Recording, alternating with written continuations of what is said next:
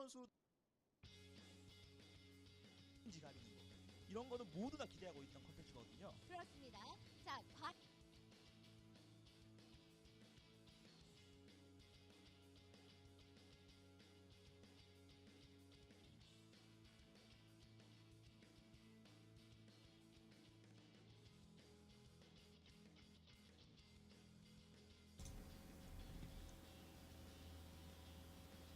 Hello, ladies and gentlemen, and welcome to the Solo King, a Korean 1v1 tournament being broadcast here, of course, on Azubu TV. My name is Reed Rapid Melton, and of course, joining me is my wonderful co-caster, Dan Egad Caruso. Welcome to the 1v1 show. Hello, guys. Welcome. So, I believe we should probably start out by breaking down exactly how things are going to work out as far as the tournament. You can see some of the details up there on your screen right now. Prize totals being broken down, of course, 100,000 RMB there for first place, and of course that is, I believe, you have to translate that into your appropriate currencies. But you can see broadcast dates on there on your schedule. And of course, if you want more information on this tournament, head over to azubu.tv. It's where you can find all the broadcast channels as well as all the information on today's broadcast and of course every one to follow. So let's go ahead and talk about, and I believe this will be coming up on your screen here in just a minute, some of the matchups. If you're not familiar with what this tournament is, it takes the best players from, well, really just Korea on the top Korean teams, pits them against each other in 1v1 competitions. The best of 3 mid lane of Summoner's Rift, and like you can see out there on your screen, if you don't read Korean, I'll go do my best to either translate or just memorize what it is. 100 CS, of course, you also have to either kill the guy or, of course, take his turret. Those are the conditions for victory, and at least for these tournaments today, you can see the matchups there, once again, all on Azubu TV. You can also scroll right down below the screen for more information on today's tournament. So anything that you're specifically excited to see either today or through the course of this tournament, Egad? I'm excited to see some Faker action as well as the female IM team. That's gonna be pretty fun. What else? Also, you know, the rule is it's 100 CS and then you have to get plus 10 over your opponent. And, you know, theoretically, if it's like super close there at the end, it's going to be a battle to just edge out that last second CS to get that 10 CS advantage. And I actually like that tiny addition of a rule over just the flat race to 100 CS, because it means that, you know, if the other guy's close, you don't just win by 1 CS, you have to get a little bit of an advantage there. So it's pretty much standard as far as 1v1 rules go. But like you said, some exciting matchups coming our way, not just today, but over this month-long tournament. We'll get to see a ton of different pro players from Korea battle it out, of course, on Summoner's Rift. You can see the brackets there for our first 2 days of competition.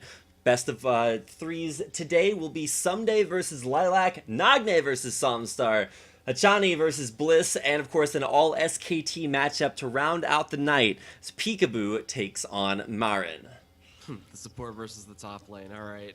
Yeah, how that works out. There was some analysis done by, I think, Chobra, Chex, and some of the other Azubu teams sort of weighed in on tonight's matchups and actually, you know, passed some verdicts on exactly what they expected from today's games. And it was actually really interesting to read some of their analysis, because primarily they're just saying, look, if you have a solo laner, chances are he's going to do a little bit better than players like junglers, like supports in lane. However, at least from watching the 1v1s that were played out a little bit a while ago at All-Stars, we actually saw some pretty mechanical play from some of the supports and junglers, so I wouldn't count them out just yet. Well, you know, like someone like X Special used to be able to beat up Dyrus and Reginald and stuff like that. He's a phenomenal support player, and you know, he's got the knowledge of other lanes. So we'll see if he'll have that going into his match against Marin. We see everybody else's matches coming up. You know, you got Peanut versus Bangi, Frozen versus Wolf. These are all in about a week, so a lot of time to study up and see how they play in OGN or LPK or whatever league they're in. And the biggest thing to watch out for here, as we look through the rest of the schedules, is to realize that this is a playoff structure. They'll play their way through their opening group stage brackets, and of course, all be seeded into one giant playoff bracket at the end. And like you said, you were excited to see the female IM team, IM Athena, play. One of the last matchups will be Space versus Mad Life. So you get the comments going around about Space Prison and whether or not Mad Life is stuck in that. He'll get a chance to battle it out on Summoner's Rift. It's gonna be awesome to see, even some teammates head-to-head here in the opening rounds. But you're going to see today's matchup on your screen right now. It is Ssumday versus Lilac. And when teams and players and analysts were sort of starting to weigh in on this matchup, it was actually, I thought it was actually going to be a little bit closer. But when I think it was Shobra offered his predictions, he was actually thinking that Ssumday had a pretty strong advantage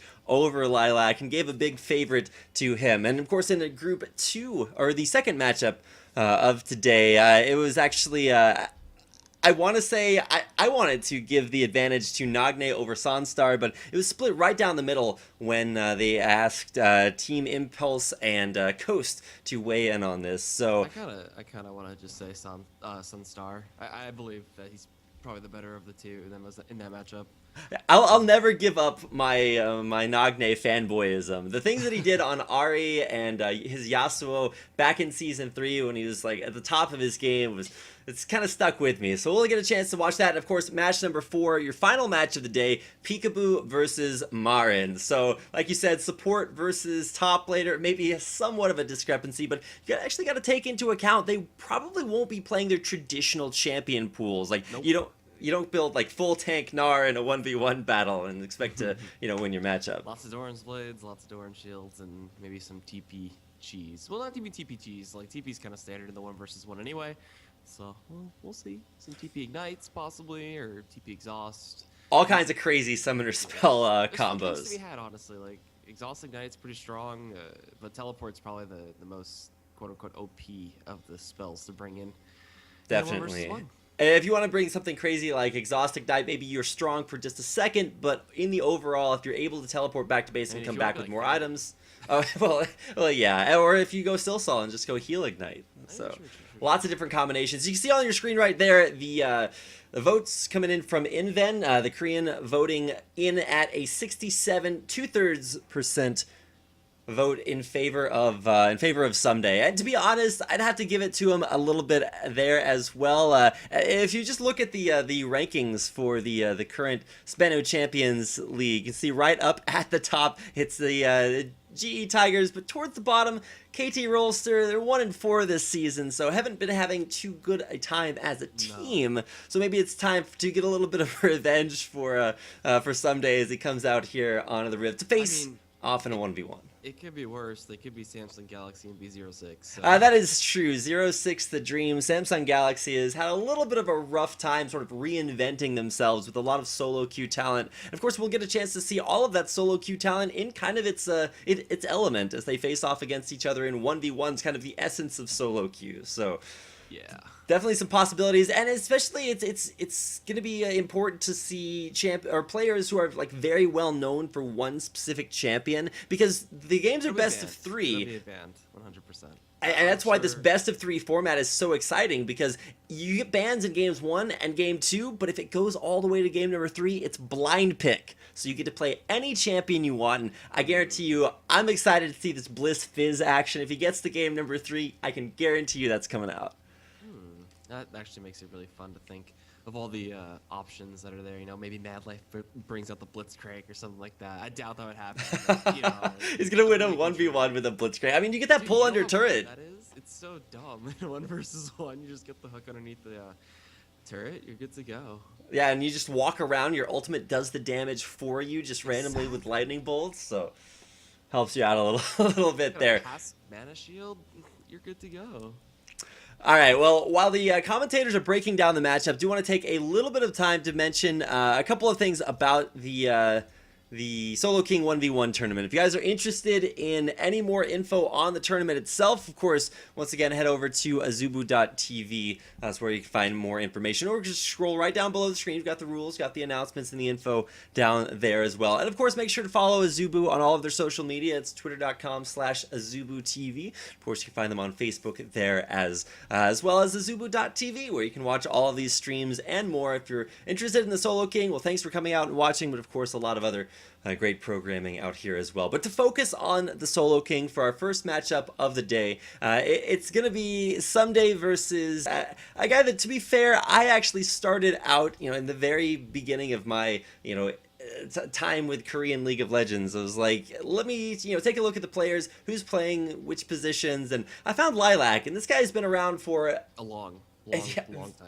I want to say, like, you have a lot of Korean players who are actually playing on the North American servers, even back as far as the beta. While Lilac, kind of the same way on as far as the Korean server goes, when it comes to competitive League of Legends, this guy's been a legend for a long time. But is he going to be legendary enough to face off against Ssumday? And you can see them both on your screen right now, getting into champion selection for game number 1. Of course, best of 3 series, game 1.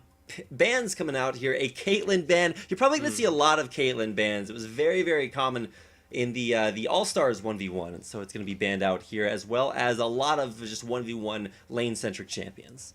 Yeah, I'm not surprised that we see the Azir taking out, as well as the Zed. Honestly, they're just mid-control is just way too strong. The poke that Azir can have, as well as, once Zed hits level 6, it's almost guaranteed kill with an Ignite. So you got to be careful, and I'm interested in what strategies are going to come out. If anybody's going to go super tanky or super durable, try to go for that last hit kind of game. We see the LeBlanc and the Xerath getting banned out too high AP burst mages, and there's still a whole crap ton of champions to pick from. And why don't we actually just talk a little bit about the stats that were presented on the player card too?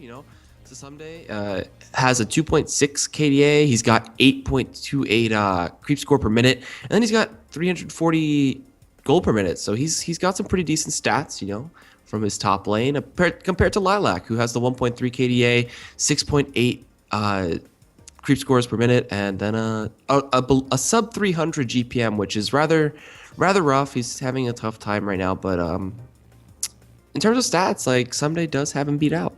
Yeah, Ssumday winning kind of across the board as far as stats are concerned, but keep in mind those are stats from champions this season. So yeah.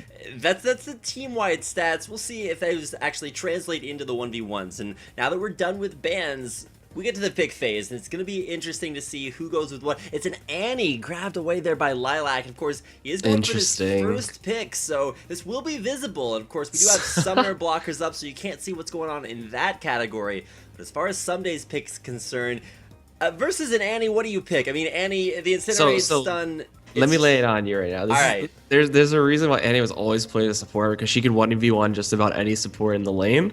Fireball level 1 with the Doran's Ring start, and you have biscuits, and you're good to go. You're literally just able to spam all the fireballs, force them out of lane. If you have Ignite level 1, or if you have Ignite in your summoner spells, even if you take Exhaust here, it wouldn't be too bad. But you take Ignite, you hit level 2, and then you just absolutely decimate that lane. If you can go back and find yourself with an extra Doran's Ring or 2, you're gonna actually crush your 1v1 matchup.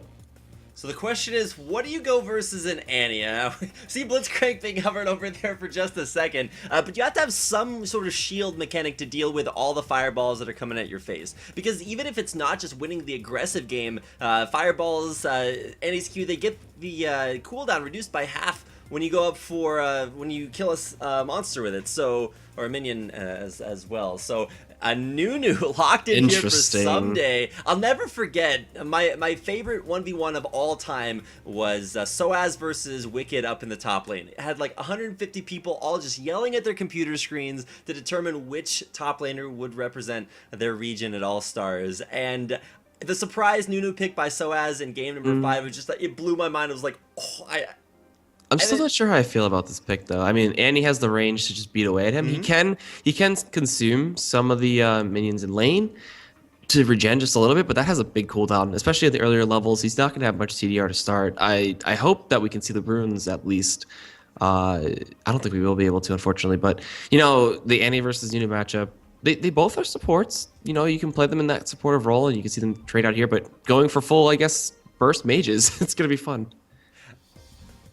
All right, now one other thing to talk about as far as the champions are concerned. Once they're locked into here, you know, they can of course change for game number 2 and then maybe a third game too. So I'm excited to see how it's going to change up between games. As of course we're loading in here to game number 1. This is the Solo King Korean 1v1 tournament. We're going to get things underway here in just a second. But a couple of things that I had to mention earlier, and now I can't remember what they were. Oh yeah, some of the nerfs that came into Nunu, a little bit less sustained, a little bit less abusive as far as the 1v1 situation goes immediately. But let's take a look at the stats there. You can see the, you know, over the course of their KDAs and stats for the regular season of champions this season, the most played champions are going to be your traditional top lane champions, but those won't necessarily be completely accurately reflected here in the 1v1s. No, it's a whole different meta, a whole different game.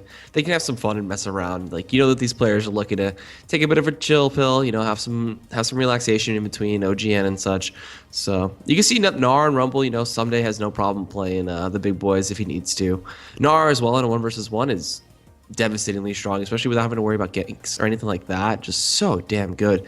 Lilac as well has a Rumble, as well as Maokai in his back pocket if he wants to, you know, bring out the Maokai. The Maokai in a 1v1 situation, he can, you know, use that arcane passive to heal up just a little bit if he goes against anybody spam heavy. But other than that, I think we're going to see a whole bunch of variety. I'm actually really excited to see what they kind of pick up champ-wise. Already see the Annie versus the Nunu. Can I get maybe I want to see myself some Blitzcrank, but that probably won't happen till you know Mad Life comes out, because then we'll see the people cheer, the crowd go wild. if Mad Life pulls out Blitzcrank, quite literally, I'm just kind of gonna lose. I'll let you solo cast things while I just, you know, sit in my little fanboy corner and, you know, and cheer him on from the sidelines. But as far as this matchup today, we're gonna see very, very aggressive, I'm actually gonna fight you kind of champions. That's one of the reasons Caitlyn was banned, because one of the things that actually happened at All Stars in the 1v1 tournament is the Smite Caitlyn was a thing where you just do nothing but CS as many creeps as possible, smite them down when you have to get the ones that you can't hit, and you just play the race to 100 CS and out harass your opponent as well. So we might see some more CS focused games, or maybe games focused at taking down turrets. If somehow Azir isn't banned in a 1v1, it can take turrets so quickly with those Arise passes. So a fun thing that you can do with the Nunu pick here too is you can blood boil the siege creep and you're good to go. You can try to push down these turrets pretty fast with that if you really wanted to go for like some kind of weird blood boil max build. I don't think that's going to be the picture. I'm assuming he's going to go for a max snowball with a consume with a couple extra bit of value points in it. But other than that, I'm not sure how this unit is going to fare late, because eventually the damage kind of teeters off and he can just keep spamming Doran's rings and heal up with potions. Who are you going to give this one to? Who are you going to give this first game to? For predictions, I really like the Annie pick as far as aggression, but it's going to come down to whether or not Nunu can kind of get over that little bit of a hump for his early game. If his initial sustain in lane is able to overpower Annie's early harass, it's going to be exciting to watch. Let's go ahead and get into game. It's game number 1, Ssumday versus Lilac.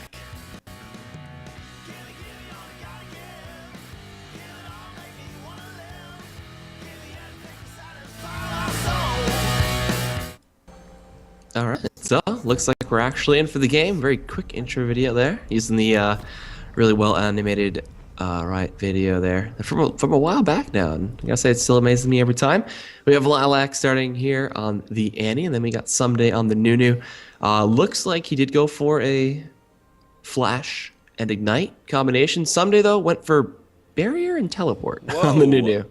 You know, I like the barrier pickup because it's going to be very good in the 1v1, but as far as this game is concerned, it's probably just going to be about can he sustain through this Annie damage, and I don't think that Flash Ignite is really going to be is really going to let him. So Lilac definitely going for the aggressive summoner spells there. The Flash is actually kind of interesting, because while that does mean that he'll be able to, you know, flash under turret and get that last little bit of damage, it's not an aggressive summoner spell. I mean, it can be used that way, but it doesn't just give you that combat effectiveness. It can be used that way, but it'll be interesting to see if this teleport barrier is what Someday needs. He'll be picking up a flask start, and he'll wait in base for a 4th potion, picking up a mana potion there as well before he walks in the lane. Yeah, so going for 3 health potions. Interesting, because he'll need as much sustain as possible. You won't miss anything as well waiting for that last potion. A lot of the 1v1 tournaments in North America did end up having a lot of players waiting for that 4th pot, and it helped them out in the long run. So we'll see if that comes into effect this time around. We do have the Firebar start for Lilac. As you know, you're able to get the mana back. Just keep spamming it out and push out waves and just guarantee yourself a lot of good creeps.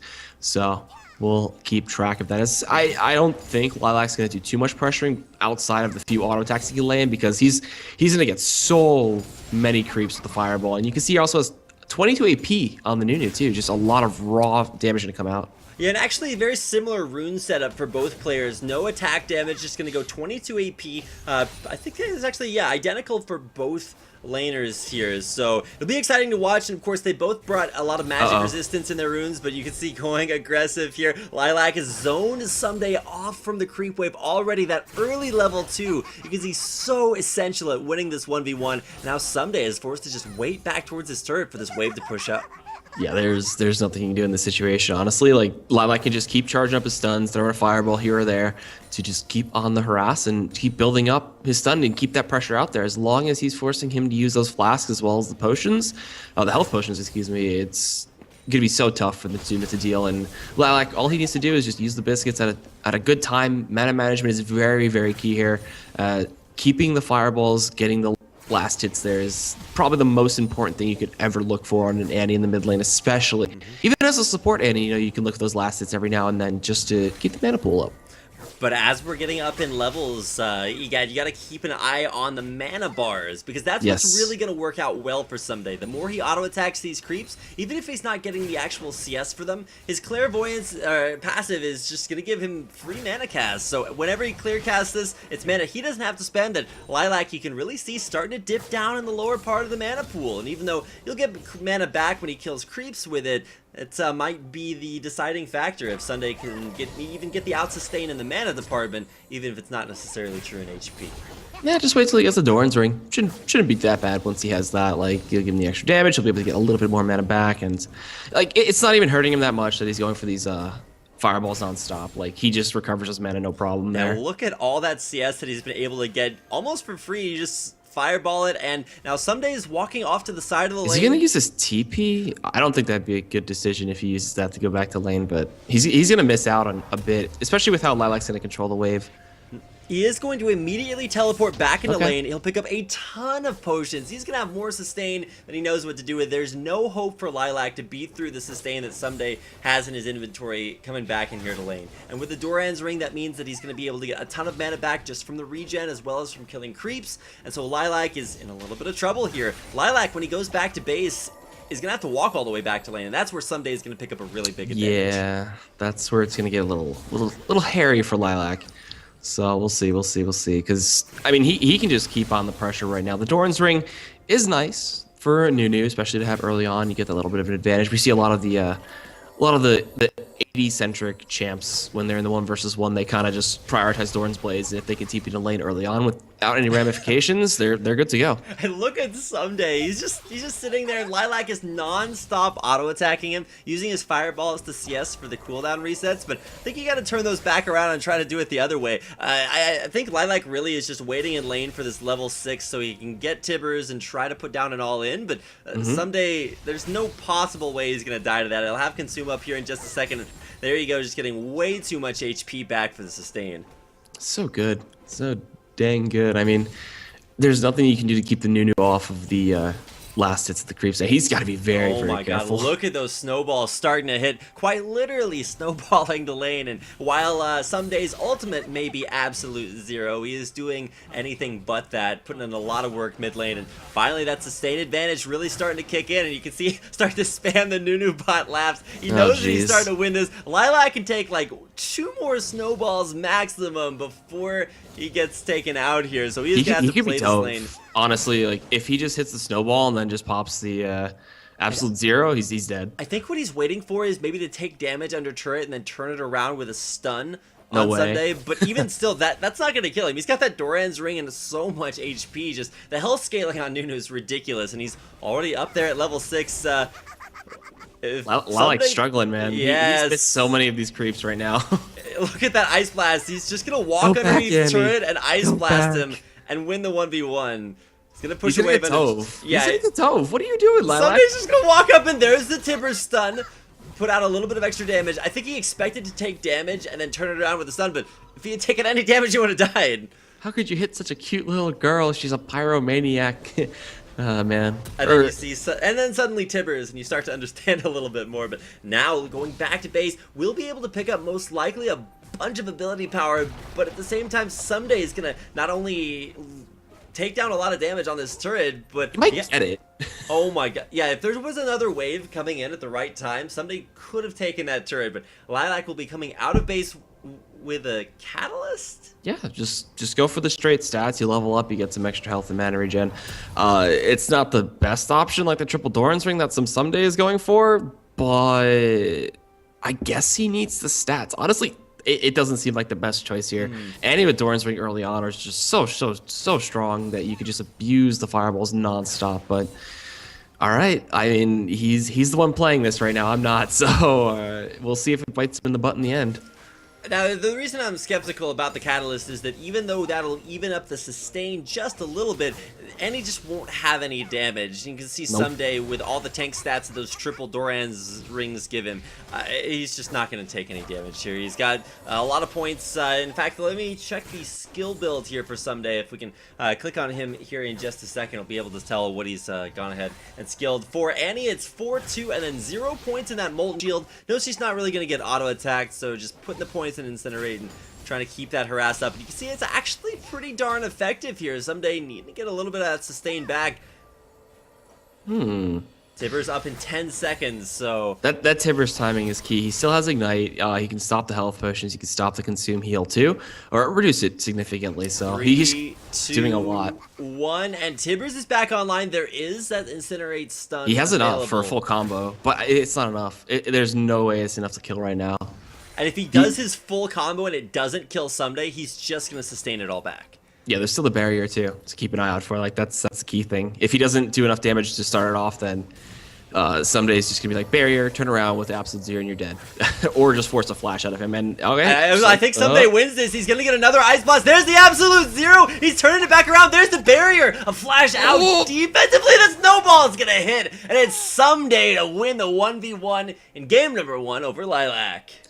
All right, that's what we were talking about, man. The Doran's ring verse, just way too strong. We even get a nice little replay here too, where Lilac just got way too overconfident. He might have not factored in the barrier because Someday even messed up the barrier timing. He didn't even mitigate like Tibber's damage or anything like that. So starts about right here. So Lilac, he gets the stun off there. He throws out the fireball. Then Tibbers afterwards. Barrier comes out late, but it just doesn't matter. And Someday's like, all right, I'm just gonna charge you down, and Ice Blast. Boom, you're dead.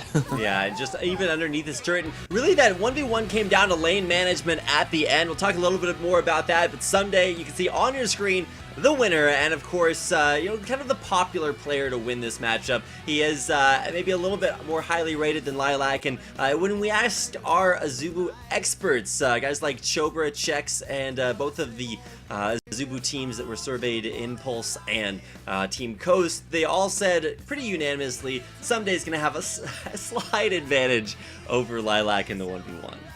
All right, so the stats apparently don't lie here. We do have, another chance for Lilac to bring this to the game of 3. Then we have blind pick there, so it's gonna be fun to see that. I honestly would like to see the blind picks to start off. Some good 1v1s already. I mean, I can't wait to see what else is coming up. And if you guys don't know what's coming up already, we have the bracket on the site, on the Esportspedia, on Azubu. Nagne versus Sunstar is the next semifinal match. Then we have Hachani versus Bliss, and Peekaboo versus Marn, which is probably the most anticipated of the matches today or tonight or wherever you are today. Yeah, day, night, wherever you are. Keep in mind, if you're not able to watch this live, there will be rebroadcasts for a couple of other popular time zones, and you'll be able to catch those rebroadcast times. Once again, by checking right down below the screen. I'll have all the information down there. Also do want to take this opportunity to, like we said, hype up some of the other matches. If you're not just waiting for the matches tonight, of course you can catch full brackets like we mentioned a little bit earlier on things like Esportspedia. If you're looking for Faker, then don't worry, he'll be coming up a little bit later on. I believe Faker comes in week Group B2, so that puts him, where is it? He'll be playing up against Fury on February the 10th, and of course in the same day that guys like Ganked by Mom will be playing, Kane and Winged are going to be going at it as well, so Faker will be playing Jack, then, man. and yeah, Captain Jack's out there Score, too. Shy, all these big Korean names, man. I always get a little bit upset every time I see Captain Jack subbed out on the bench in place of Pilot, because I'm a big old school fan of his. But let's get back to the match at hand. We've got game number 2 coming out here. Picks and bans underway, and they should see very similar bans, and you can see fairly unanimous, even though different players banning different champions. This time it's Someday that gets the opportunity to first pick his champion, and definitely a big fan of that Nunu, the high sustain way of sort of quite literally snowballing your lead. We'll see if Lilac goes for the same strategy of early aggression, or maybe picks a little bit more sustain in his kit after seeing how valuable it was for Someday.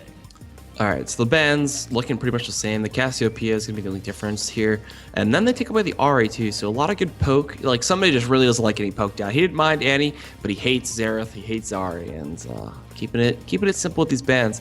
Honestly, there's so many champions, it's kind of hard to ban away all the 1v1. I guess the 1 versus 1 meta has its own kind of OP champs, but he's taking away what he really doesn't want to play against. And Lilac, what's your last ban after the Caitlyn and the Azir? Azir, I don't think we'll see at all unless someone kind of lets it slip through, but Azir is so strong, getting to throw out one of those little knights and poking and prodding away, and decides not to ban.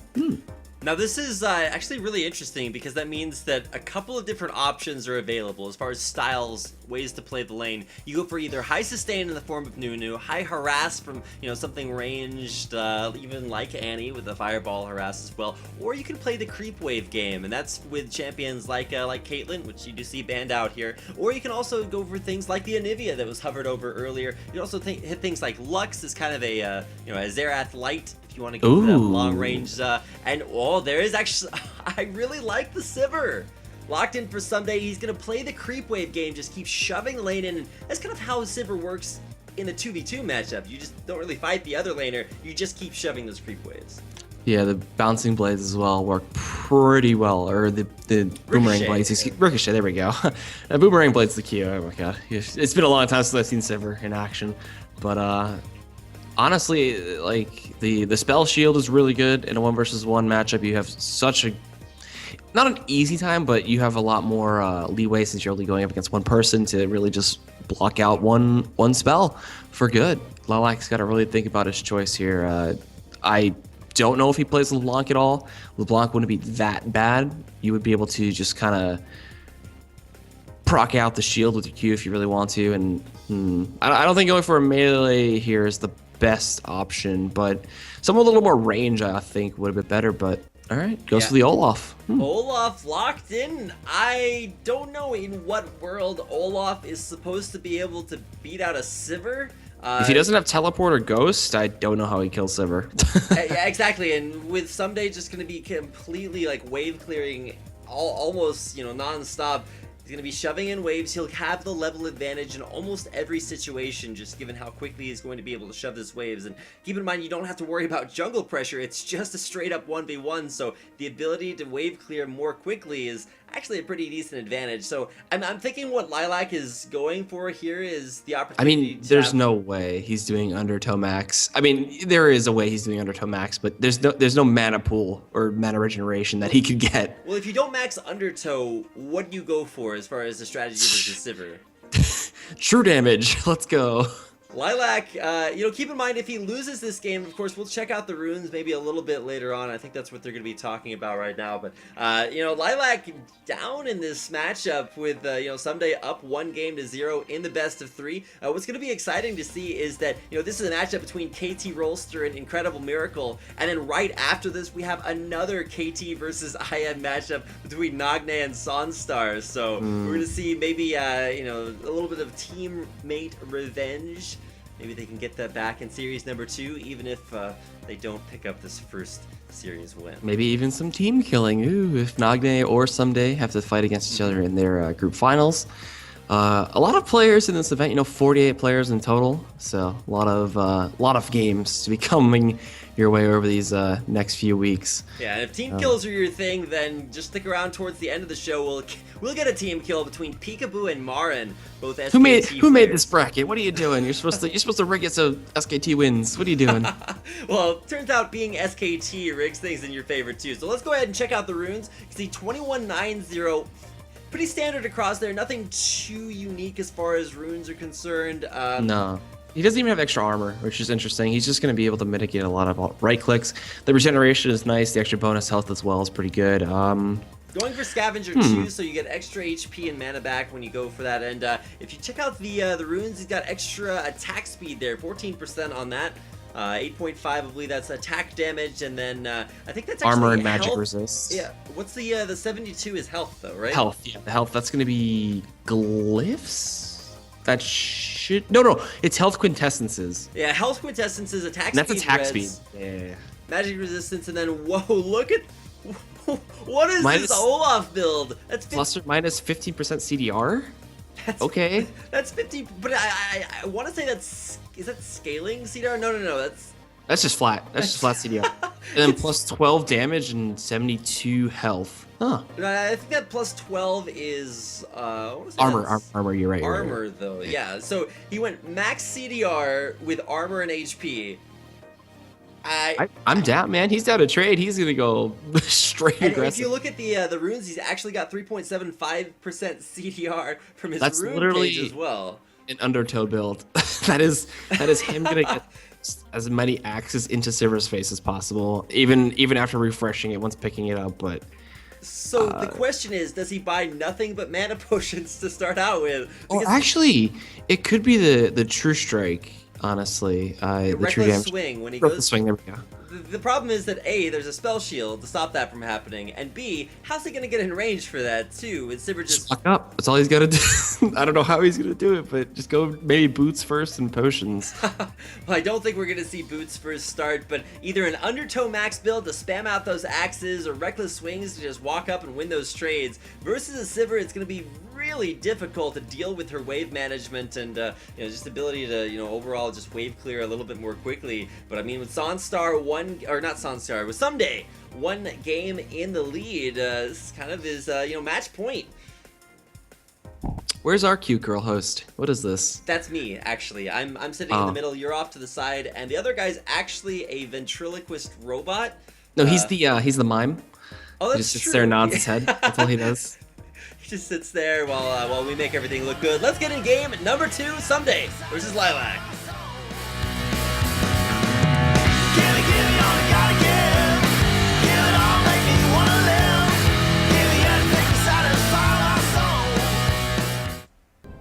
All right, so looks like we are in Fancy Smashy intro video. This is going to be the game 2 between Someday and Lilac, as we already get in onto the Rift here. Someday rocking the pack Sivir. He's got Flash, Teleport, no Exhaust, no Ignite, nothing crazy to try to mitigate Lilac's aggression. Lilac going for the Ghost and Exhaust. So he is going to look to run you down as fast as possible, get the Ragnarok out there. Nothing's going to stop him, even though Sivir doesn't even have any CC anyway. So we'll see. Doran's Blade and Potion start for Someday. Lilac, what are you doing, you crazy dog? Doran Lilac, Shield Potion, Boots Potion. He is looking to get that spam out there. Now I'm afraid Clarity. that, Not Clarity, that's a I class. Excuse me. was gonna say the clarity probably not what you want to go for. As far as trinkets are concerned, I think that's what you're talking about. The Scrying Orb picked up by Someday. It's gonna scout any sort of bush or waiting around the edge of the wall shenanigans. And honestly, he just popping it. uses the first Let's charge. see. Where's the CDR at? 18.75%. Wow. All right. Off of nothing but runes and masteries, 18.5% CDR. That is going to be so many axes. The problem that I'm seeing with no teleport in there from Lilac is How is he going to sustain that? And I want to say that he's not planning on it. He's going to wait for Sivir to shove the wave into his turret and then land one axe into another axe into another axe and, you know, pick up the kill that way. Difficulty is that, you know, mid lane's the short lane, so it's not all that long to get back to the turret, and there is a spell shield for Someday. Okay, let's see. Thinking about it, I don't think he's gonna max the passive for sustain. I highly doubt that.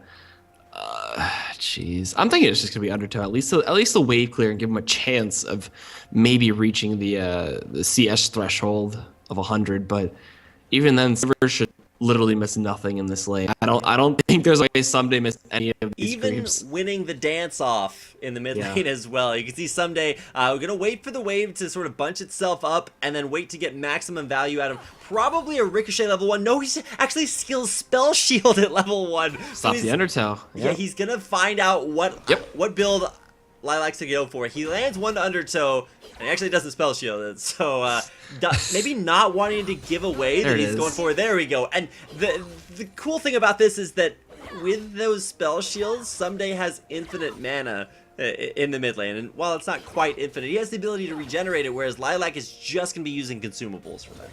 Yeah, there's no mana regeneration. There's no glyphs or anything put into his runes and masteries. So it's just going to be him relying solely on what he has as base regen on that mana there. Someday again, like that, just soaking up the damage, not even caring at all. Lilac at least is pushing the wave, and he's going to taunt him out just a little bit there. Broloff doing what he wants, the craggy ice axes and such. But this lane should literally be Someday's like heaven.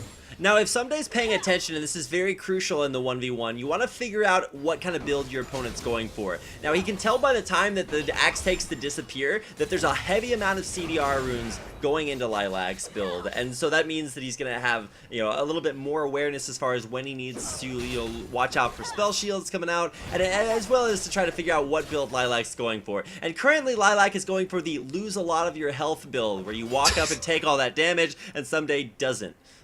And in the range versus melee matchup, you can kind of expect that, but what you're not going to expect is the way that Lilac wins this game, which is currently something I'm not expecting, but you got to give him the benefit of the doubt, looking to see if those Undertows can be what turns this game around in his favor.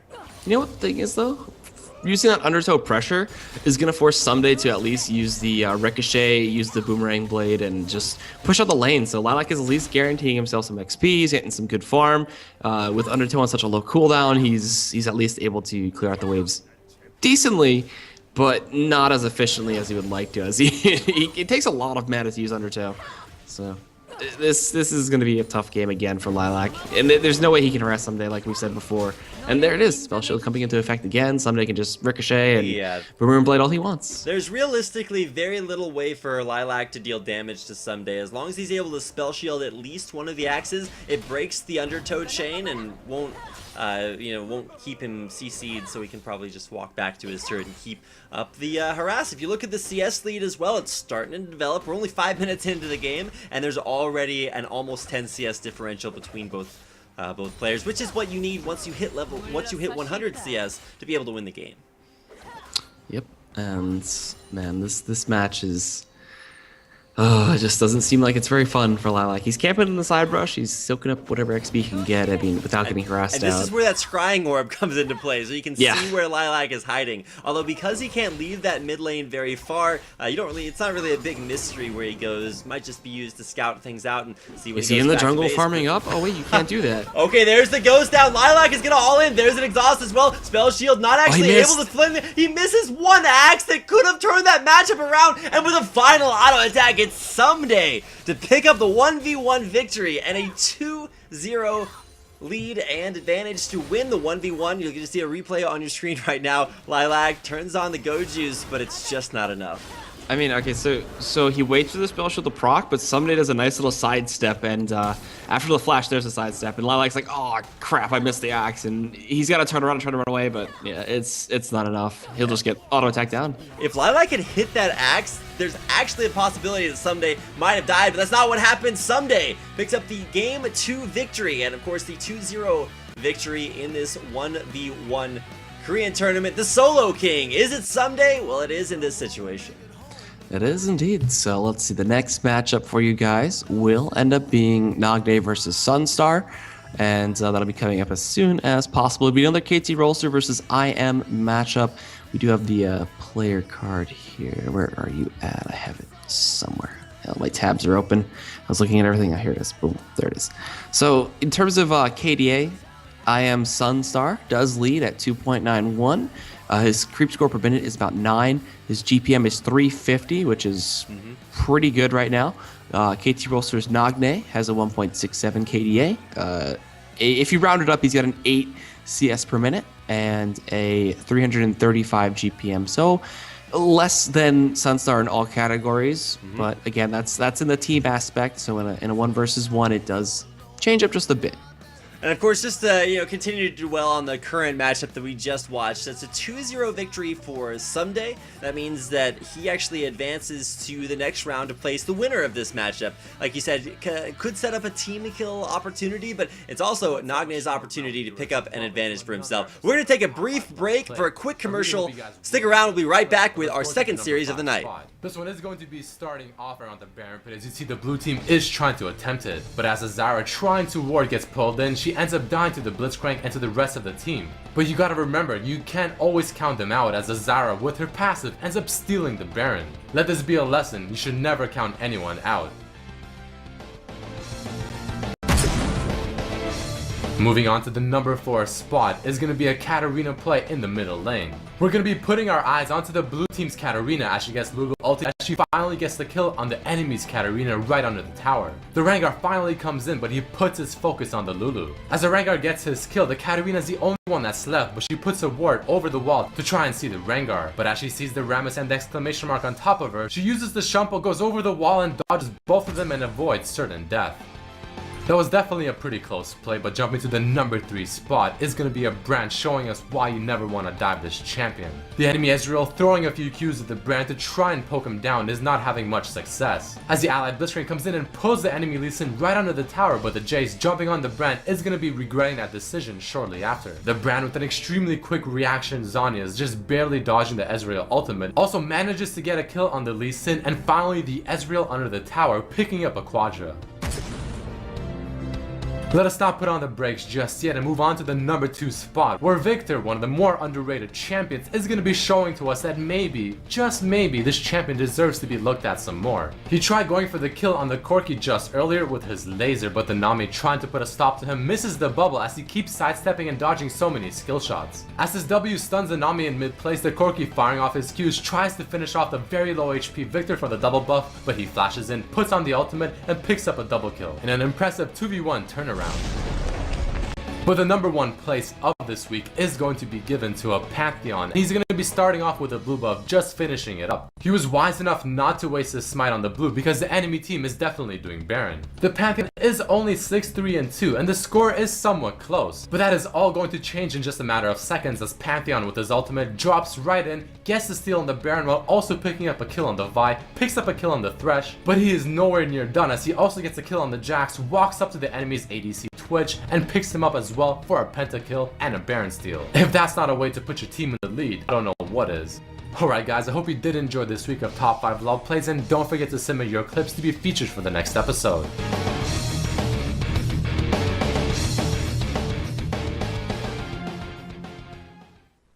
What's up guys, and welcome to a new episode of the Top 5 LoL Plays series. Let us jump straight into the action and move into the number 5 spot. The red team has just finished taking Dragon and they're pushing their assault against the blue team. One major thing to note is the fact that blue team's Riven is still halfway across the map, but she's steadily making her way. On top of that, she has her ultimate and she has her flash ready. The blue team is missing quite a bit of ultimates, but they still have Wukongs. But Riven finally makes her appearance, flashes in, uses the third part of her Q, stuns everyone, and then finishes them off with her ultimate. Instant pentakill.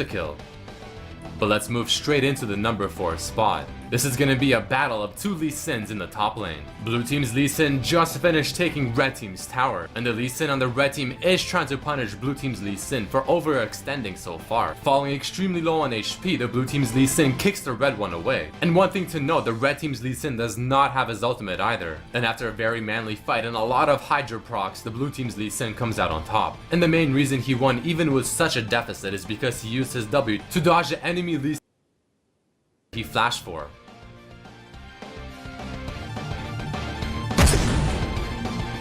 Let's transition to the number 3 spot, and we're all going to be learning a very valuable lesson. You do not want to dive Irelia unless you're 100% sure you can get the kill. The Lee Sin shows up for the gank and they know that Irelia's stun is on cooldown, on top of seeing her blow both of her summoner spells just now. But with the ignite, she is still able to pick up the kill on the Riven, and her stun, which is now up, is able to stun Lee Sin due to her being lower on HP. The second place spot will be showcasing the new Sion. One of the more popular builds on Sion nowadays is to get as many tanky items as you can, because it makes him almost impossible to kill. Taking a look at his items, you can see quite a few of them are giving him flat HP, a lot of regeneration thanks to his Warmogs, but also having quite a bit of damage thanks to his Hydra and attack speed thanks to the Stinger. The fight for his team was not looking so hot, so he ended up using his ultimate to rush straight to the enemy Nexus because it is open. But the enemy team retaliated just in time and ended up killing him. But it seems they have forgotten that he still has his passive one, which gives him quite a bit of attack speed, and with that he's able to finish off the game. And finally, the grand finale of this episode is gonna be a play around Baron Pit. The enemy's Leona puts a ward over the wall to see the Vi, and unfortunately for the Vi, she's able to kill it before it goes invisible. Looking at the minimap, red team's Rengar is still within his base, so there's only 4 people in the pit. The knockup on Vi's Q is cancelled by Baron, so she ends up flashing in, but the enemy's Tristana ults her right back out. Vi's Q's cooldown is quite short, so she's able to get right back into the pit. She is able to pick up a kill on Tristana and Zed thanks to her ultimate, picks up the Baron as well, and as she is cleaning up the rest of the enemy team, you see the Rengar is finally showing his face. But the Vi now has triple buff, level 17 versus a level 13 Rengar, who clearly stands no chance. So she easily turns on him and picks up a 1v5 pentakill, and the Kog'Maw, of course, being a good teammate, giving it to her. But on top of that, she also stole Baron. Alright guys, hope you did enjoy this episode of Top 5 LoL Plays. Do not forget to send in your replays to be featured in the next episode.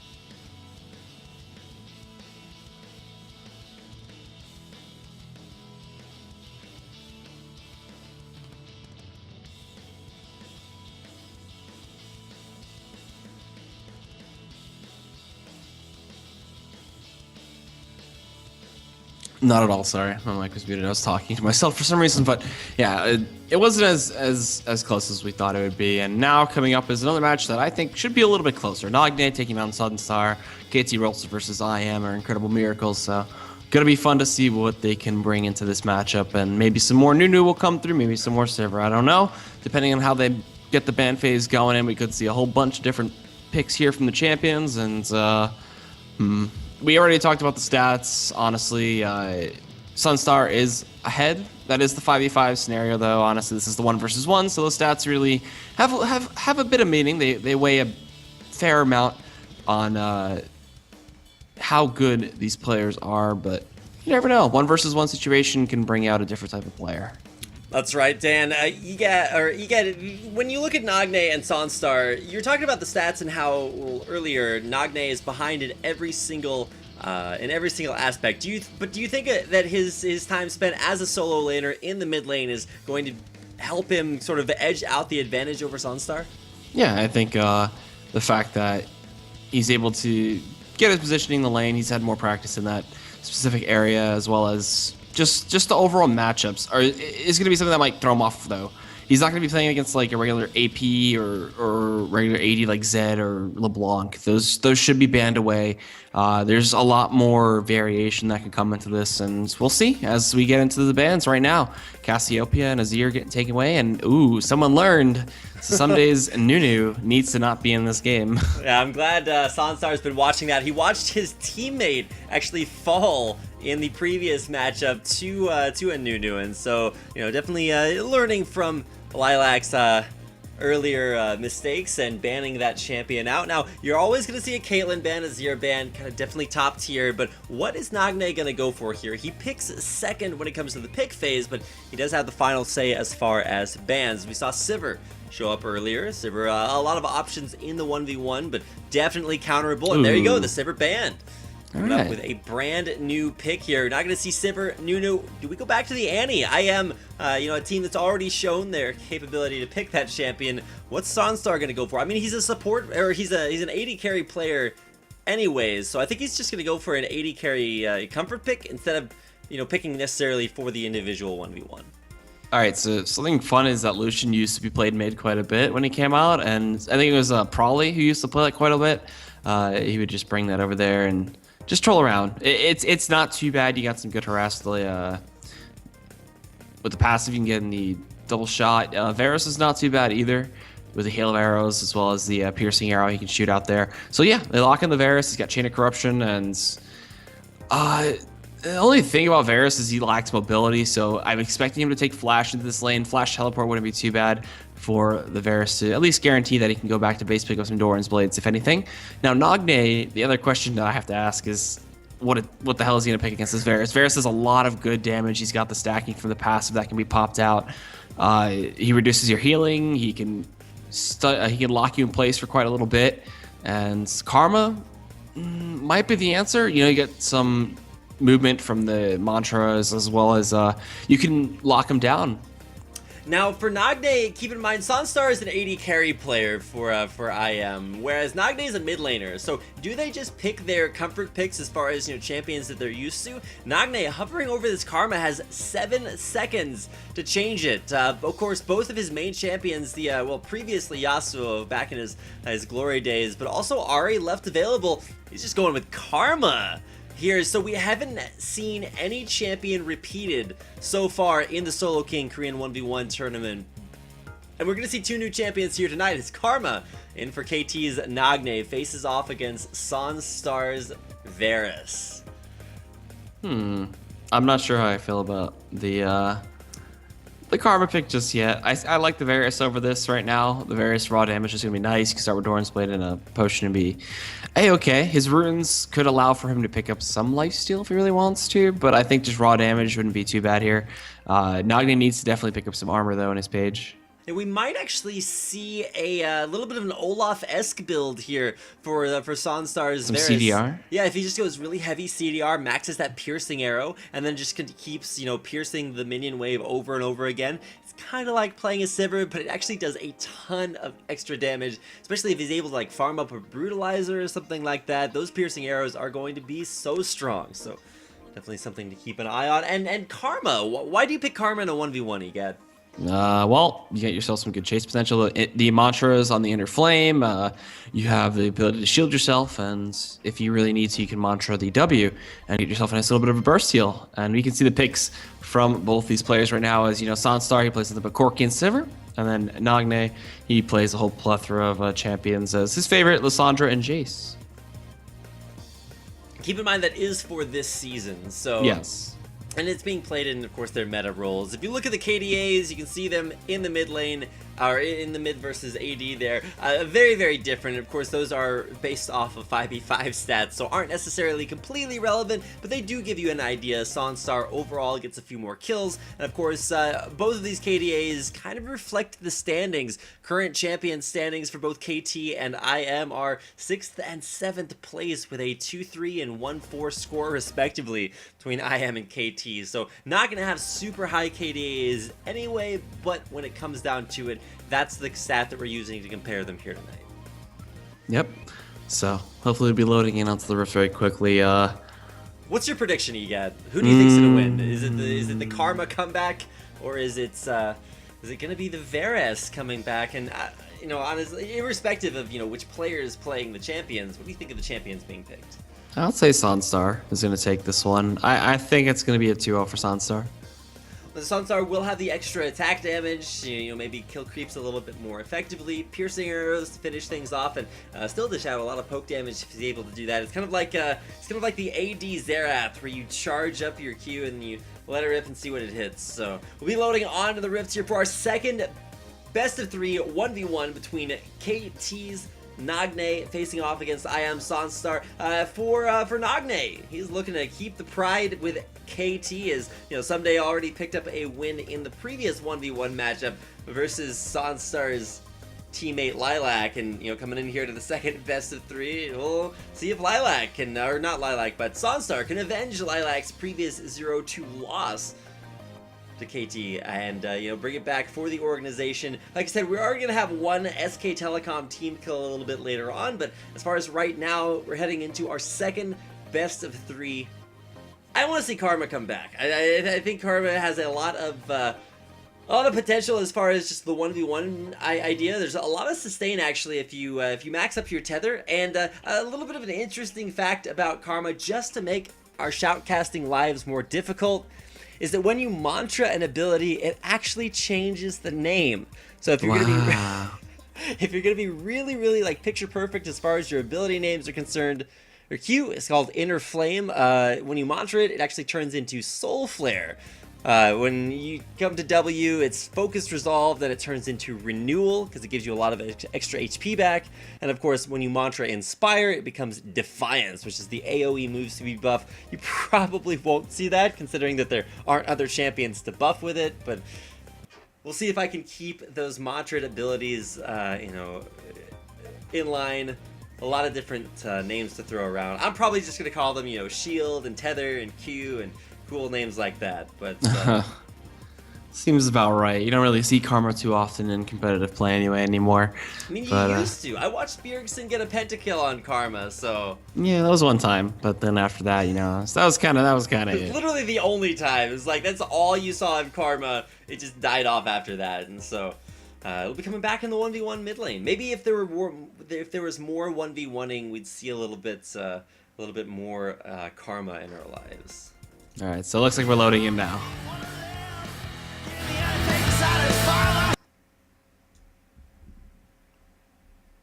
A little bit of stream lag, I guess. Oh well. Yeah, we are having a little bit of connectivity issues.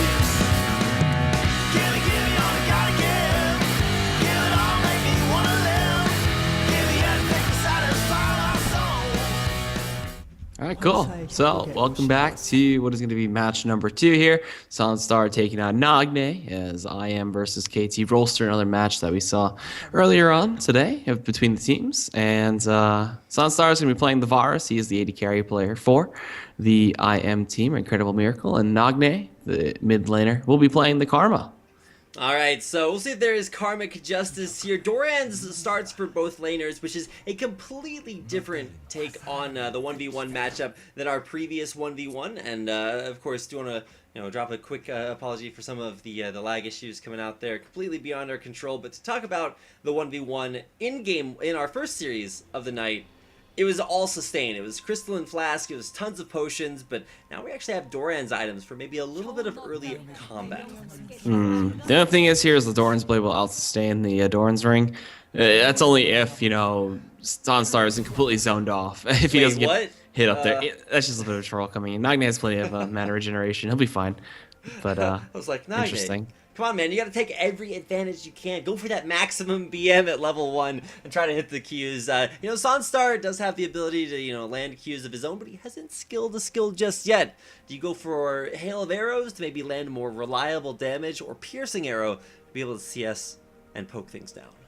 I think he'll be maxing Piercing Arrow. Just to make sure that he can keep pushing the wave out, no problem. But who knows? Maxing Hail of Arrows wouldn't be that bad, but you miss a lot of damage there. So it's honestly on his preference if he wants to stop some. Maybe one of Nagne's potions or two, just reduce that healing by half. So we'll see. The wave is now in play. I gotta feel very sorry for the observers for games like this, because when you're in a 5v5, there's crazy stuff happening all over the map, but in a 1v1, it's like, well, I'm gonna put my camera in the mid lane, and it's gonna watch them kill creeps for a little bit, and then there's all kinds of action, but you don't really need to move the camera too much for that. There is already a Soulfire, I believe it is called there. Now costs 1 mana after the... Oh, it's wrong game. But you get the idea. Nagne able to get that early wave pushing in there. It's going to be a race for level 2. And I think if you do get a early level 2 there on, Nagne's Karma, throw down an early tether and maybe force not a flash. It's going to be Summoner Heal they're using as primarily the sustain and possibly a little bit of an escape spell too. Yeah, that extra move wouldn't be too bad from running away from the Karma. And Nagne taking up a barrier and teleport is interesting in itself. I mean, he's going to be able to shield himself twice. He's going to be able to teleport back to lane if anything goes awry and maybe get Doran's ring or two. I'm not sure exactly how he plans on killing anybody, but if he brings us to the farm game, that's where he can definitely shine. Now, one difficulty that I'm finding right now for Sonstar is that without Flash specifically, if Nagne walks forward, even using a little bit of extra move speed from her shield, and drops a tether onto Sonstar, how does he get out of that tether? He doesn't. He just man modes and fights up. I would hope so, and that's what Nagne has to worry about. So maybe a cloth armor on is the pickup when he goes back. Probably just Doran's rings. We already saw how effective that was earlier for some days Nunu. Yeah, Doran's rings definitely the standard for the AP in the 1v1 matchup, and Doran's blades is going to be the same for the AD side of it. But, the AD side could also go for Vampiric Scepter and stuff like that, and just really make it almost impossible to kill him by just poking. Now, speaking of poking, that is very mana reliant for both players, and so you have to keep an eye on that stat for Sonstar. He's dropping down a little bit lower, doesn't have any way to get mana back, and that is an advantage that Nagne will have from the Doran's ring, both regeneration, passive, and active from killing creeps. Gonna help him out there with the poke, which is also defensive due to the shield. A very diverse champion kit there for Nagne. We'll have to see if that is effective enough to turn this around. You can see, Sonstar continuing to get hit by those Mantrid Soulfires. Yeah, that's not what you want in this matchup, especially considering that Nagne is still very, very far ahead of you in terms of health. And, I mean, he just keeps going for the Mantrid Soulfires, and you're going to have a tough time. Especially if he gets hit by the second proc, you're pretty much dead. Do want to correct myself, it is actually Soul Flare, which in some way is different than Soulfire somehow. I don't know, but technically that is the name. I mean, at least you're not Morgana from, like, Marvel vs. Capcom, where you're just spamming Soulfire. Or I think I forget what it is. Whatever, wrong game. Something close. We're sticking to League of Legends, and as far as Nagne is concerned, he's gonna have the wave in a good spot. If he hits, it's not even about hitting level 6, because of course Karma doesn't really gain all that much of an advantage from hitting level 6, because he already has all 4 spells. Moving forward here onto Sonstar, like we said, it's going to be about that tether. If he gets in range, Sonstar's going to have a bad time. And specifically now that Sonstar is very low in mana, Nagne does have a very big advantage, being able to still cast all of his spells while Sonstar is kind of running dry on the mana department. It's like it's Black Friday, it's Christmas. The mana department got hit really hard by shoppers. It's Barren Wasteland. Sonstar needs to restock the shelves, but how's he gonna do that? The answer is probably through a trip back to base. But what item are both of these players farming for? I think Nagne is just gonna pick up more Doran's rings. And Sunstar should be just looking for a Vampiric Scepter or Blades. I want to say that he'll prioritize getting more Doran's Blades, but who knows? Nagne will go back to base. He'll choose his timing, and you know. Oh, actually doesn't get hit out there. Wow. I probably should have used the Scrying Orb a little bit earlier to stop the recall with a Piercing Arrow, but I think that was primarily to see, hey, is Karma going back to base? Is this an opportunity that I can use to shove this wave in and then hope for a back timing of his own? Yep. So I believe once he kills off this range creep here, he'll be good to go back to base. Yeah. So he'll go back. He's got 51 CS. It's going to be a quad Doran ring pickup for Nagne. Whoa! I'm expecting a quad Doran blade for Sonstar. I don't know if you were playing way back in the beta far enough, but I think it was Season 1 where the build for AD carries and mid laners used to be just stacking Doran's items. And of course that was when Doran's items were completely broken. But yeah, there you go. As many Dorans as humanly possible. 4 swords for Sonstar and 4 rings for Nagne. Does he just shoot the swords now? Is that what happens? I don't know how he carries those. He's supposed to be Arctic Ops, supposed to be sneaky, and he has a giant bow. There are no swords in that skin, Egad. Where are they? I don't see them. I don't know. In his back pocket, he's an Arctic Op. Maybe he's got him in like a survival bag somewhere hidden in the rift. But it's a little bit like if you remember playing like the old Legend of Zelda games, like you have all these items in your bag, like you have 30 bomb shoes in there, and you're just like, where do I keep all the bomb shoes? Are they in his shoes? I don't know. But there's the tether there from Nagne. I believe he actually might have mantra'd that up, and that actually becomes a huge source of sustain for Karma. If you do go for a mantra'd focused resolve, turns into renewal, and it gives you back 20% of your missing health, which can actually turn around these low health situations. And with no ignites in the game, you're always going to get the full heal value. And at this point, the poke from Nagne really just doesn't do enough. He can try to tick him out. I mean, Sonstar can just man up and fight and just trade like that, and he gets 12% back in terms of lifesteal, and I mean, you're not gonna win exchanges now against this Varus. It's way too hard.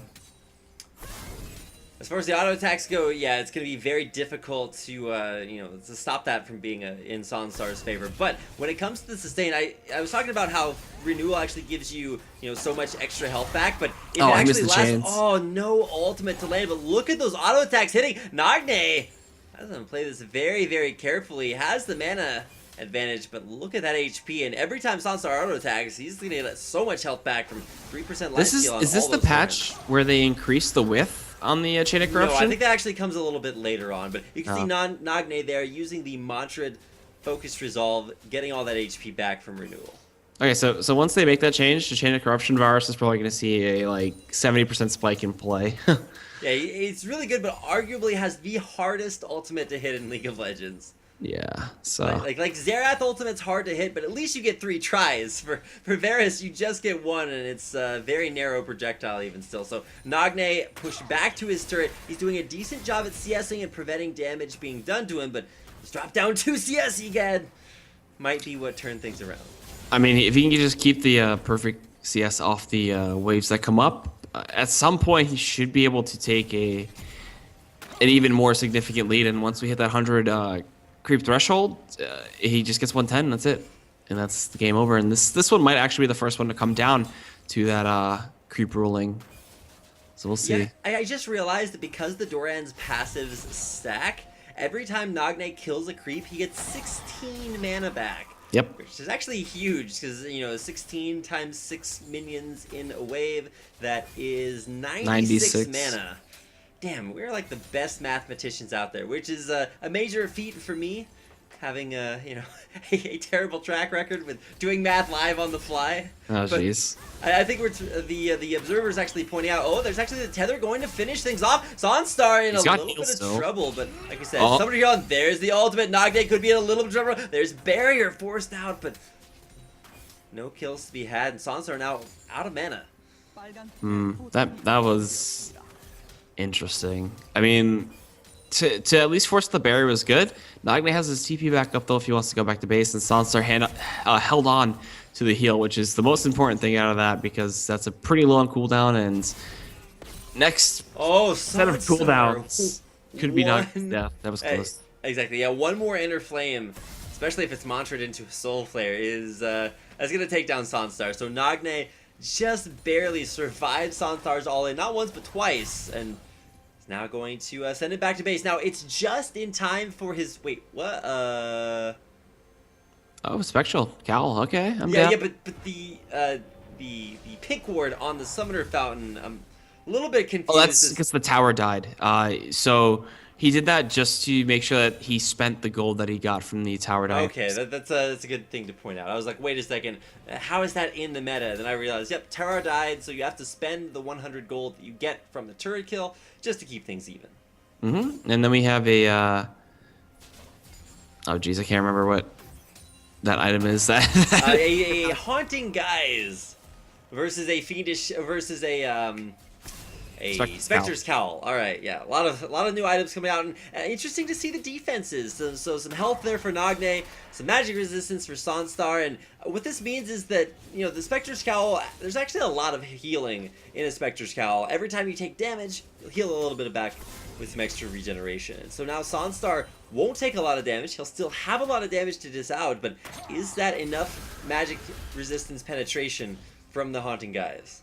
I don't think so. The Spectre's Cowl passive is going to be really nice to have here too, considering that every time he gets hit, it's just going to give him a nice little bit of regeneration. And breaking through that with the Karma is going to be very tough, considering how burst-oriented she is. At this rate, now that we're over the 100 CS mark, that means that anytime there is a 10 CS differential between both players, the game's just over. So this is going to be determined primarily by CS, and you can actually use that to maybe get more of an aggressive trade. If your opponent tries to go for CS, you just kill it, because now that CS is so important, could turn this game around.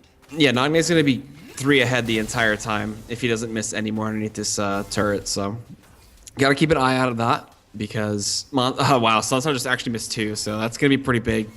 But he gets half the damage to the tower, and he's going to get tethered up. He's going to get rooted in place, but there's no way Nagne can fight this. Yeah, it's way too hard. Nagne completely going to lose the 1v1, but with Sanstar, the bigger problem is that he's able to push this wave into the turret, and Nagne having a difficult time dealing with that. Will continue to try to stop his way, but there's the all-in coming in, and Chains of Corruption going to land. There's the counter chain. Coming out, Soul Flare hitting as well. Nagne trying to run away there from the mid lane. Sanstar completely out of mana though. So spent a lot of time going for that all in, but he actually dropped way down in CS, 5 CS more for Nagne, and he wins the game. Well, I mean, it's going to be tough to get to that still. Nagne, now oh no. Sanstar, one more auto attack, uses that summoner heal, but he's so far down in HP. He can't leave the lane or he loses. There's no way.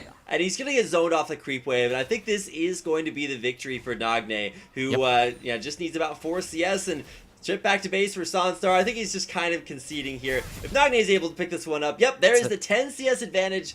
It's Nagne for KT, picking up game 1 win over Sanstar. All right, so my prediction was wrong. I thought that Sanstar would be able to do it. The AD Varus looked strong in the beginning, but just the perseverance from Nagne. And also that really close exchange just kind of forcing him all the way back. We're going to see the epic conclusion of this game. Wow! The replay of Nagne killing CS and Sanstar just sitting behind his turret. Not all that much that he can do.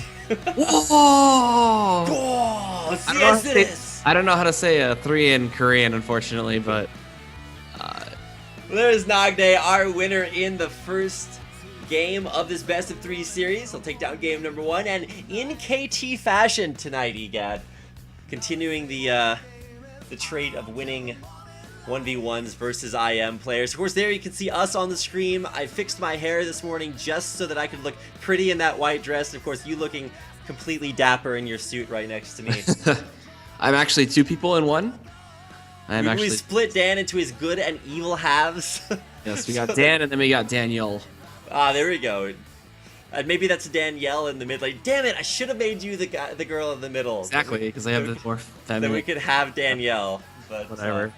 that is going to be the end of our first game of this 1v1 between Sanstar, Nagne, it's going to KT, and one more game for Nagne, and he'll pick up the victory for KT as well. Set up a team kill in the next round of this first bracket. Of course, if you guys want more information on the brackets, azubu.tv is where you can find the stream, and of course, right down below, more information. Of course, if you're looking for detailed brackets, you can always head over to Esportspedia.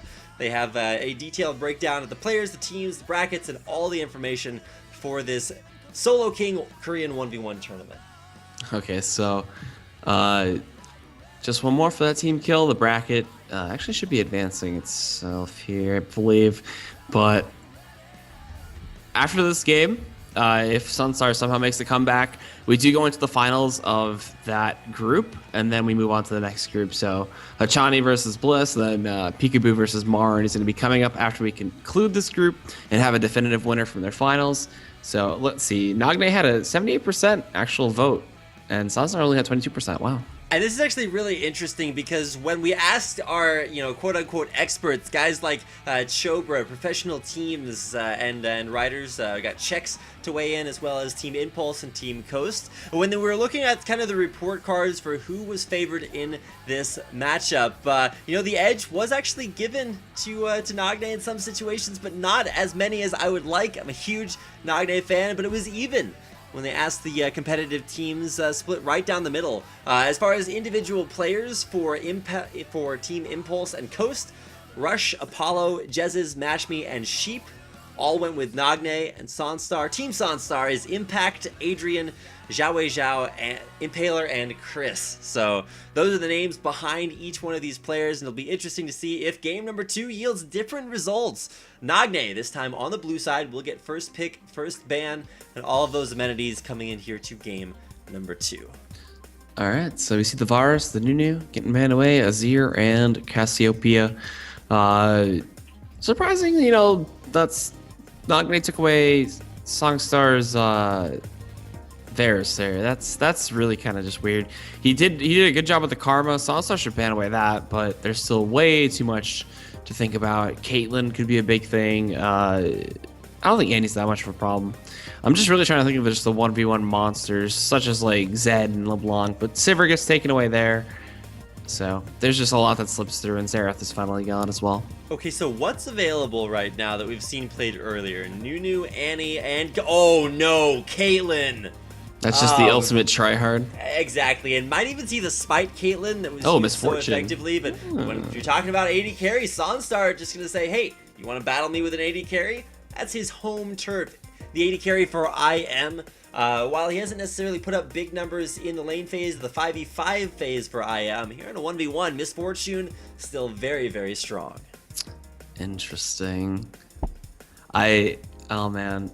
Misfortune versus Caitlyn used to be a really interesting match because you could try to counter out the Caitlyn with the Misfortune with the burst damage from the double up. Impure shots was always nice to make trades a little bit more in your favor, and then you have Make It Rain and slow her down.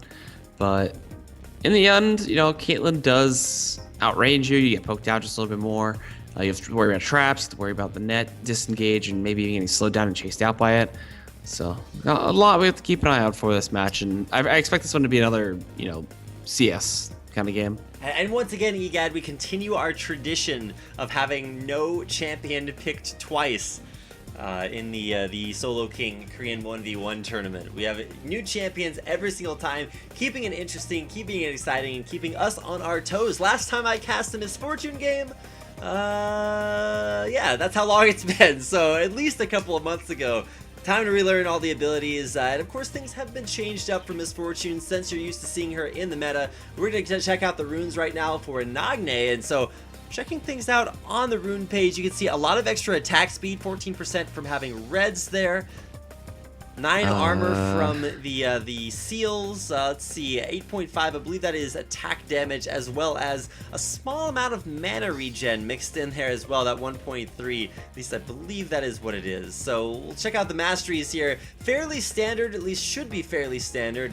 No spell weaving and blade weaving. 2 points put in that warlord passive. So it will give usually you only see like 0 or 1 points put into warlord, just because it doesn't scale all that much, but fairly standard masteries so far here for Nagne. Alright, and just gotta wait to see what Sunstar's is gonna be. I expect it to be simple as well. A little bit of mana regeneration would help out just a bit to getting those Piltover Peacemakers out. I'm thinking of what else could be different here. So We're gonna check out Sonstar's. Sonstar and his runes. A little bit simpler. He's just going for, I believe that is attack, or I want to say that's. Oh, no, Sonstar's playing the Misfortune. I messed up. Okay, Yeah. so Sonstar's playing Misfortune. He's gonna run armor penetration. Is that armor pen in reds? It's either armor pen or AD. Some attack speed, and of course the defensive stats that you'd expect. Yeah. But he took some extra magic damage as well, so gonna look for make it rain damage possibly, and bullet time as well had to change to where it did AP damage on top. So that's The interesting thing for me is, as far as the masteries are concerned, no points in Warlord. It's going to be spell weaving, blade weaving, looking to stack up that persistent damage over time as he continues to get those auto attacks and spell casts down. And Make It Rain is going to be very effective at that because it gives consistent magic damage, so it'll help stack up that spell weaving and blade weaving a little bit more frequently. I don't know how I feel about that just for using those 3 points there, but we'll have to see how it takes effect, and once we get onto the Rift, we'll be good to go there. Honestly, I think Nagne should have this one with Caitlyn especially. I was a big fan of Nagne coming into this 1v1, and I'm still going to give it to him when we come in here at game number 2. KT kind of on a roll. They're 3 for 0 tonight as far as 1v1 victories versus IM players, so it's going to be exciting to see whether or not maybe we have the first IM victory as Sonstar pulls it out. He is on an 80 carry. It's going to be exciting to see what he does on his his home turf in that 1v1 80 carry battle. We'll go ahead and get into game here in just a second. It's going to be exciting. Sonstar versus Nagne will be coming up next, and just waiting to get into game here in just a second as we load in onto Summoner's Rift. I gotta say, I was a big fan of Nagne on his just traditional mid laners, but now we get a chance to see him play not only Caitlyn, a very, very, very strong champion, but versus Sonstar, another AD. Let's go ahead and get into game.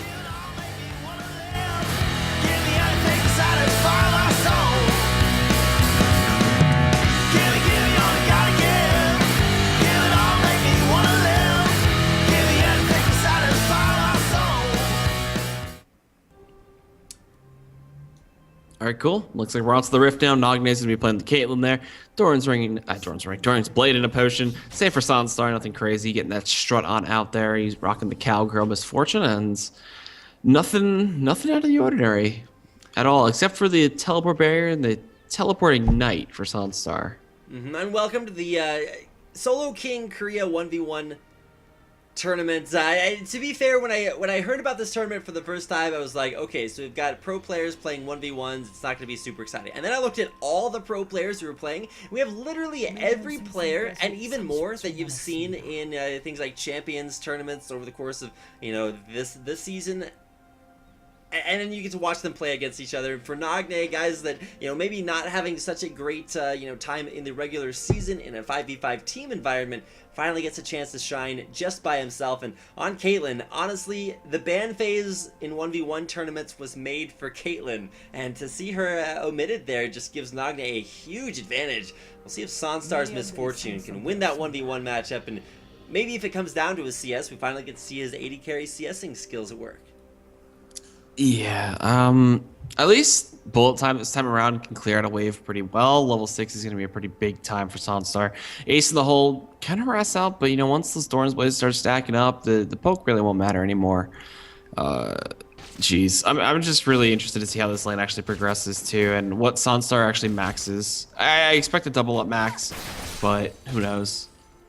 And Nagne does start with Piltover Peacemaker, and instead of using it just to dish out most of the damage to the wave, tried to get all that headshot proc and to start this trade up here versus Sonstar. You can see Sonstar going in for the 1v1. The barrier there, Ignite, gonna get countered out there in that regard. Nagne dropping down to below 100 HP. And That was all in. questionable. Sonstar unsuccessful in taking down Nagne. No, that was successful. Ignite is a much shorter cooldown than Barrier, and at least he forced the potion early. He's still ahead in terms of HP, and He hasn't gotten a CS advantage, unfortunately, out of that. That's kind of the main thing I was looking at, to see if he could at least make him miss a creep. Oh, but look at that double up off the level 2, just so successful at getting harassed through the minion wave. And Nagne, like you said earlier, not a whole lot of HP here. Those double ups continuing to land. Yep. Gotta say, double up is a pretty good harassment spell, especially when you know how to utilize the cone the cone that the second bullet comes through. And that's something that Miss Fortune can completely abuse in a 1 versus 1 matchup. And level 3 is picked up for both players. We see 2 points put into Piltover Peacemaker there for Nagne. As far as Sonstar is concerned, you're probably going to see 2 points put in double up, as that is the primary way that Miss Fortune wins trades. Even if it doesn't bounce off the minion, you still get an auto attack reset off of it. Cheeky. That was very cheeky. Yeah, he tried for that double up. I don't think there were many worlds in which that landed, but now, going back in. There's a 90 caliber net on the Sonstar. Hits him down. He's down to 100 HP and probably will need to head his way back to base. Has double up if Nagne goes for an early aggressive trade. I wonder how Nagne, oh man, if he would have saved that headshot proc, he might have been able to kill a Sonstar with just a headshot and a Piltover, but you know, just playing it safe for now. He is down in terms of XP. He was zoned away just a little bit. So Sonstar at least has the XP advantage right now, as well as a nice creep advantage too. And he is not running out of mana anytime soon. Now, if Nagne hits a Piltover Peacemaker here, he definitely has kill potential. Speaking of, you know, the ability to pick up kills, one way that you're going to do that is by closing the gap with your opposing AD carry, and you can do that with 90 caliber net for Nagne, whereas Sonstar just has to run around. So we'll have a faster way to get back to base, and it'll be interesting to see. Oh, okay, gets back there. I was a little bit worried there for a second to see if his back would be stopped, and at that point Nagne would come up with a pretty big advantage off of just being able to CS the wave. Yep. Going back to base, he picks up a double longsword. So looking for the brutalizer route, looking for the CDR. I don't know what that says in Korean, but I'm gonna assume that it says fun and happy things. It is actually an advisory that we stop playing League of Legends because we've been playing it for too long. It does that on every hour interval, I think, starting at, I believe, 2 hours or so. But it's like the old Guild Wars stuff. It's like, yeah, you've been playing for about 2 hours now. You should probably stop. But there is no rest for the weary here, EGAD. We are continuing our Korean 1v1 tournament, whether we like it or not. Triple Doran's Blades there for Nagne. No Brutalizer for him in the works. He is just looking to, you know, maybe hit the CS cap in a, you know, in an 80 carry versus 80 carry matchup. You should see CS be the defining factor. Not incredibly strong early on, although, you know, Sonstar definitely tried it with impure shots and ignite early. Couldn't quite find the all-in. He just runs into the traps, so he doesn't care. He takes so much damage, though. He's got to be really careful. He didn't go for double Dorans, or triple Dorans, excuse me, like Nagne did. His sustain is not going to be as good. And he also built up a pretty big creep wave, which Nagne is going to be able to really just capitalize on. Oh, please. Just the tip of that Piltover Peacemaker hitting, as well as a headshot proc. Not to mention all of that trap damage and minion aggro he took earlier, Sonstar. Ooh, just in a little bit of a rough situation. And the longswords don't even offer him all that much of an advantage because, I mean, for every longsword he has, Nagne has a Doran's Blade, which is overall more stat effective. Oh, Nagne, he's just gonna walk forward. There's a 90 caliber net. Gonna hit him down there for the somewhat anticlimactic last hit. Sonstar's like, all right, whatever. I'm just gonna walk forward and try to kill you. But that really was we're a bad gonna choice. see a replay here. Sonstar kind of gives up the ghost at this point. Once he walks around that little outcrop, dodges the Piltover Peacemaker, but Nagne just kind of walks on him, hits him with a headshot proc, and at this point, kind of knows he has kill potential. Microing forward, Sonstar, like you said, the barrier cooldown coming back up. There's Piltover, and the last hit. Nagne with another 2-0 victory over his IM opponent, Sonstar. cool. So that means that we will have the team kill situation coming into effect with Sumne versus Nagne. And, I mean, we're going to be going to a quick break as well, and, also, there's the charity that you can donate to for this event, the Extra Life charity, as this is pretty much what the whole event's for. So you check that out. Also support Azubu and stuff like that. Follow the stream, follow the Twitter and stuff, and Facebook, YouTube. What else? You can follow us, the casters, by all means, at Rapid Casting and at EGADcast. What else, man? We got so many more matches to come up. We got another whole bracket to do.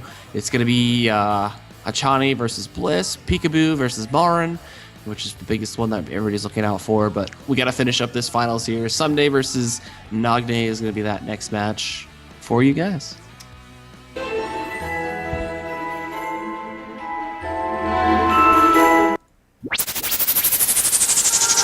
So I said, no, no, no, it was supposed to be my pentakill. Why did you die to me? I killed, I know, want to free for champions. I can't believe you're trolling. No, it was supposed to be my pentakill. Why did you die to me? I killed, I know, want to free for champions. I can't believe you're trolling. Wait a minute.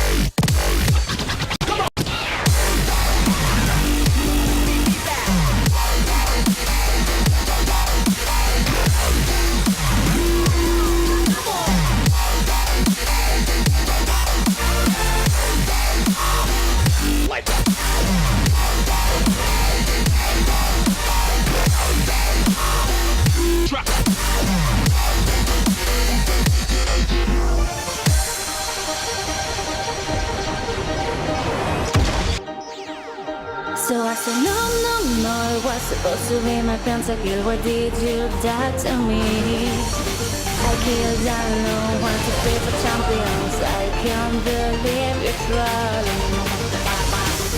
No, it was supposed to be my pentakill. Why did you die to me? I killed, I know, want to free for champions. I can't believe you're trolling.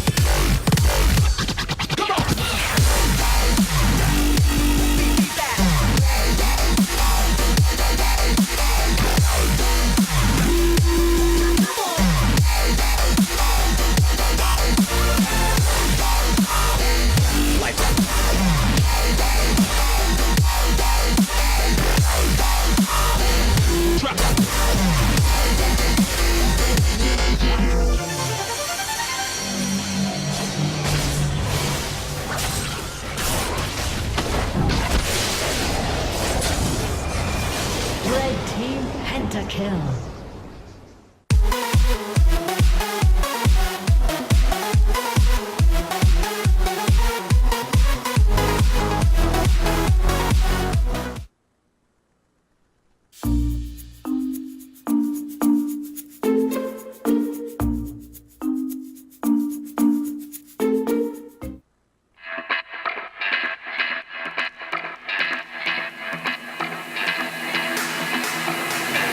Close your eyes, seek paradise. Won't change your mind. Can't shake the lights. I'll take the chance and roll the dice. I want it all, just for the night. I live it out like I'll never die. I lose my head in the starry skies. Can't take it down. I feel so alive. Back down, only one way out. I let you run my life. Now you won't get me down. Untamed, guess I lost my mind. You turn me inside out. No one can stop me.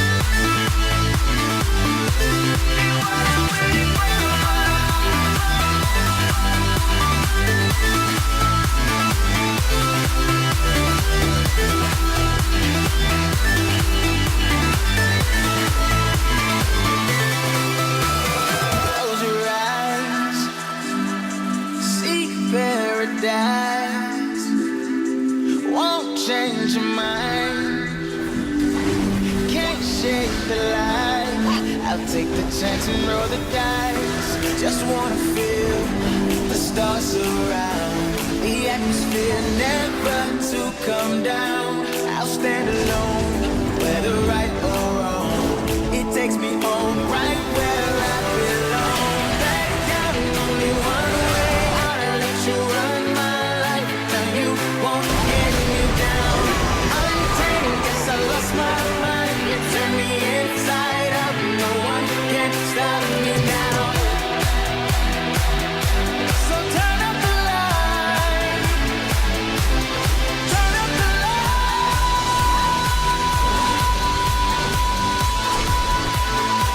This is what I wait for. 'Cause the clock keeps ticking, hard for me to keep up. I can't take it no more.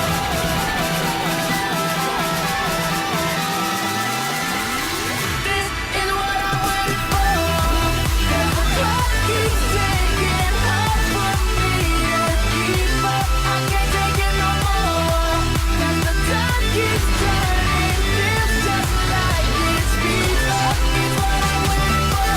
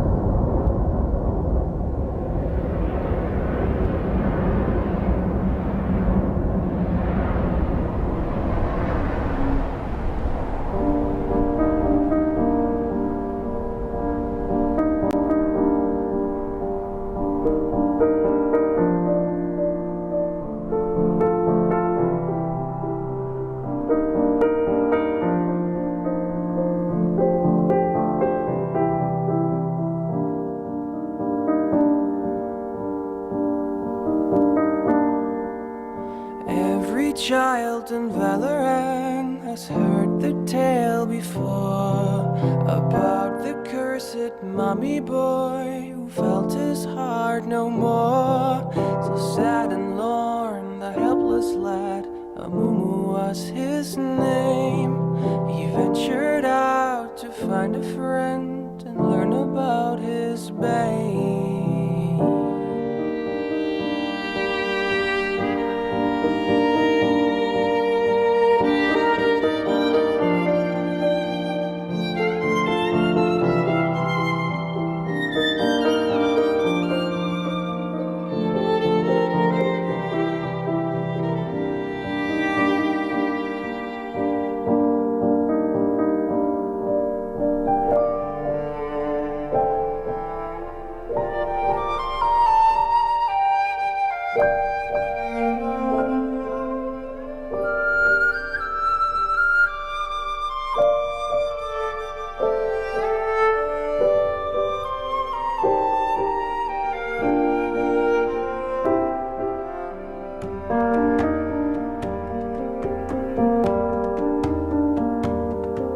For many years, young Amumu traveled through the lands, determined to make.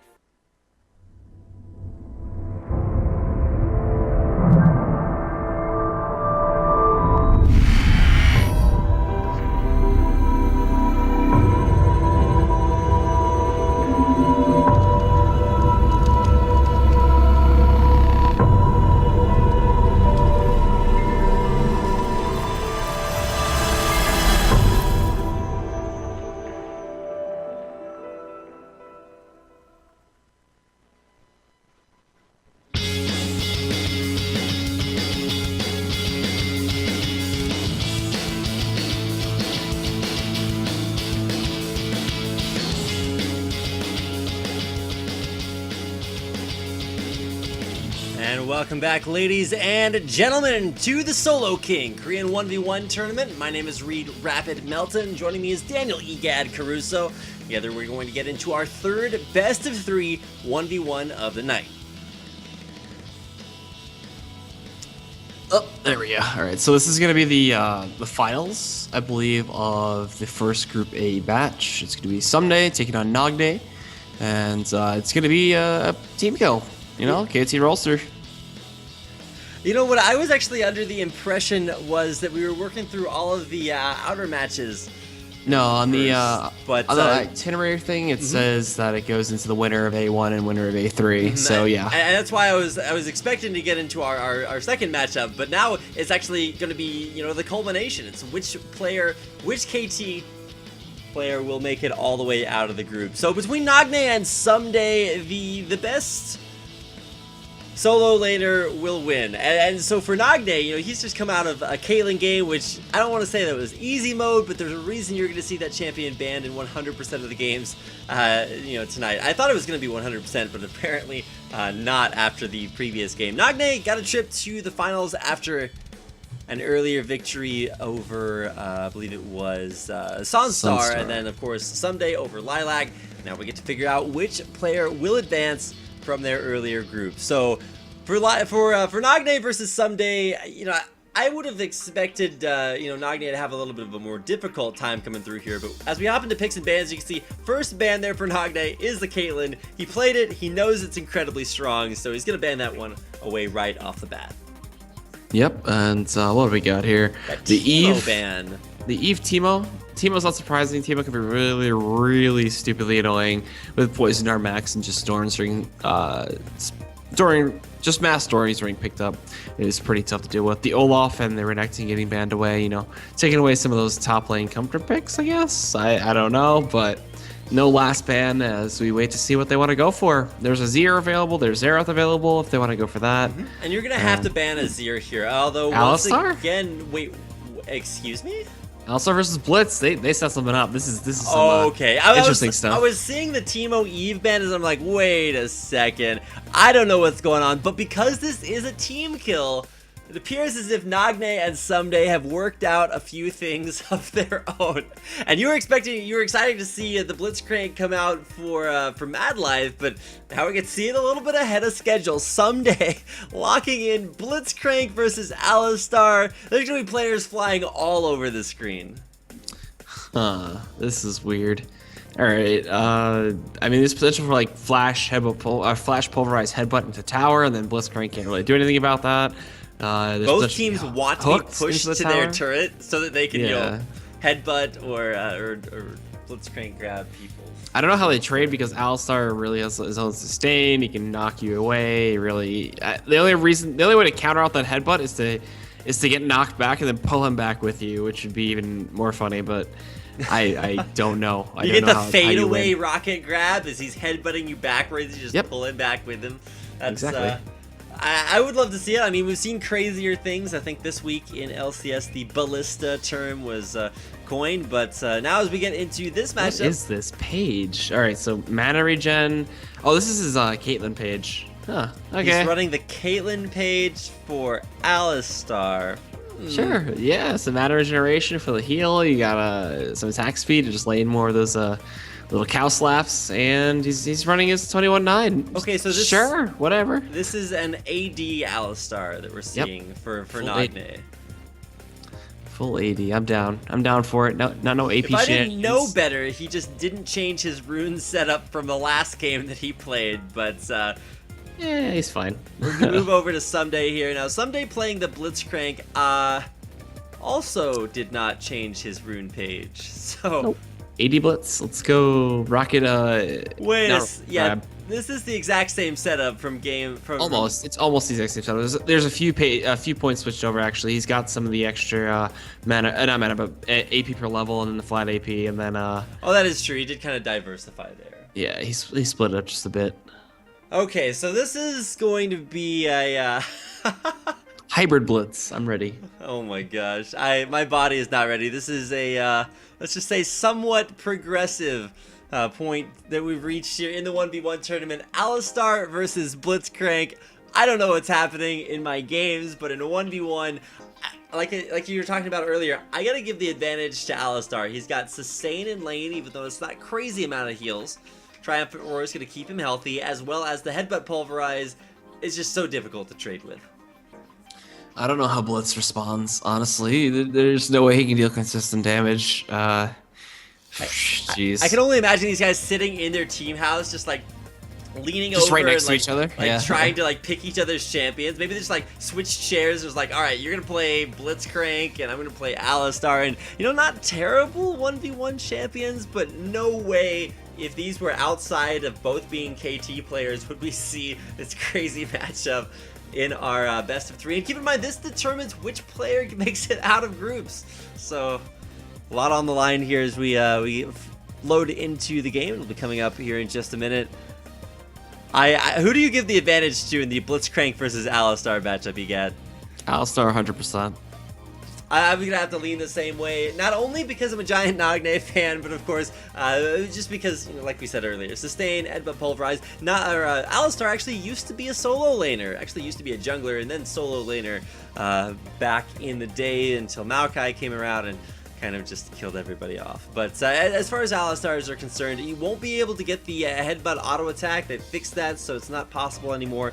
But it is still something to watch out for. And as far as Blitzcrank is concerned, either he just runs up, rocket grabs you, and pulls you under turret and you die, or that doesn't happen, which is fairly more likely. So, we're going to head into the game now. It looks like, yep. Okay.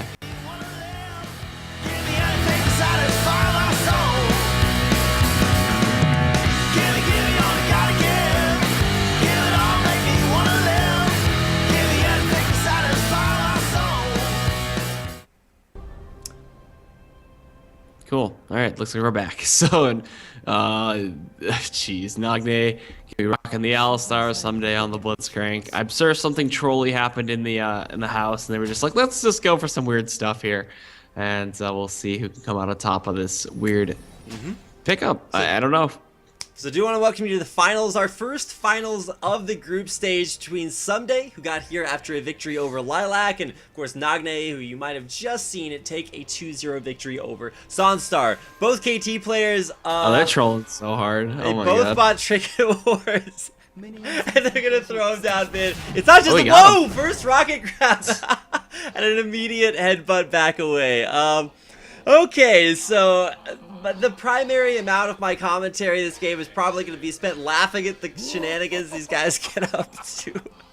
Oh, geez. It's good to see them have fun at least. So. Almost as much as the champions are laughing themselves. Definitely going to have a little bit of fun with this one. Oh, the juke at the last second. Nagne keeping Someday a little bit more honest. Someday, with 2 rocket grabs, has used up 2/3 of his mana.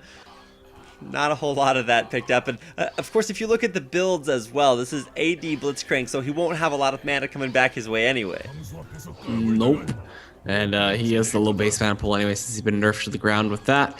Nagne, I mean, he went Doran's Ring. He's going to be able to just keep spamming headbutt if he really wants to. And I don't know what Someday's going to be able to do here. His base AD isn't the best either. So getting last hits is a little tough, and he can get headbutted away just like that.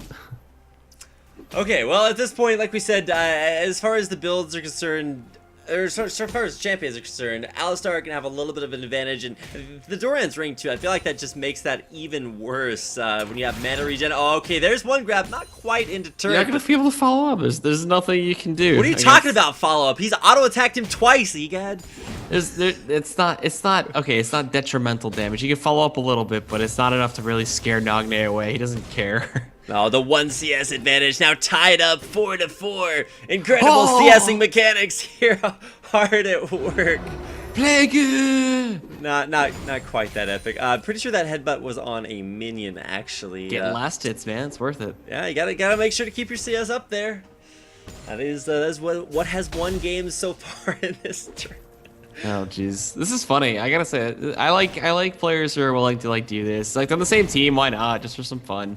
And I can respect it. It's always nice to just be able to relax. It's not just a team kill; it's a K-team kill. They are, definitely okay. There's the first Polarize, no combo off of it. Because keep in mind, Nagne has to watch out if he gets pulled under turret. Ooh. Oh my gosh, he's gonna need to use that flash. So both players bringing flash ignite. So these look like summoner spell combinations like you see in a normal game. If Someday ever pushes up and there is no creeps underneath the tower for Nagne, he's gonna flash headbutt Polarize instantly. I just foresee that happening in the future, so that's something to keep an eye out for. My God, what has 1v1 tournaments rod? This is it's gonna be pretty amazing. Okay, so creep killed off there Someday with no grab attempt onto Nagne. Powers up the power fist, but kind of holding it for that creep. And as far as CS is concerned, it's gonna be pretty even. No aggression between either one of them, just some headbutts every once in a while. He's maxing headbutt too, so I gotta respect the amount of damage that's gonna be able to bring in, as well as the lower cooldown is always pretty nice. But you can really just see this the sustained differential. Triumphant Roar giving Nagne so much extra HP, and even with those auto attacks, giving 3% lifesteal there. What's that? Someday, what are you doing, buddy? Hey. Yeah, okay, so Rocket Grab's not Someday's strong point. There's the Ignite, flashing back, there's the headbutt, flashing it for the last auto attack, it's Nagne underneath the enemy turret, behind enemy lines. I can't imagine him just laughing in Someday's face right now. He's just like, walking up to it, he's like, what, son, you can't touch Oops. the AP Alistar. We're gonna see the triumphant replay here, flash in, there's the auto attack, Nagne with a game 1 win. Alright, so I guess a faster game compared to the other ones, and an interesting pick bands phase, leading to Alistar versus a Blitzcrank, but yeah, we'll play it. Begs the question, what champions can we expect to see in our second game? This best of 3 series, Nagne picking up a game 1 win, but oh my gosh. Blitzcrank, Alistar, if you told me we'd be watching this, I would tell you no. But I've just finished casting it, so good grief, what is in store?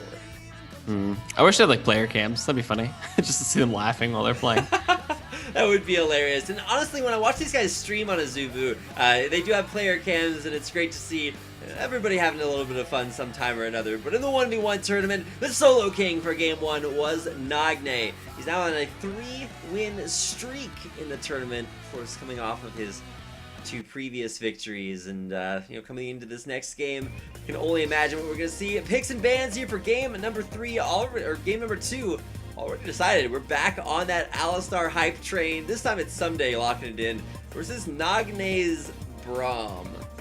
Or Are you? Rammus. You're ahead of me, aren't you? That's weird. Probably just a little bit. 32, 31, 30, ticking down on the champion select timer. So. Oh geez, I am really far behind. I don't even know how that happened. Yeah, I've probably tried with a quick reset. I'll be commentating refresh here. I am the solo king as far as casters are concerned for the time being. We'll get back up to speed here in just a second. But with a Braum thought about 10 seconds left for Nagne to lock in his champion. It is a Braum 57, 56. Yeah, I'm like a second behind this one. Alright, so we're back in this, and with Braum locked in, now we have to talk about the Braum versus Alistar matchup yet again. I did all this research for like 1v1 champions and like who was gonna pick. Hey man, they're just trolling right now. They're just having a grand old time with this. I respect it. And as far as support champions go, I feel like you could pick better support champions than the 1v1. We've already seen Karma. You could always go with like a Sona for aggression and sustain in lane. Of course, you die to a strong breeze coming your way, but you get the idea. For both of these support champions, kind of interesting that neither one of these are support players, so. Maybe they've all just secretly wanted to be a support player. I mean, to be fair, everybody wants to secretly be a support player. Everybody pretends like support is the worst role and nobody wants to play it, but deep down inside, when all the cameras are off, when they're alone at home in their rooms, everybody wants to play support. Exactly. It's like the most satisfying thing when it's not solo queue support. But yeah, let's see. I mean, Braum versus Alistar, AP Braum, AD Braum, I guess could work. I'm not sure. Well, we're gonna check out the runes here and find out exactly. It's the same page. Oh my god. Okay, yeah. They're just not changing rune pages at all. It's gonna be exactly the same situation. Someday he's no points in Warlord. We're gonna see. Yeah, there you go. 14% attack speed, some extra damage in there. Will probably be AD versus AP again, just because they won't have changed the runes at all. But they're gonna swap sides, so we'll see if anything changes in the matchup. So, gonna be exciting. Can't wait to get back onto the Rift. And, I mean, Braum shouldn't be able to beat Alistar. It doesn't seem like there's a way that he beats Alistar, but maybe I'm wrong. I do not know. Yeah, if you land the Winter's Bite, you can get enough auto attacks in there to maybe proc that concussive blows and, you know, make a good bid towards winning that matchup. Now, sustained advantage will still be in Alistar's court, and we'll see if this is AD or AP Alistar. You can never tell what these guys are going to pull out. They may pick up AP runes and then go for Doran's Blade start. Who knows? Because all bets are kind of off at this point in the game. Oh my gosh. Casting a 1v1 tournament with Alistar versus Braum. Never something I thought I'd be able to put on my resume, but now we can get that and a whole lot more coming your way here as we get ready to load into game number 2 between Nagne taking on Someday here. Korean Solo King 1v1 tournament here on Azubu TV. Of course, I want to thank everybody for coming out and watching this tonight. Of course, if you miss it in the live broadcast, if you're watching it live, then thanks for coming out. If you're hitting the rebroadcasts, it will be rebroadcast twice, so plenty of opportunities. Hello, past or future. Woo! Hello, future watchers, or I guess it will be watchers in the past. Gosh, it's so confusing, all this time travel you get. I'm just a simple League of Legends caster here to cast some high-level Korean 1v1s, you know. And by high level, Braum Alistar 1v1s. Yeah, yeah, that's the high level we have reached here. Nice to see the friendliness, having a little bit of fun between KT members here tonight. And honestly, Nagne, I would give the advantage to regardless of what champions they played. Someday though, you know, he definitely played his lane matchups very, very intelligently versus Lilac and their 1v1s. So I'll be excited to see if they can turn this matchup around. We're going to go ahead and get into game number 2 coming up here in just a second.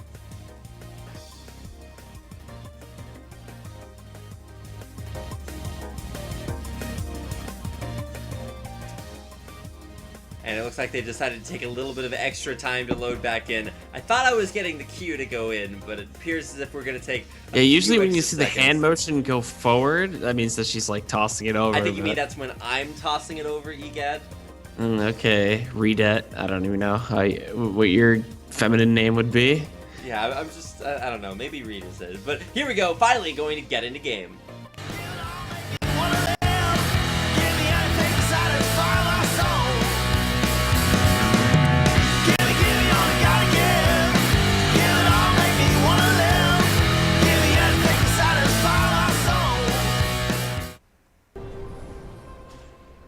Alright, well, welcome back. This is going to be game number 2 between Someday and Nagne, or Nagbe. I mean, this is so weird. Did you see his portrait? Like, good sweet lord. Flame and Watch, they're both out there and they're starting to get jealous. There might be a third member of the boy band coming in. Nagne, both incredibly attractive and very strong in the 1v1 department as well. He's won his last 3 bouts out on the Rift in a row. So I do want to welcome you to what could be the deciding game number 2 here in Azubu TV's Solo King Korea 1v1 tournament. My name is Rapid, with me is Egad, and of course some epic plays jeez. between Nagne, Someday on this Alistar Braum lane matchup. Someday's taking everything he can get right now, man. He's got 2 free pot shots in. Yeah, Someday was in there with the BM, man. He took 2 free auto attacks that basically wins the lane by itself. Alright, well, I sense the sarcasm in your dry, desperate laugh there, Egad. You I can't just- fool me. I mean, I don't know. It's funny. I enjoy What's this. funny is watching Braum's dance. I don't exactly know what that's called. A Cossack Break dancing. I dancing. guess. Yeah. If he was breakdancing, he'd be spinning around on his head, man. Does he do that? I don't think He's so. bald enough, he could. He'd probably slide around the ground pretty easily. I don't know. Maybe it's like there are patches of like mud. What if he's in the river? Does he just like spin around underwater? I don't know. I mean, I guess. He'd Inquiring probably minds float. want to know. As soon as the minion wave gets there, some days just like, get out of here, man. Dodges the Winter's Bite, and Now we get to talk about the 1v1 potential between Alistar and Braum. Not something that I ever thought I'd be forced to have a conversation about. I know. Normally you'd have an AD carry behind them, but all right. I mean, the lasting potential for both of them is not too good, but Nagne went for a Doran shield, so he's looking to tank it up and really just be able to eat the damage that Sunday's going to be looking to dish out. But other than that, he can get concussive blows off. He can at least have some good burst with the Winter's Bite on top of that. So we'll keep an eye on those stacks and when those end up proccing out there. And level 6s, I mean, I gotta say, Noctis isn't too bad once you get the Glacial Fissure out there. Level 2 gets hit by Someday, though, and now he's going straight into Nagne Nagne. in a little bit of trouble here, dropping down dangerously low in HP. There are ignites for both players. So if Someday is able to get like a headbutt pulverized combo off on a Nagne, one auto and an ignite might finish the deal. Yep. I mean, he could just, yeah. He's done in one combo, pretty much. I don't think there's anything Nagne could do about it, so. Level 3, there it is. Boom, combo, he's dead. And he even flashed out from underneath the turret Someday with his style points on Nagne, bringing it back to an even 1-to-1 exchange. Yep, so quick little replay. As soon as he hit level 3, he leveled up Headbutt, I believe, and just absolutely destroyed Nagne. Pulverized, rather. It just went right underneath yep. the turret. Headbutt, pulverized, auto attack. The double Nagne's flash like, there. alright, whatever. Nagne's just like, imagine if I brought a real summoner spell. 1v1 number 2 in their best of 3 series will go to Nagne to tie the series at, like I said, 1-1. Your solo king in game 2 will be Someday. So I guess we're gonna see what they bring out for the third pick, or for the third game. Well, we've seen a 100% win rate for Alistar this tournament, a statistic. Ban Alistar, ban Alistar. I don't know. I mean, they've been banning crazier stuff. I think we saw a Teemo ban in our first game of this series. Teemo ban's always something I can get behind. One less Teemo in the world, one less game played with him is always a good thing nowadays. I don't mind it. I like seeing Teemo. It's fun. Trolly. I had my stint where I played like nothing but Teemo for a while. Oh my god, I remember that. It's great. It's before the mushroom nerf. We're never gonna go. Those were dark days, Egad. Those were fun days. Those were fun days. But I mean, this is a pretty fun day casting these, troll KT support on support 1v1s. Like we said, Alistar, 100% win rate, no matter what build you try to go for. It's been just non-stop craziness. Someday and Nagne definitely having fun with their 1v1. Which KT player will advance out of their group stage, and which one will fall? We've already seen both IM players lose their 1v1 matchups versus the KT players see on your screen now. So it's going to be exciting to see which one will come out on top. whoever gets the Alistar, that's what I'm calling. Well, are you ready? As the song said, I'm pretty ready to hop into picks and bans. You never know what to expect, and we've actually been getting into picks and bans maybe a little bit later, so let's see how this ban phase works out. Traditional champions like Caitlyn, Cassiopeia, maybe even an Azir thrown in there. Champions you can always expect to ban, but nobody bans out Alistar or Braum for that matter, so you're always going to be able to pick that champion up unless we get super troll, maybe even super tryhard here in the last game of the series. Maybe this is the one where they try hard it up, pick their main champions, or maybe you trick your opponent into picking the troll champion, and then you lock in something super OP. Maybe that would be a bit of disrespect. Maximum VM. Maximum VM, but he's gonna be sitting right next to him, and be like, he's gonna see it coming. So yeah, exactly. Well, it depends on who has second pick. Then you don't really know who gets it, or who will pick the OP. So some question marks as we get into our third game here. Nagne, a player, like I said, that I've been a big fan of for quite a while, but it's kind of not necessarily returned fully to his former self. So it's going to be exciting to see whether or not he can advance both out of this group stage and then crown himself the solo king as this tournament progresses. Of course, I do want to take a little bit of downtime as we load into game number 3 in this best of 3 series to mention the charity cause for this tournament. If you guys are interested in donating and helping out a charitable cause, you can support you can see it actually over there on the side of your screen. We'll be posting about, or we'll be supporting Extra Life with some of the proceeds that we raise from this stream. So make sure to click the Extra Life button right to the side Extra Life supports the Children's Miracle Network hospitals, so it's very good cause to donate to. Of course, links in the sidebar to make that possible. I do want to appreciate you guys watching, even if you can't donate, even if you're just here to have fun. We're having a blast, and I'm excited to get into, like I said, game number 3. Continue having a blast with some players who are probably having a lot of fun themselves. Yep. So hopefully we'll be getting in soon enough. Jeez, what else? What else is up today? We got Achane versus Bliss, and then Peekaboo versus Marin. That's the most waited for match probably for the night, as SKT won team kill already early on. And what else? We got a lot of great matchups coming out throughout the week and throughout the month. This event goes on till March 8th, and it's just a whole hell of a lot of matches.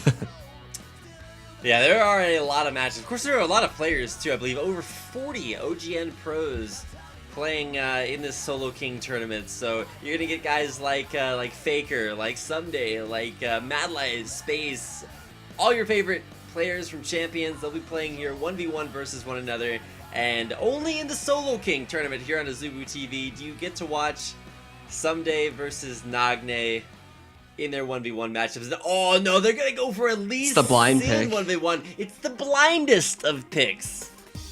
Oh jeez. Yeah, with the Lee Sin versus Lee Sin, you can maybe see a little bit of their summoner spells peeking out. Probably will still be that Flash Ignite. I don't think we're going to see any AP Lee Sins here, so might do,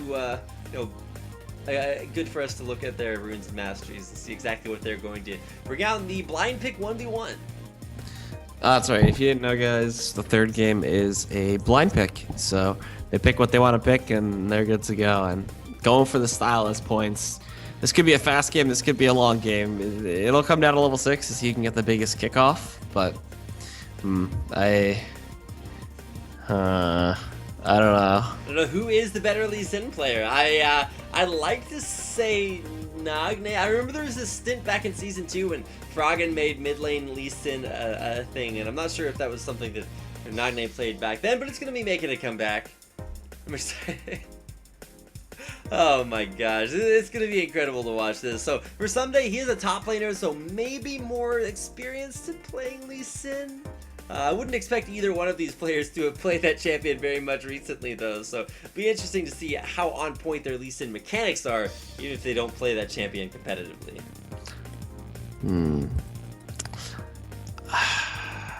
I'm excited. I can't wait. I can't wait for the Lee Sins. This, ladies and gentlemen, is you guys' voice of excitement. I'm pretty excited.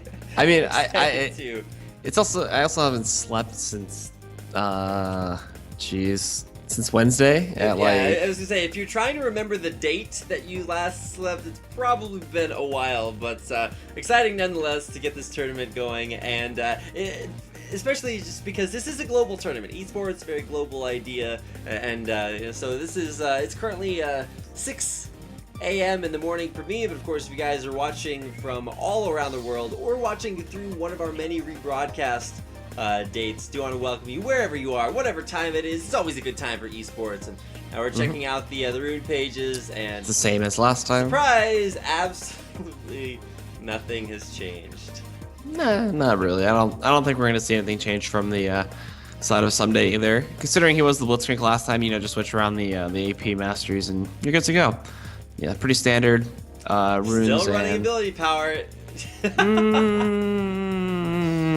I'm not sure how I feel about that, but whatever. Hey, you get a bigger safeguard shield, egad. I guess it's some more damage from Tempest Kerpel, but Yeah.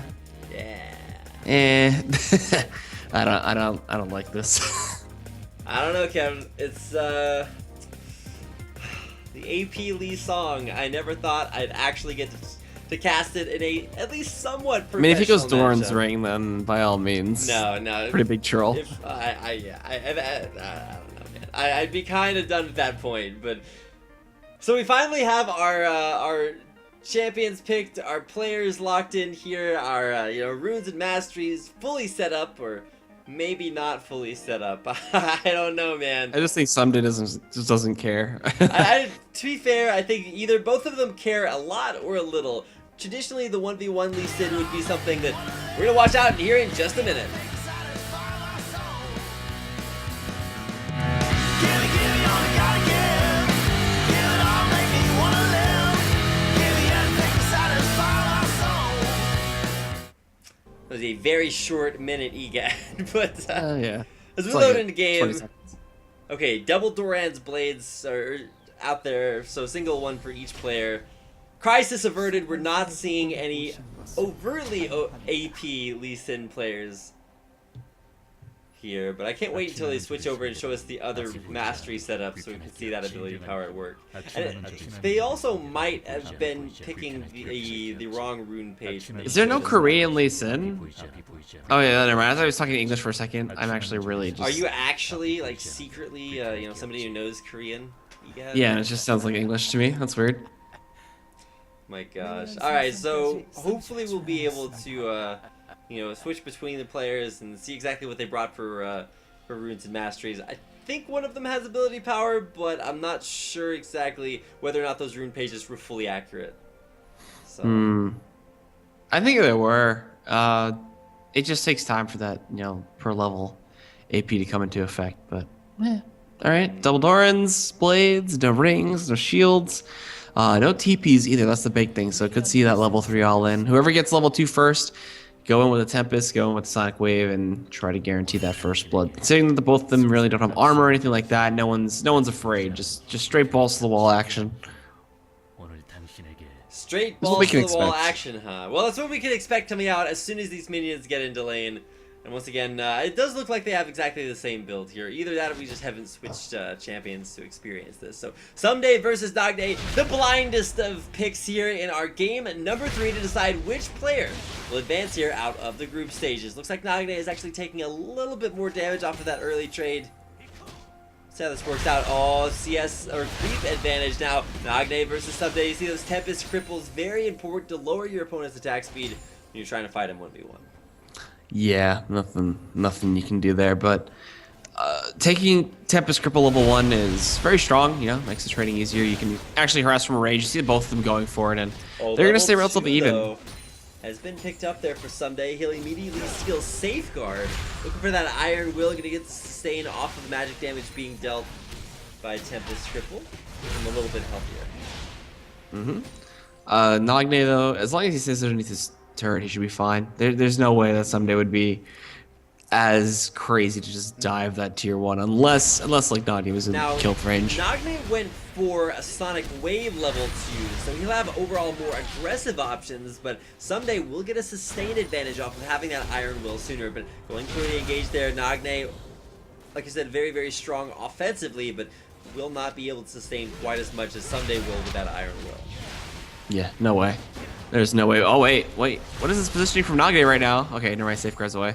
Very, very crazy. Had that Sonic Wave hit, actually, that would have forced him back for sure. Yeah, Someday was in range there, and we still have level 3s, but with Nagne maybe a little bit lower, about 100 HP behind Someday. That's going to be a huge definer here as Minion Wave now pushed underneath Nagne's turret. He's not going to be able to hit all of this CS either, so... He gets Ivan right now. If Sonic Wave hits, that's a dead Lee Sin. Oh, and it will hit. Does he go for it? Come on, you gotta do it. Listen, no, it's not enough. Someday goes in, takes that Safeguard right back out. Yeah. I mean, if he would have fully committed for it, Nagne could have flashed and tried to bait him underneath the turret just a little bit further. It's always just a mechanical thing when you go up against another Lee Sin.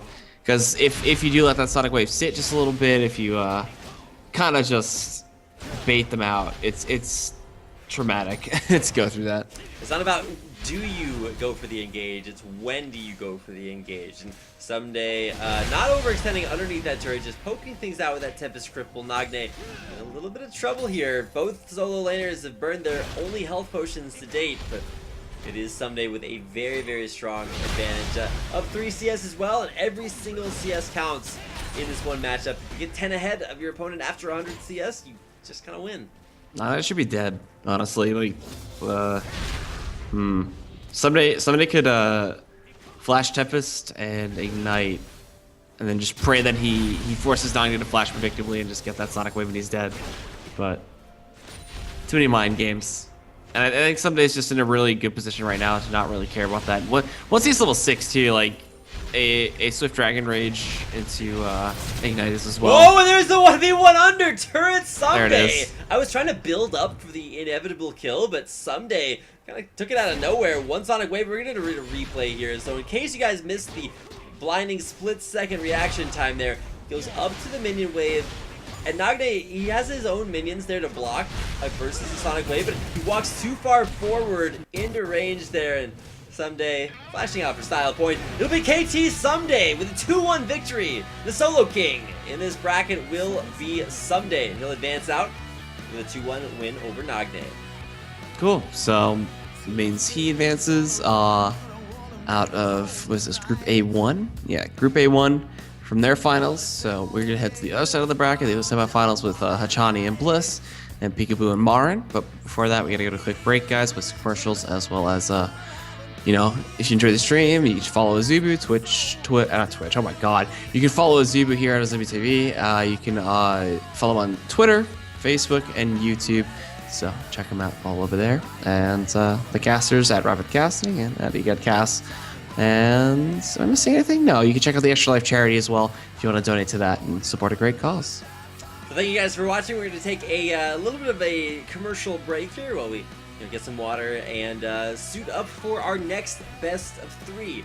Like you guys said, coming up next in the Azubu TV Solo King tournament, it's going to So be, many streaming I platforms. was gonna say, yeah, you gotta make sure to get it straight. It will be Hachani versus Bliss. There, you can vote down below if you follow the instructions. Of course, have more information on those players, on the teams that they represent when we come back. So don't go anywhere. We'll be right back with our third best of 3 of the night between Hachani and Bliss.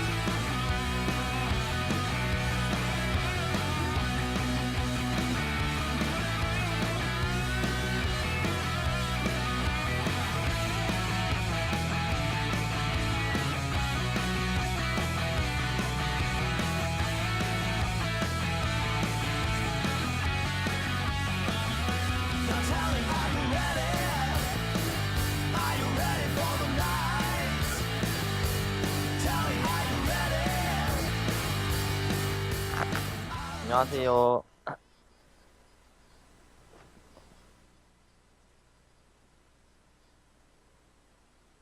All right, now we 이 are 경기 going 하기 to get 전에요. a quick interview here with Nagne 최소한 on 한 stream. 경기는 We'll have a 이기자고 translator reading us 하자고 exactly what 마음 is 먹고 being 했었는데 said, so you'll be able to hear the voice of Nagne there in the background as he gives his answers here to the interview. 최대한 많이 The question is, how do you feel about that match? Of course, asking Someday how he felt versus Nagne in that last match. Someday, of course, the victor 2-1, a narrow victory in that Lee Sin blind pick match. 연습을 아주 조금 했거든요.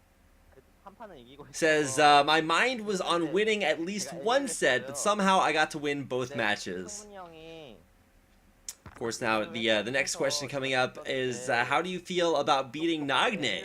So, of course, you know, Someday having to battle his own teammate. Of course, they had a little bit of fun with it. We'll see what his answer is here in just a second. But, yeah, a team kill already after both KT members won their games versus IM players. So, question is, you know, how do you feel about beating Nagne?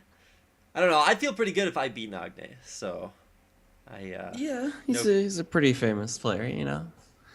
So you gotta pat yourself on the back just a little bit. I'm sure Nagne's not gonna be that salty about it. yeah, maybe there's like a merit badge that I get. It's like the I beat Nagne merit badge.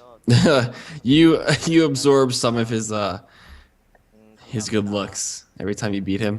Oh man, I definitely need to step up my League of Legends then, because I don't think that's necessarily happening otherwise. So as far as the answer to that was concerned, they're actually asking kind of for a follow-up pick. It was like, how did you think about the Nunu pick? And he actually Someday actually said that Nagne and him practiced a little, and when they tried 1v1s and he picked it, then he won the 1v1 with Nunu. So that's how he thought about it and thought that it would be a strong pick to go with. So another question is Nagne sitting right next to you?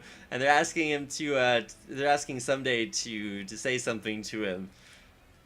And of course, the answer is he says, "If I win, I'll buy you something good to eat." So maybe that's what they're going to go for. A great interview, and of course, we'll have some few.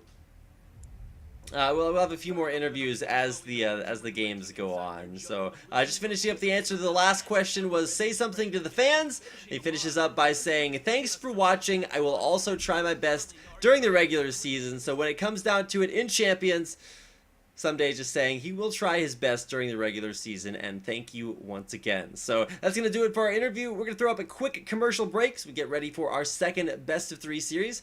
So I want to thank everybody for watching the Solo King tournament here on Azubu TV. Thanks for watching. Stick around. We'll be right back.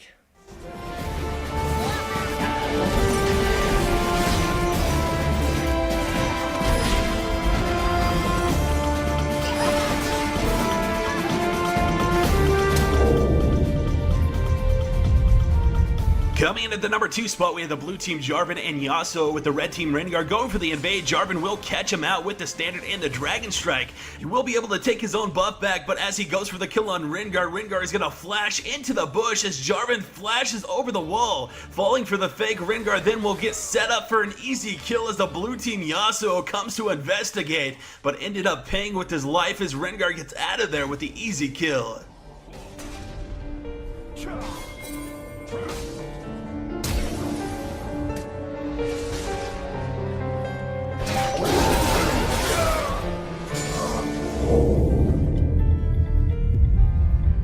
The top fill of day 348 is going to belong to the red team Vi, Alistar, and Misfortune in this one, with the blue team Yasuo down in the bot lane with his friendly Nami. Yasuo going for the kill on Misfortune, but in the process dropping low. Misfortune does manage to kill on Nami, but Yasuo with the revenge in his eyes will be able to flash ahead and take the kill on Misfortune. Alistar staying a little too long, taking way too much creep damage, will fall back through the river as Yasuo going for the chase. Having second thoughts though as he runs into the enemy Vi, as the Vault Breaker misses Yasuo Yasuo will dash to a minion heading towards his creep wave. He dashes again to another minion and back through Vi. Vi, not giving up, will make the same mistake that Alistar did and run right into a huge blue creep wave. She will dodge the whirlwind, but as she comes in with a vault breaker, Yasuo using the sweeping blade will be able to avoid it and then come back through with the Steel Tempest, finishing up the 2 low health enemies as he walks away with the unofficial triple kill.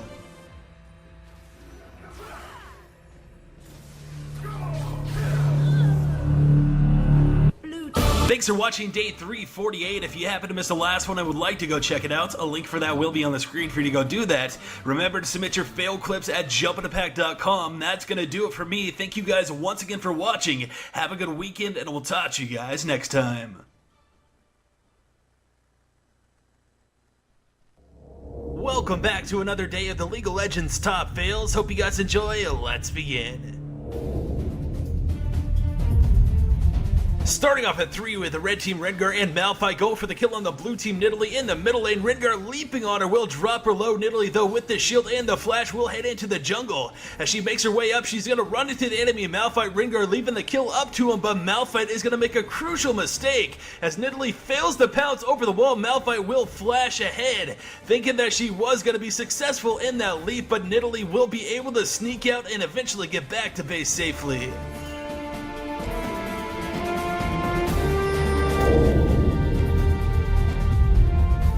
The number 2 spot, we have either a fail on the red team or the blue team. Teemo, you guys can decide down below, as we have the red team going on the hunt against the enemy blue team, who are all low. Azir leading the charge will take the first kill with the ult and then be able to finish off Thresh for the double. Flashing ahead, he then will throw down the Spearman and finish off Blitz for the triple, leaving Teemo alive. Teemo making his way into the Baron Pit though, will be able to activate his passive as the red team head right through it. Apparently not noticing Teemo right away, but the pings will go out as the red team collectively know that he's in that pit. As they group up, they will start the Baron, thinking that this might turn out positive for him, but Baron is going to be able to get a couple of shots on Azir and then turn around with the execute on Teemo, preventing the kill for the red team.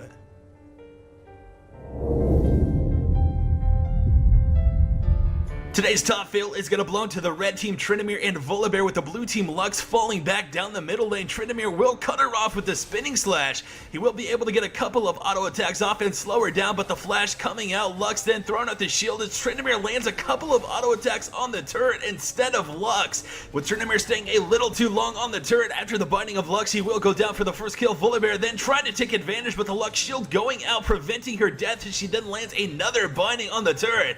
Volibear not giving up with the passive pop will run right into the Lucent Singularity and take a few turret shots, followed by some help from Kha'Zix as Kha'Zix leaps in to take the kill on Voli. He then will leap towards Orianna and be able to take another kill, making that 3 kills in total for the blue team.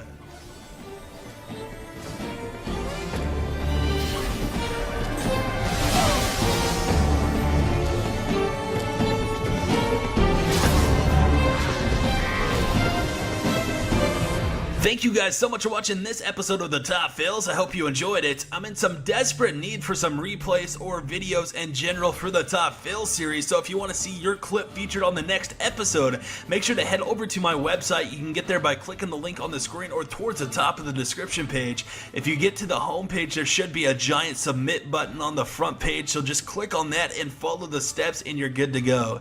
Thank you guys once again for watching. Have a good weekend, and we'll talk to you guys next time.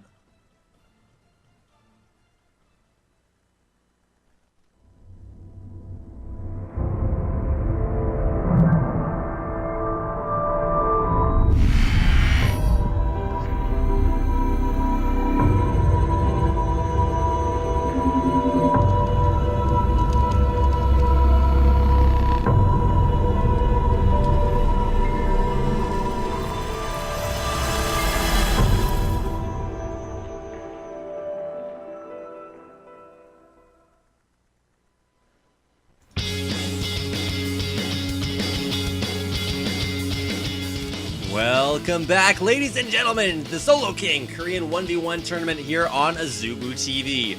My name is Reed Rapid Melton, and joining me is Daniel Egad Caruso. We'll be hopping into our second half of the bracket. Here in Group A, we're coming up on Hachani versus Bliss. as our second best of 3. What do you think about this matchup, Egad? Let's see. I have the page opened up here. Where did I put it? Okay, so Hachani, we do have him KDA of 164. His CS per minute is currently 0.64, and then his GPM is 213, so a little lackey. Bliss, his KDA is 1.28. CS, his creep score per minute is about 7, and his gold per minute is about 306, so definitely looking like he's more of a favorite in terms of the farming aspect. The killing, though Hachani has participated in a bit more, so interesting. And keep in mind, these stats that we're coming to you with are a little bit skewed, considering that Hachani, the support player for KT Rolster, whereas, you know, Bliss is the, you know, really hyped up mid laner for Samsung Galaxy that really hasn't been having too great of a season. Samsung down 0-6 at the bottom of the LCK standings, so a little bit rough to see the comparisons, but when you think about it, they are still very strong individual players.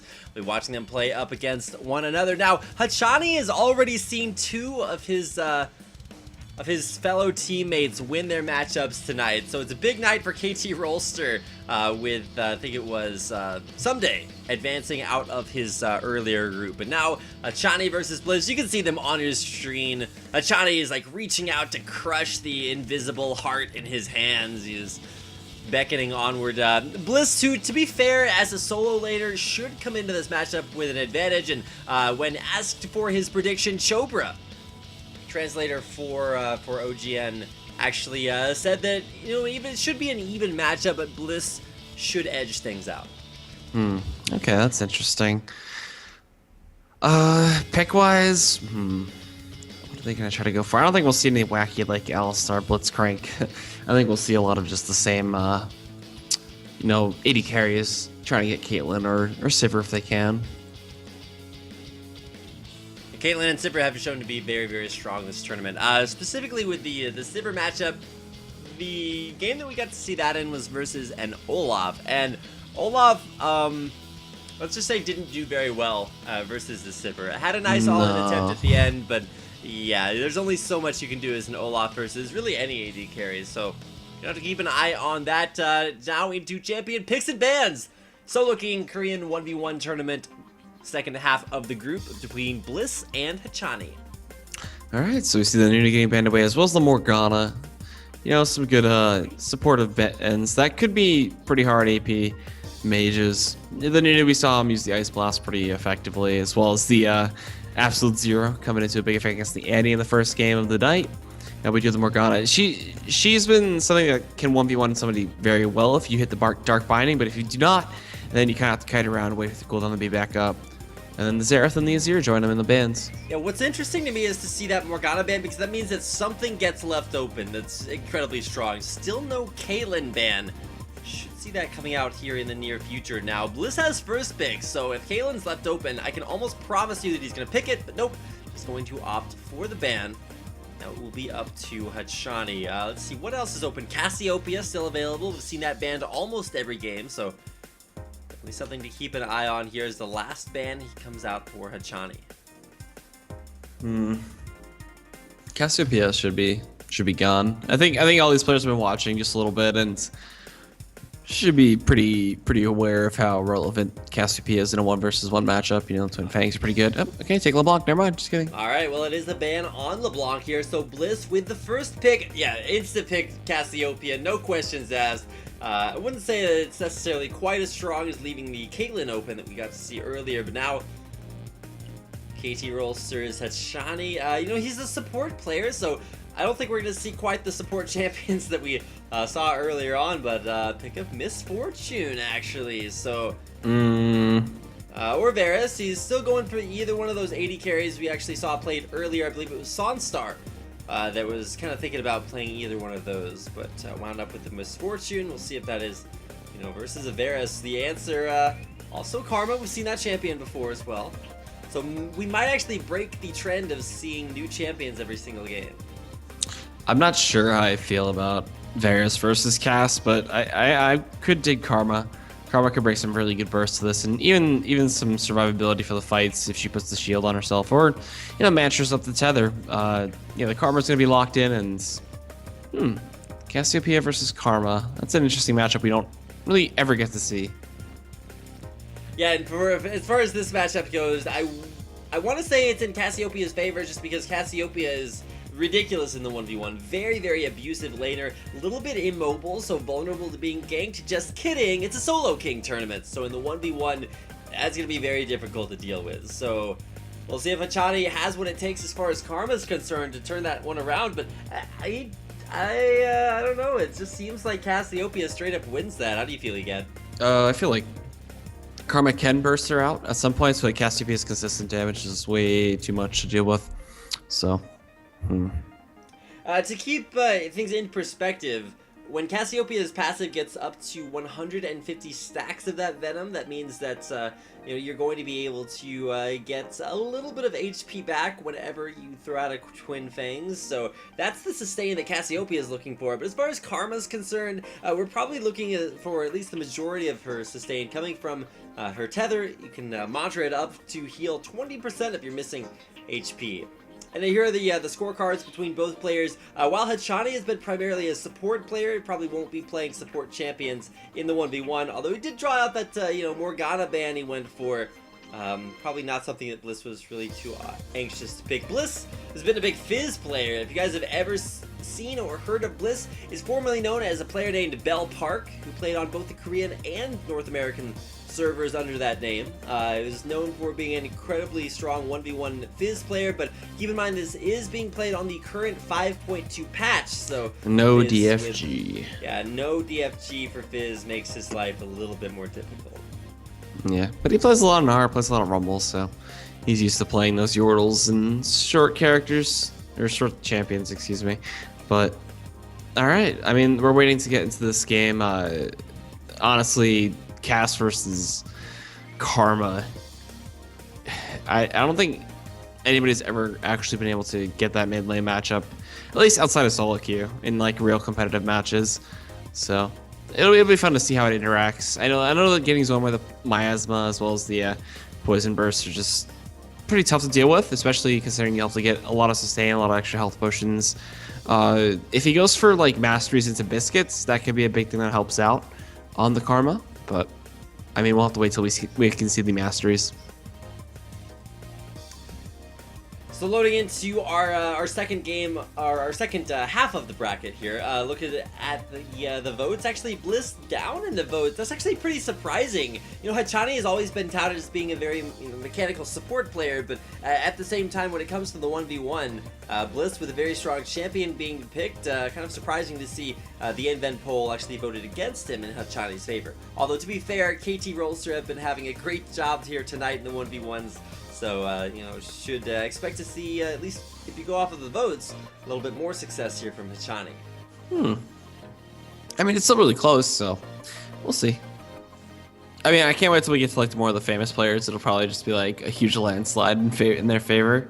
Yeah, just really popular players. Like, I'm trying to think, who do you vote over Faker when he plays? He'll be playing against Fury later on, and kind of the battle of the top versus the bottom as far as standings are concerned.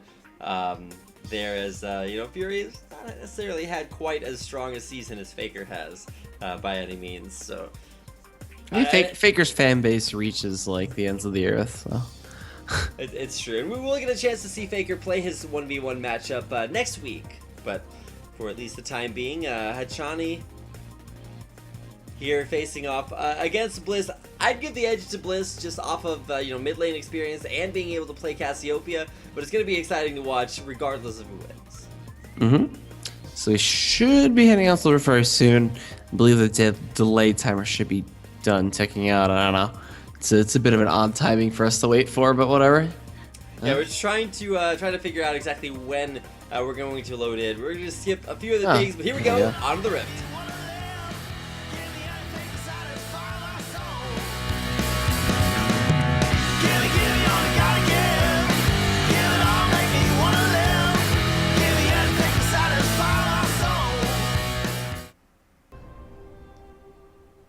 All right, welcome back, guys, to the second half of the brackets here between Bliss and Hachani. We do have Marin and Peekaboo to come up after this best of 3 to see who goes into the semis.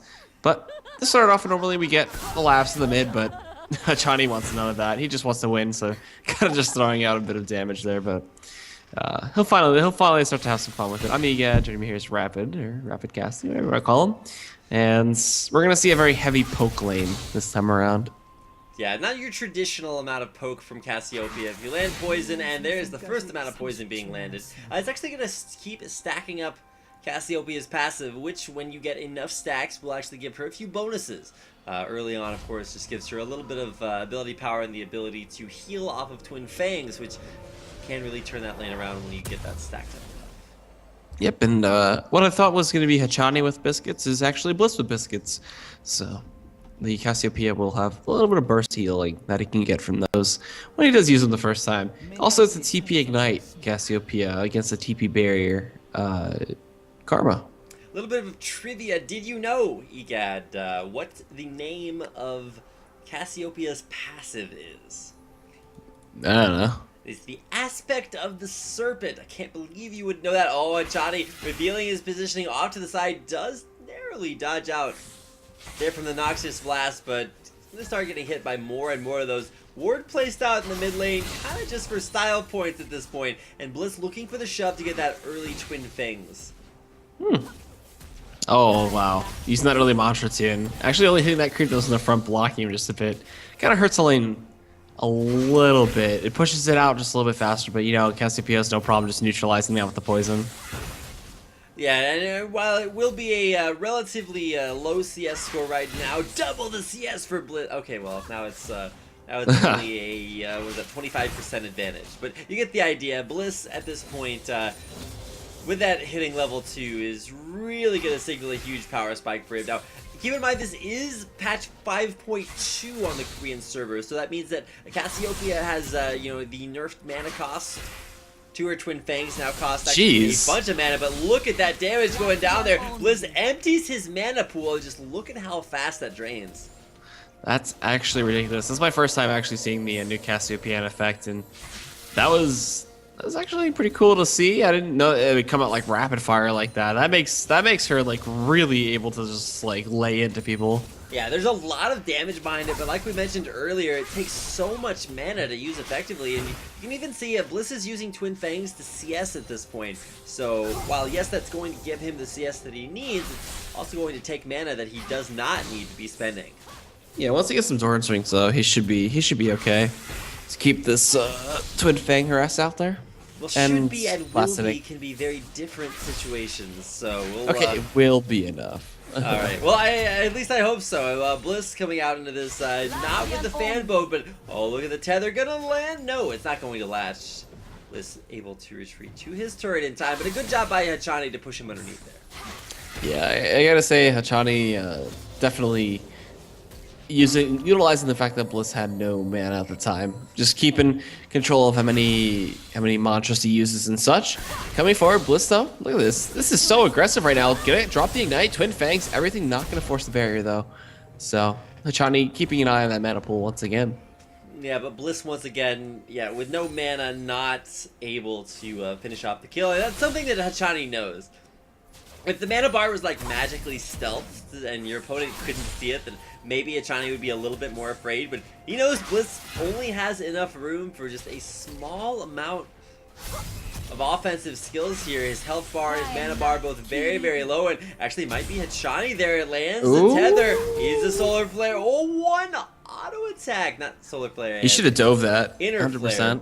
But yeah, immediate flash in there, but oh wait, doesn't have flash, so dive opportunity is just a little bit lower than you'd otherwise imagine.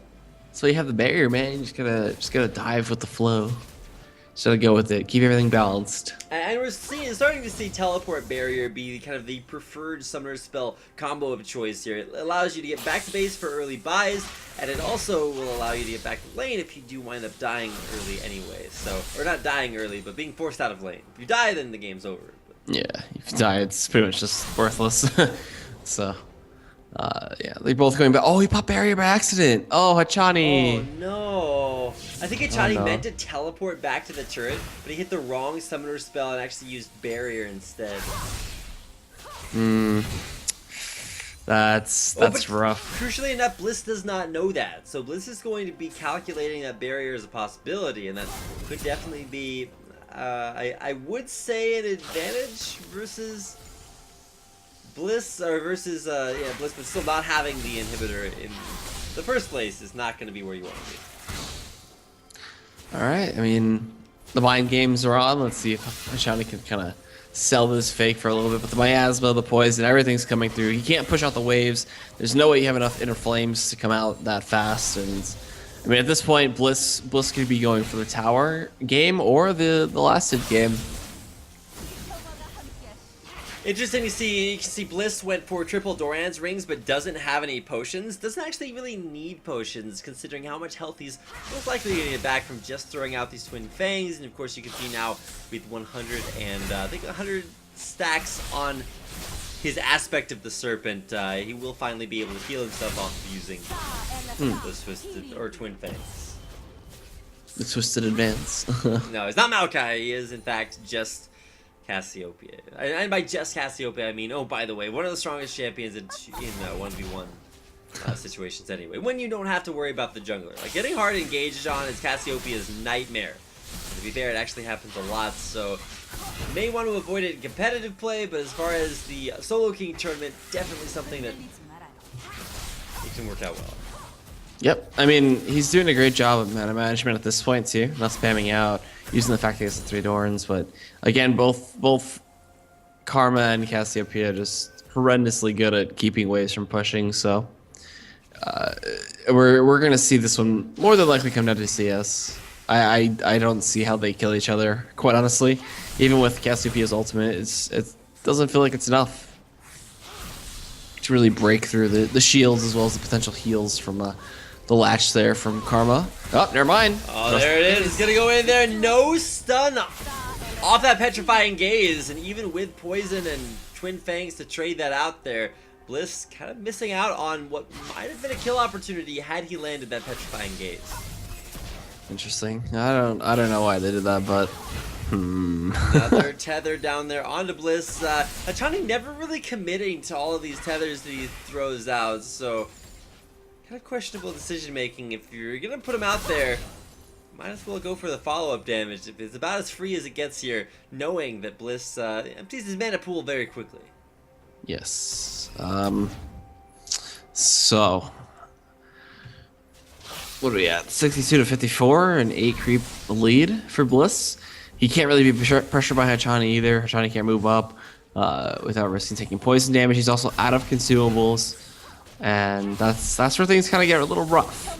Hachani did end up monitoring up the inner flame, but Bliss just kind of slithers away. He's got teleport back up too, so he can choose to just go back and teleport back to this lane. Yeah, that is the big deal. The guy that uses teleport first actually has a really big advantage, because not only will he be able to come back to lane ahead of schedule, which will allow him to, push turrets and, deny experience and all those other fine accoutrements of life, it will give him the item advantage when he comes back in the lane, and that is going to be a very, very big deal. Coming back with a Hextech Hextech revolver, though, not an item I expected to see.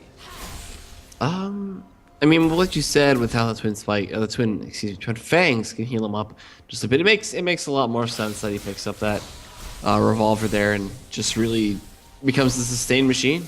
Impossible to burst, and at least impossible to burst in the 1 versus 1 situation, but he's going to be able to just stay through a lot of this stuff.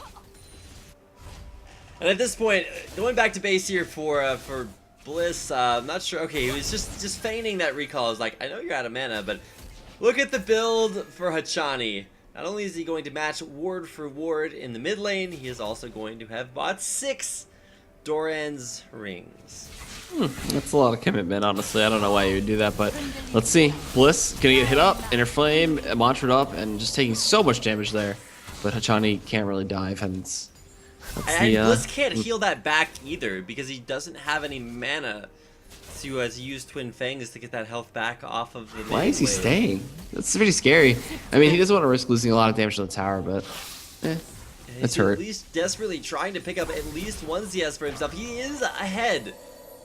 4 CS, which may not seem like a lot, but when it gets really, really close, down to that 100 CS mark, it's going to be what defines the game, and an Inner Flame Mondred up there. Hachani with the 1v1 victory. Hachani, the solo king, in our first game of this best of 3 series. Interesting. I did not think that Mantra of Inner Flame would be enough, but it was. And I don't know what this is still playing. Oh, this is a replay. I was like, why is this still playing this? It's just going to replay this. There is the tether to land. Mantra Inner Flame. So much damage. Turns out 6 Doran's rings. That's how you beat Bliss. Hachani. For KT Rolster able to pick up a game 1 win. Alright, so with that, let's see. We'll get into the next picks bands as soon as possible. See what they want to go for the next game. And I mean, ban Cassiopeia. Well, no, actually, no, it wasn't even that bad. The Karma played really, really well. Hachani definitely stepping up there. And at this point, you can see the commentator just kind of debating what kind of went wrong there. And I honestly think it was the most recent Cassiopeia nerfs that put so much extra mana cost on that queue when things just really emptied Bliss's mana bar, and without enough harass to be put on, made it very, very difficult to go in even in those trades. So, let's see. I mean, Hachani could make this a quick 2-0, or Bliss could try to come back and make it the game through the blind pick side. And then we head over to, the second to last match between Peekaboo and Marin to see who advances in their finals, or who advances to the finals to play up against whoever wins this one. I'm trying to think of how that lane could have gone any differently. Well, I think what really needs to happen, regardless of which champion you pick, you gotta manage your mana. And so coming in here to game number 2 now, we'll swap sides. Hachani now on the blue means that Bliss gets the red side. And, theoretically, the side choice is actually a little bit more impactful here in game number 2, because that means that, well, if you want to go for that early power pick, you won't be able to grab it. You don't have to worry about giving away like the 2 power picks that you have to worry about in LCS. It's a whole lot simpler this game. It is regardless 1v1, but it's a best of 3, so an attempt to come back here for Bliss. We see the Fizz, the Xerath, the Cassiopeia gonna get bent away again. Or not again, but for the first time between these 2 players. What else? What they need to take away? Lulu could be a big option. Karma gets banned away. Nunu as well. It's interesting to see the priorities here from the Korean side, at least. The Nunu's a big one. Karma's a big one. And, Caitlyn could slip through. Caitlyn? Yeah. Sivir as well. Okay, there's a Caitlyn ban. And with the Caitlyn ban, it probably means either a insta-lock on the Morgana. Hachani, you can tell, not only has been wanting that Morgana, it's been banned already in our first series, or our first game of this series. Morgana support champion, and KT's Hachani a support player, so nice to see him getting a champion he's very, very familiar with, even in a somewhat unfamiliar role. I mean, it's pretty much the same. You're just looking at Dark Bindings and get a tainted soil on them, and you're good to go, and then you put the black shield on yourself, and you pretty much can't be CC'd. Interestingly enough, Heimerdinger isn't the best response to it, because the Tormented Soil could just really kind of screw up your turrets. Maokai wouldn't be that bad once you tank up a bit, but early on, still pretty rough. But the Arcane Smash and the passive heal is not too bad.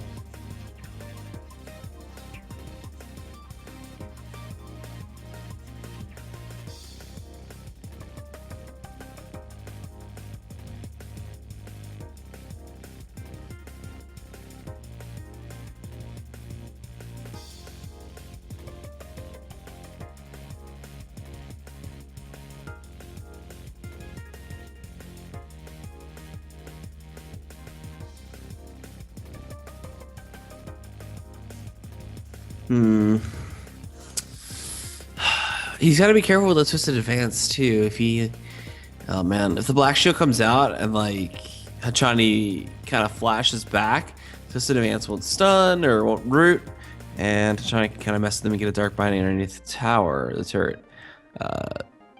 There's a lot of interesting mechanics that could happen in this game especially. And looking at the runes, we got, what is that?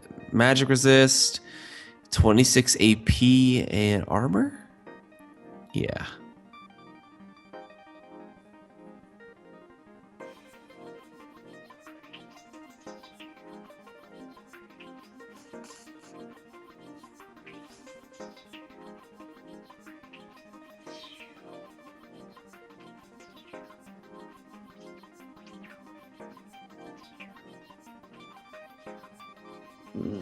Nothing out of the ordinary for sure.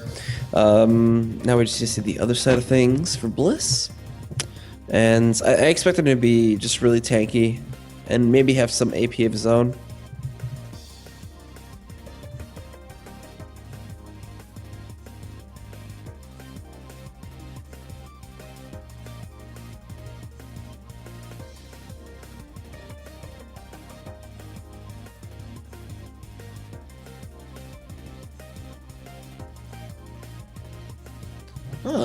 So no defensive masteries, just straight up aggression, and then even utility. That's kind of greedy.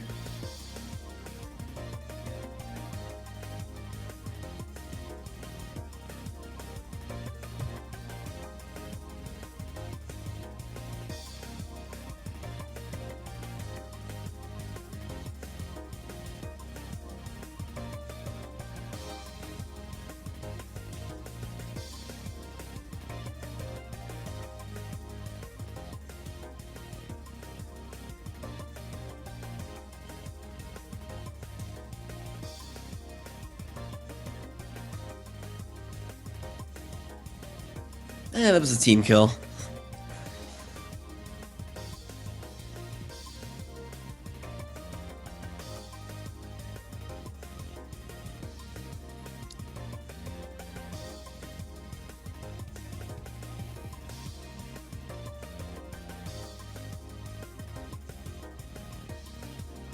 You muted yourself on the stream.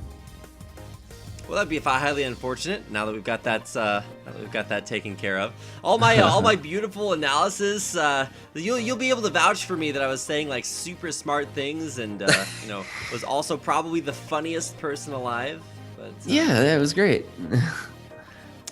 All right, well, I'll take the vote of confidence where I can find it. But now that we're done introducing our players for game number 2 in this best of 3 series, we should be able to get out onto the Rift here in just a few seconds for Hachani versus Bliss. Game 2, Hachani is up 1 game in this best of 3 series. You think he's gonna 2-0 it with this pick? I definitely think that 2-0 is very, very possible, just considering the champion matchups.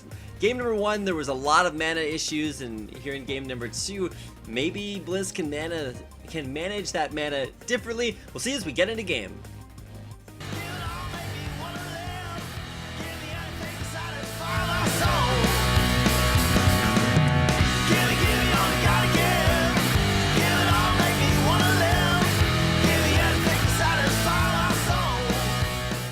All right, so we are into the Rift for the second game here between Hachani and Bliss. Hachani leading 1-0, and being a part of KT Rollster, he's got a big name to fill. And then we got Samsung's very own Bliss on the Maokai mid going up against this Morgana. Both players running Teleport and Ignite, so a lot of mobility and maybe some kill potential for both teams, or both sides. But it's gonna be tough to break down the Maokai. Now, there are a couple of ways that you can look at this, EGAD. You can say, okay, well, KT have had a very, very strong showing here tonight, so, maybe the KT name... what is he doing? Oh, God. If he had been bound there by Hachani, that would have been it. But he leveled Tormented Soil already. Why did Bliss walk under... Okay. That was weird. Whatever. Lag? I'm not sure exactly what that advanced strategy was. I think he was trying to get like a couple of early auto attacks on the turrets so that he could have a small advantage, but there's a champion there, so you can't quite make that happen. And that, ladies and gentlemen, is why you do not skill up a skill early on before you before you actually need to. Dark Binding, been like you a- said. A sub creep spawn kill. That'd be cool. Yeah, a 1 minute kill onto Bliss is not something you want to put on your resume. I died pre-level 1 in a 1v1 tournament, so... another way to look at this is just based on the champions standings right now. Samsung down at the very bottom, 0-6. And honestly, when Bliss was announced as the mid laner for Samsung, I was super excited because he's represents a lot of solo queue talent. He's also a player who's incredibly highly skilled playing Fizz. He was a very mechanically demanding champion, so I expected to see a lot of good things from it, and unfortunately have not quite, lived up to the hype. And I think Samsung as a team, they were a team that went to Worlds with both of their rosters, and now with a full brand new roster, still have a lot to prove. And kind of the same situation here for Bliss versus Hachani. Shiny really needs to level 2 because then he can guarantee himself a kill on the Bliss. While his auto attacks are just putting in some serious work chipping him down, as well as the tormented soil there. But let's see. Binding connects, ignites out, and it looks like he's gonna go down. Whoa, yeah, one more auto attack. Oh, he all got it's gonna do with Magic Sap to heal, just barely enough. Wow. Bliss in a lot of trouble, forced all the way back to base already, and he'll get his way back into lane. But we're actually gonna see a quick replay of this. One last auto attack. Sapling slow saved him, 100%. Yeah, and if Hachani had committed a little bit more to that, might have been able to pick up the kill. Would have been close, and now we're going to see another Dark Binding to land here. The auto attack battle, but here's the Sapling. The Sapling's actually going to go. This is, dead for Hachani. There's the Arcane Smash for Bliss. He'll take a Twisted Advance back out of that fight just for a few style points. Now, I think we're going to get a quick replay of exactly how that happened. I think that was actually just pretty bad positioning by Hachani. Yeah, being pushed up that far is kind of risky against a Maokai, and I mean, even without ignites, like that sapling does so much damage to you, and there you see the effects of it. Hachani didn't have much armor either, or magic resist, so kind of just getting chunked on through that. This is like the second game, excuse me. And I want to say this is our fastest victory of the tournament so far, 3 minutes in. And Hachani losing that 1v1. Bliss coming out with a win and tying the series. His best of 3 at 1-1. And that means that, it's coming down to the final game. Will it be KT Rolster continuing their dominance through every single one of their games so far? It's always been KT coming out on top. Maybe this is Samsung's time to shine. Who knows? Who knows? I don't know, that's for sure. I'm rooting for Bliss at this point. See if he can make the nice little comeback. Ban-wise, next game, do they even really need to? What could they? I don't know if you need really to ban Maokai. Well, one thing to point out is that Hachani is a support player, and he did go with a little bit more of a supportive based champion. And even though we've seen Morgana start to maybe migrate to the side lanes or to solo lanes as a solo laner, it's still not a champion that you would expect in a 1v1 to be like top S-class, top of the table. And with only 6 bans in here, and several kind of diverse bans being taken. It'll be interesting to see if, when we come back for our deciding game number 3 in this best of, game 3 in a best of 3. If it's deciding, then that's the only situation we could have. If Bliss is able to, take things home and, solidify his position as a very, very skilled 1v1er in the mid lane, or if, it's Hachani, showing that, hey, supports can carry too, and, he'll take home the win and advance, continuing KT's dominance of the tournament so far. But then again, the KT members could meet up again and some more team killing and more sad times for them. Not a possibility necessarily in this bracket, considering that our second best of 3 will pit 2 SK Telecom members versus each other, but maybe a little bit later on down the road, definitely a possibility. A lot of KT success tonight. We'll see if Hachani can make it work out for them.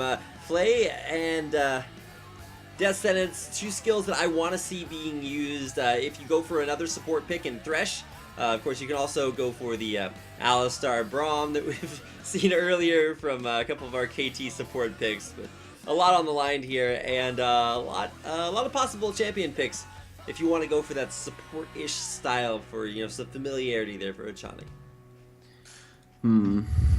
So another big match after this one. So we'll see once they get the last, you know, once they get Bliss and Hachani ready to go.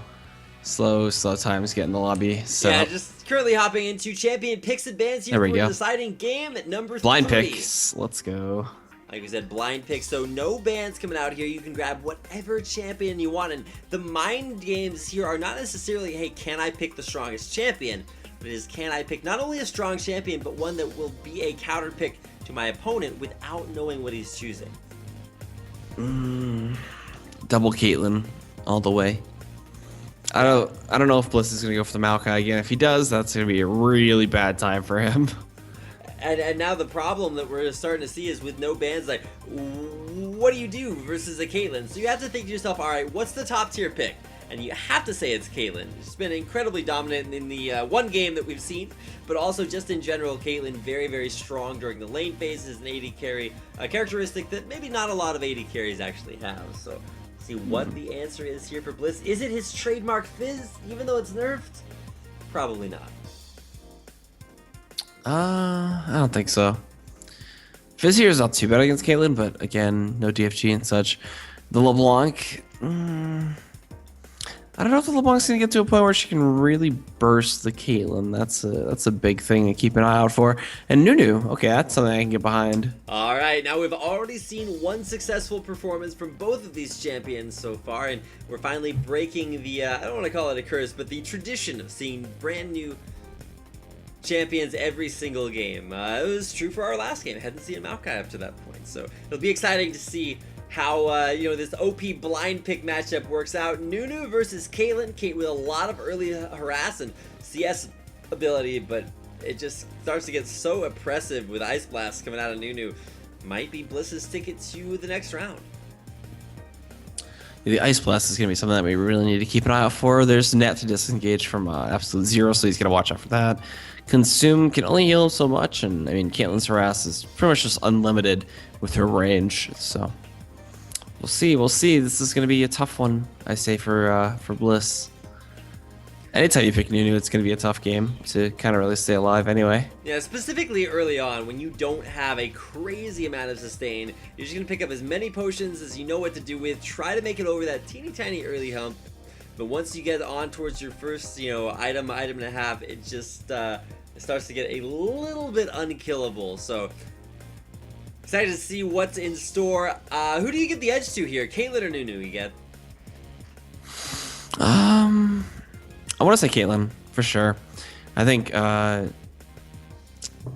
is it? I think that I completely blanked the name. Hachani has the upper hand here, and we see the runes now too coming in 11% attack speed, I believe that is, and we got, what is that, 11 damage, 8, no, it's 11 armor, 8 damage, and I couldn't see what the percentage was, unfortunately. Going on to the masteries though here for Hachani, fairly standard. Notice he actually put a point into a mastery that will give you bonus damage from your allies. I don't necessarily think that will be very effective, considering that, you know, there are no allies for him to amplify their damage on. And now we're going to take a look at the rune page. Shouldn't see too many things out of the ordinary. Just ability power, health, armor, and magic penetration. Yep. If he went anything else, I'd call him crazy, but you never know. But would you call him maybe? Maybe. Okay, well, we'll keep an eye on that. Now taking a look at Bliss's mastery setup, at least for this game. Yeah, just raw damage and utility, no problem. Yeah, this was fairly standard. It's what he ran in a previous game. Really prioritizing the extra sustain for having those total biscuits of rejuvenation and, of course, 10% additional time running there on your health potions. Also has 2 points in the summoner spell cooldowns if they pick the same summoners and are in a battle. Some teleport ignite. Where time matters, then yeah, that could definitely turn things around. And of course, percentage cooldowns, even if they're small on very high CD summoner spells, will make actually a pretty decent difference. So excited to see what's gonna come out here of the blind pick match. It's It's going to be one for the ages. Caitlyn versus Nunu, two of the strongest champions that we've seen here in the Solo King 1v1 tournament here on Azubu TV, and it's been exciting to watch every single one of those matchups. We're going to find this game number 3 coming your way here in just a minute.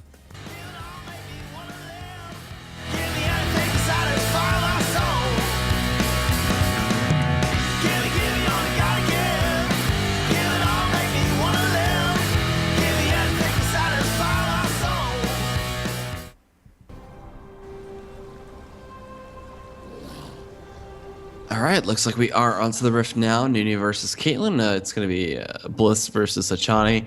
Teleport Ignite for the Nunu and Teleport Barrier for Hachani. Looking to just kite and survive. He did go Longsword and 3 potions, and Bliss went for the Biscuits and Doran's Ring route. So looking to spam out those Ice Balls very, very quickly and not really worry about mana too much. And this is actually the opposite of what I was expecting. I thought we were actually going to see more sustain from Nunu and more just aggressive early game here from Hachani.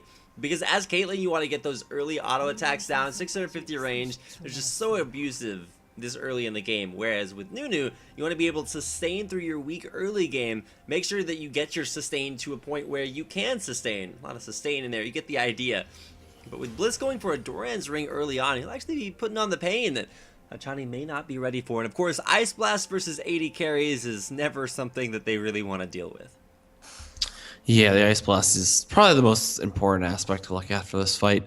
The traps for Hachani too are going to be pretty big, considering that Nunu wants to walk up and consume a creep, but the trap could just keep him there and delay him just a bit. Geez, the 90 caliber net for escaping Absolute Zero, for escaping Ice Blast, chasing you down. And you hear him just laughing in his face right now. And eventually he'll start just abusing the range that Caitlyn has and whittling away at Bliss. Gonna whittle away at the creep wave primarily, just walking forward for an Ice Blast, and Hachani not actually auto-attacking during the duration of that Ice Blast, just because he knows that he's probably not going to get too many auto-attacks off anyway. Saves that Piltover Peacemaker, and like you said, just the 650 range, so abusive. Creep wave attempting to be evened out there, thinned out as Hachani versus Bliss, both a lot of early aggression. See which one pays off first, and it probably will be Hachani. Yeah, I mean, he can only consume every couple seconds, so it's not going to work out. And every headshot procs, Hachani is just going to be looking to move up forward. And of course, he is going to need level 2 in order to go for this consume, so still behind in that level as Hachani did hit it first. Bliss will be facing a pretty decent wave at his turret. Will he be able to last it at all? Already missing 1 creep. We'll see how many more he is allowed to get. It's going to be tough for Hachani right now. He's going to get chased out. Ignite is available. He's going to drop some traps and kite around that. But with not enough mana and Ice Blast and cooldown, he doesn't really want to risk it. Especially running into the enemy creep wave. Yeah, definitely. You never want to fight in a creep wave this early on into the game. Now, a level up here for Bliss. He's going to have probably rank 2 on Ice Blast. Yeah, he did level up rank 2 for that skill, and at this point in time you're already seeing Hachani having worked through all 3 health potions, starting with a very high sustained build as far as 80 carries go, and they're gone. And this is a big discrepancy between matchups that you want to run versus Nunu and well, this one, because with no sustain other than just the lifesteal and that Doran's Blade, Hachani has no way to deal with taking this point and click damage that every single one of those Ice Blasts is going to put down. Now Bliss very low on HP, but trying to auto attack these minions down will give him the advantage over Hachani. I gotta say, the way he played that with the headshot proc into Piltover definitely just brought him back, not brought him back into the game, but allowed him to gather a bit of a lead, seeing as to how Bliss did retreat with the wave pushing into the tower. So at some point that wave will reset, and we could see a pretty good time for Hachani. Bliss also clearing out the traps, just walking into all of them. Wow, yeah, and at this point, that's probably the most effective way that he has to clear out the traps, because HP isn't too big of a difficulty for him. He was able to get that CS pretty much for free while Hachani was back into base, and Bliss still looking to just keep chucking out with those Ice Blasts, something that Hachani just cannot deal with at this point in the game. Yeah, way too much damage coming out from that burst. He trades with a Piltover. That's insane. Although the Piltover was mitigated by creeps, but it's still way too hard to trade. Although when he has low mana, it's much easier. But you know, he gets free spell cast after every couple hits. Yeah, he's gonna be clairvoyant with that, clear casting, but oh, nice combo there by Hachani. He's been able to use the potions and the Vampiric Scepter to that sustain coming on, and that'll represent about 13% lifesteal, barring any additional lifesteal from Runes and Masteries that we, didn't see at the last second. But for Bliss now, he has pushed back underneath his turret. He's going to be losing a lot of the CS, and if you just look at this CS, you can tell Bliss is not prioritizing that objective. He's trying to get close to a minion to consume it, but unfortunately... He's got to be careful. He's got to be really freaking careful there. If he steps on that trap, he's just dead. So yeah. Bliss... He doesn't have TP either, so if he goes back, he's going to lose a lot of tower damage. Now, keep in mind, he did have the health potions to start the game with, but now with no longer any more after having gotten double Doran's rings. Those rings were turning the tide, but you walked into a creep wave, a Piltover Peacemaker, and kind of all she wrote here. Hachani now going to get a free trip up to this, really the only turret that matters. Of course, we'll deny a little bit of CS and gold along with it. And oh boy, I mean this is the siege too, so this tower is gonna take a boatload of damage. Not a boatload, but a bit. It's okay. It's put out a half at least. I thought he'd have more time to just whack away at it, but as soon as Bliss gets up there fast, Nunu does have a pretty fast movement speed. But Hachani decides to go back. I don't know how much gold he has left in his bank, but just pick up some Doran's blades and he's good to go. Now, interestingly enough, Bliss comes back with triple Doran's rings, so no sustain from potions. He's just looking for those rings. If he likes it, then I guess he liked it 3 times because he put 3 rings on it. Yeah, so he'll be able to stick around in lane, but he's down so much in CS at this point that really all Hachani has to do is just keep killing minions, and he's gonna win the lane anyway. Yep, being 13 ahead, not too bad, not too bad. Caitlyn is the CS queen. The only thing he's got to watch out for is just a consistent Ice Blast harass. Other than that, like, just keep doing what he's doing. Juke out the range there. Bliss can't really effectively push up. Let him just keep walking into traps and trade like that. Like, those are perfect trades. Just like that.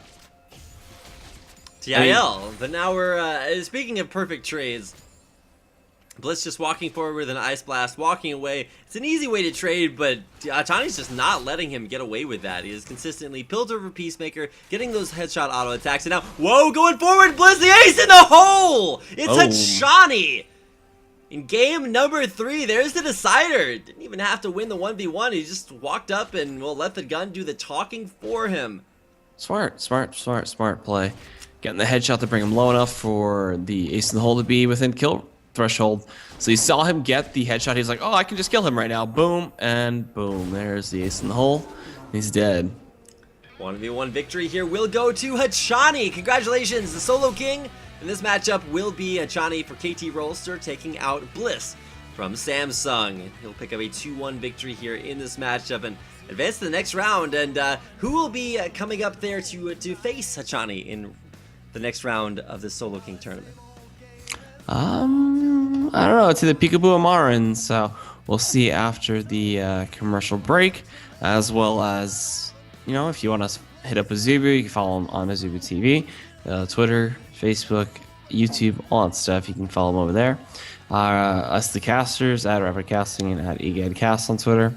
And yeah, just thanks for watching. If you want to donate to the stream, not donate to the stream, but donate to the charity that is going on for this event for the Solo King, you can check it out on the site and do that there. So we'll see you guys for the next match when it's ready.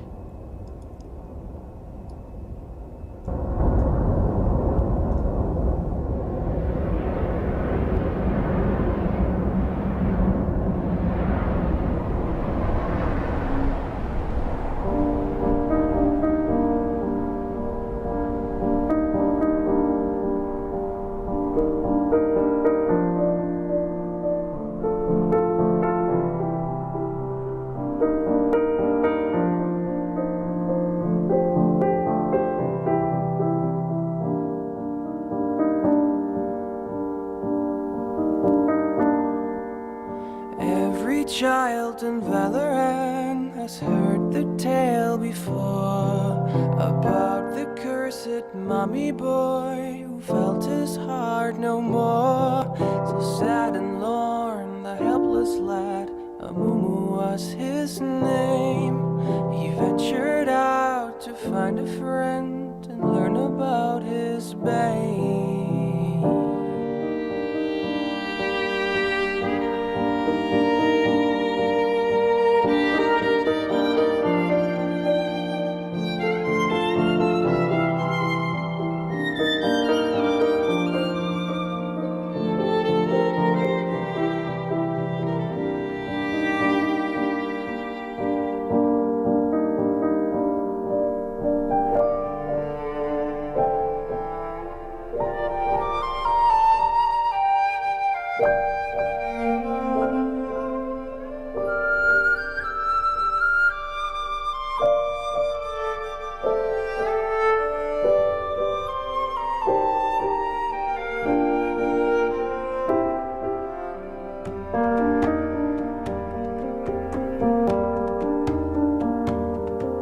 For many years, young Amumu traveled through the lands, determined to make friends if only they would understand. But even when Amumu stood upon the ledge of home, his hope would disappoint him and he would remain alone. But then the curse began to whisper in his ear and would confirm what was Amumu's biggest fear. It pledged that never shall someone become his friend. It pledged that he shall be alone until his end. Sorrow and despair became too much to bear.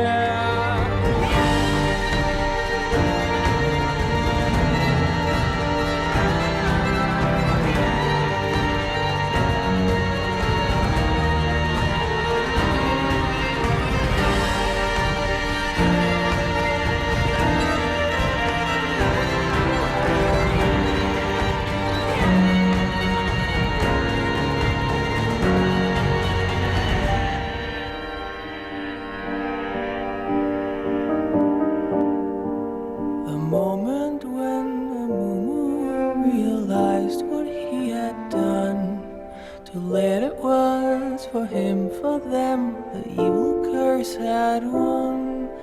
The anger and the anguish overwhelmed his fragile soul and caused a wicked tantrum that he never could control.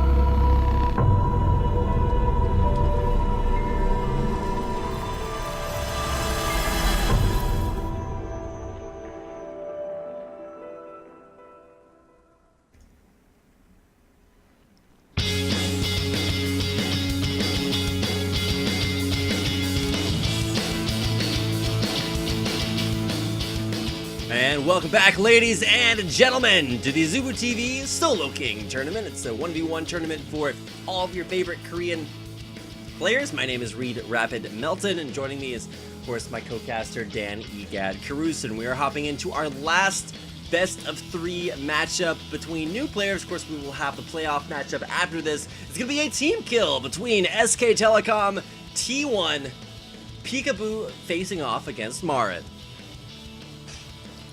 And coming into this, the KD is interesting because Peekaboo, you know, he's got the higher advantage of the KD, being the support player for SKT, and you know, just participating in a lot of the fights. Marin, we saw him single-handedly carry yesterday on his Maokai. So coming into this, he does have the higher GPM, the higher creep score per minute, but that's just indicative of the position they play in OGN. So I'm interested to see how Peekaboo plays a solo kind of position. Now, Peekaboo, a little bit like you said, or rather Marin. Let's start out by talking about Marin. And when I was reading the players and the analysts' predictions coming into this matchup, I was actually a big fan of Marin. I was, super excited to see him play. But when it came down to which player was going to win, it was almost unanimous. Even when I think talking about this matchup, Chex, our famous OGN writer, was actually quoted as saying that Marin was called the top lane faker, and while he couldn't necessarily deliver quite to that extent, it was a very, very good top laner. And so Peekaboo coming in as a support player, he's not afraid to play aggressively, but it's going to be up to him to see if he can find a weakness and exploit it here in Marin, of course. Paraphrasing Chex's words there, but you get the idea. Marin, a very, very strong top laner, and honestly, when I saw the way that SKT was going to be reworked for this season, I had only happy thoughts when it came to seeing him up in the top lane. So it's going to be exciting to watch out. Should be a good matchup for Marin, but definitely one that should be in his favor. All right. I mean, there's still plenty for him to choose from. I mean, we haven't even started bans yet or picks, so I'll have to wait till we actually get into that screen to see what they go for. I'm not going to be surprised if we see like Caitlyn or Cass ban or anything like that. It seems to be the standard for the Koreans, as they do play the 1 versus 1 unless you're trolling around just a little bit like the Kitty Roaster people with the Blitz Alistar and such. But, jeez. What are they possibly go for, especially with a support player? Could see another Morgana, could see... I don't think a Nami would work at all in any situation, so... Well, we're into champion picks and bans here for game number 1 in this best of 3 Solo King series between Marin and Peekaboo. And with Pantheon, actually, the first ban here. And is that a Diana?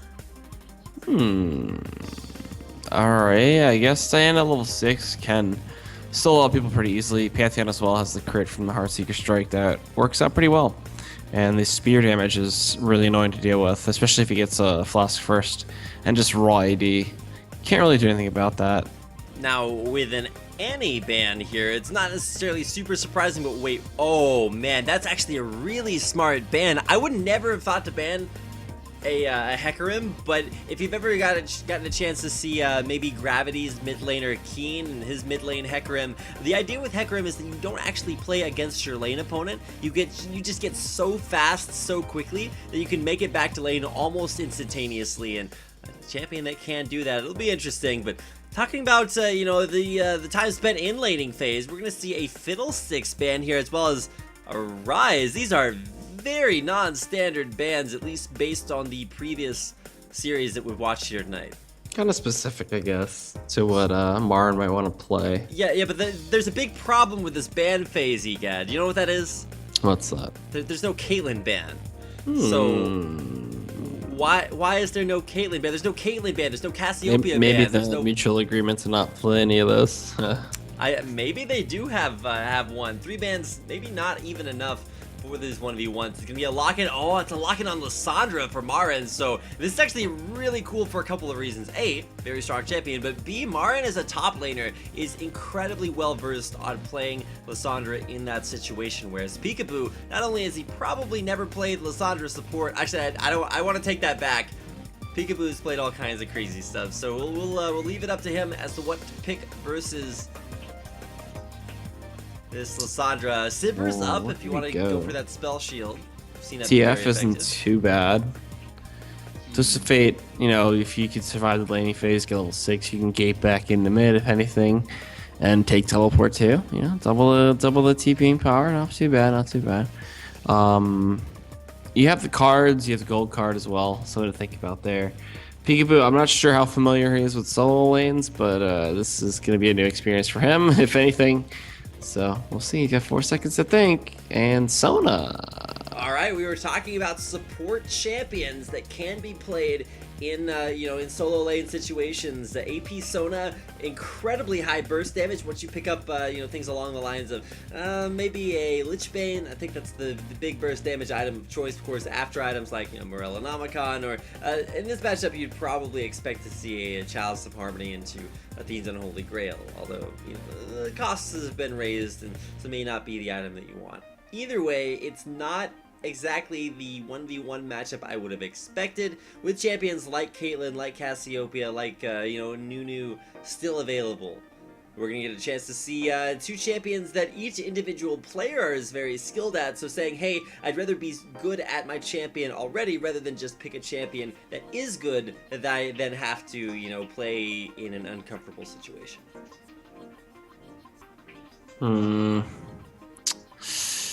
I'll see. I mean, the uncomfortable situation could be pretty relevant, but I don't think it is. Like right now, they're both teammates. They're both just chillaxing and having some fun. So you can advance further and further in this bracket. We can see the KD now coming in, a little bit ahead for the side of Peekaboo as he does play support for the games they play in OGN. So it kind of gets a little stacked up there just from some games. And there's Marin too with Maokai straight at the top. Definitely one of his favorite champs.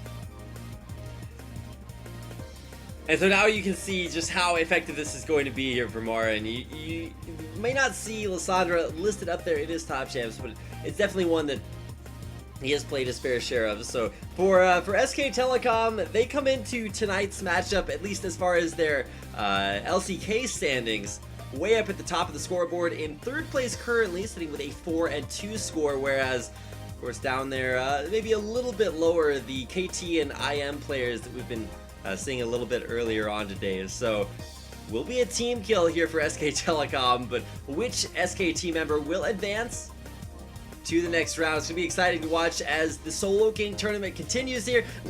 KDA's notwithstanding, of course, these champion picks and stats and scores will all be based on the current LCK standings this season, which is a 5v5 tournament, so you can take them with a grain of salt. But what you cannot take any less than with the most seriosity, I'm gonna make that up as a word, are the two players at hand, Peekaboo versus Marin.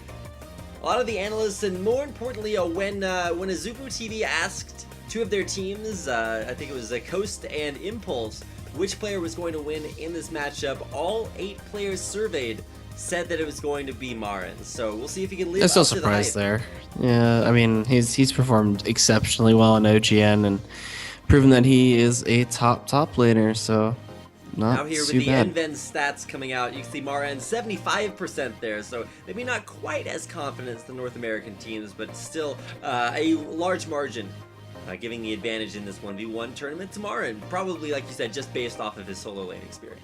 Yeah, definitely proving that he can 1v1 no problem, but he's not going to be someone tanky. Lissandra does have mobility and such, and some good harass, which is a big thing, but I'm not sure how well she'll fare against... No, wait, no. I played my first Lissandra game earlier on this morning, and I had 100 CS at 10 minutes, and I was like, where does the CS come from? How do I do this? I've never played this champion before, but it worked out for me, and maybe it'll work out for Marin versus Peekaboo, who on his Sona will, I don't know, have a little bit of an interesting mid lane performance here. Not a champion I'm used to seeing mid lane, but then again, I'm not used to seeing these players 1v1ing mid lane. We'll see how they match up here in just a minute as we load into our first game of this best of 3 series. SK Telecom team kill here between Peekaboo and Marin. Face Achani. Winner will be crowned right after this. Right after this. There Maybe. we go. I'm trying to read these cues, but it's a little It's bit hard to more- read their body language. It's just like, Is it coming? Is it coming? And here we go. All right, so stick around. We'll be right back with Peekaboo versus Marin.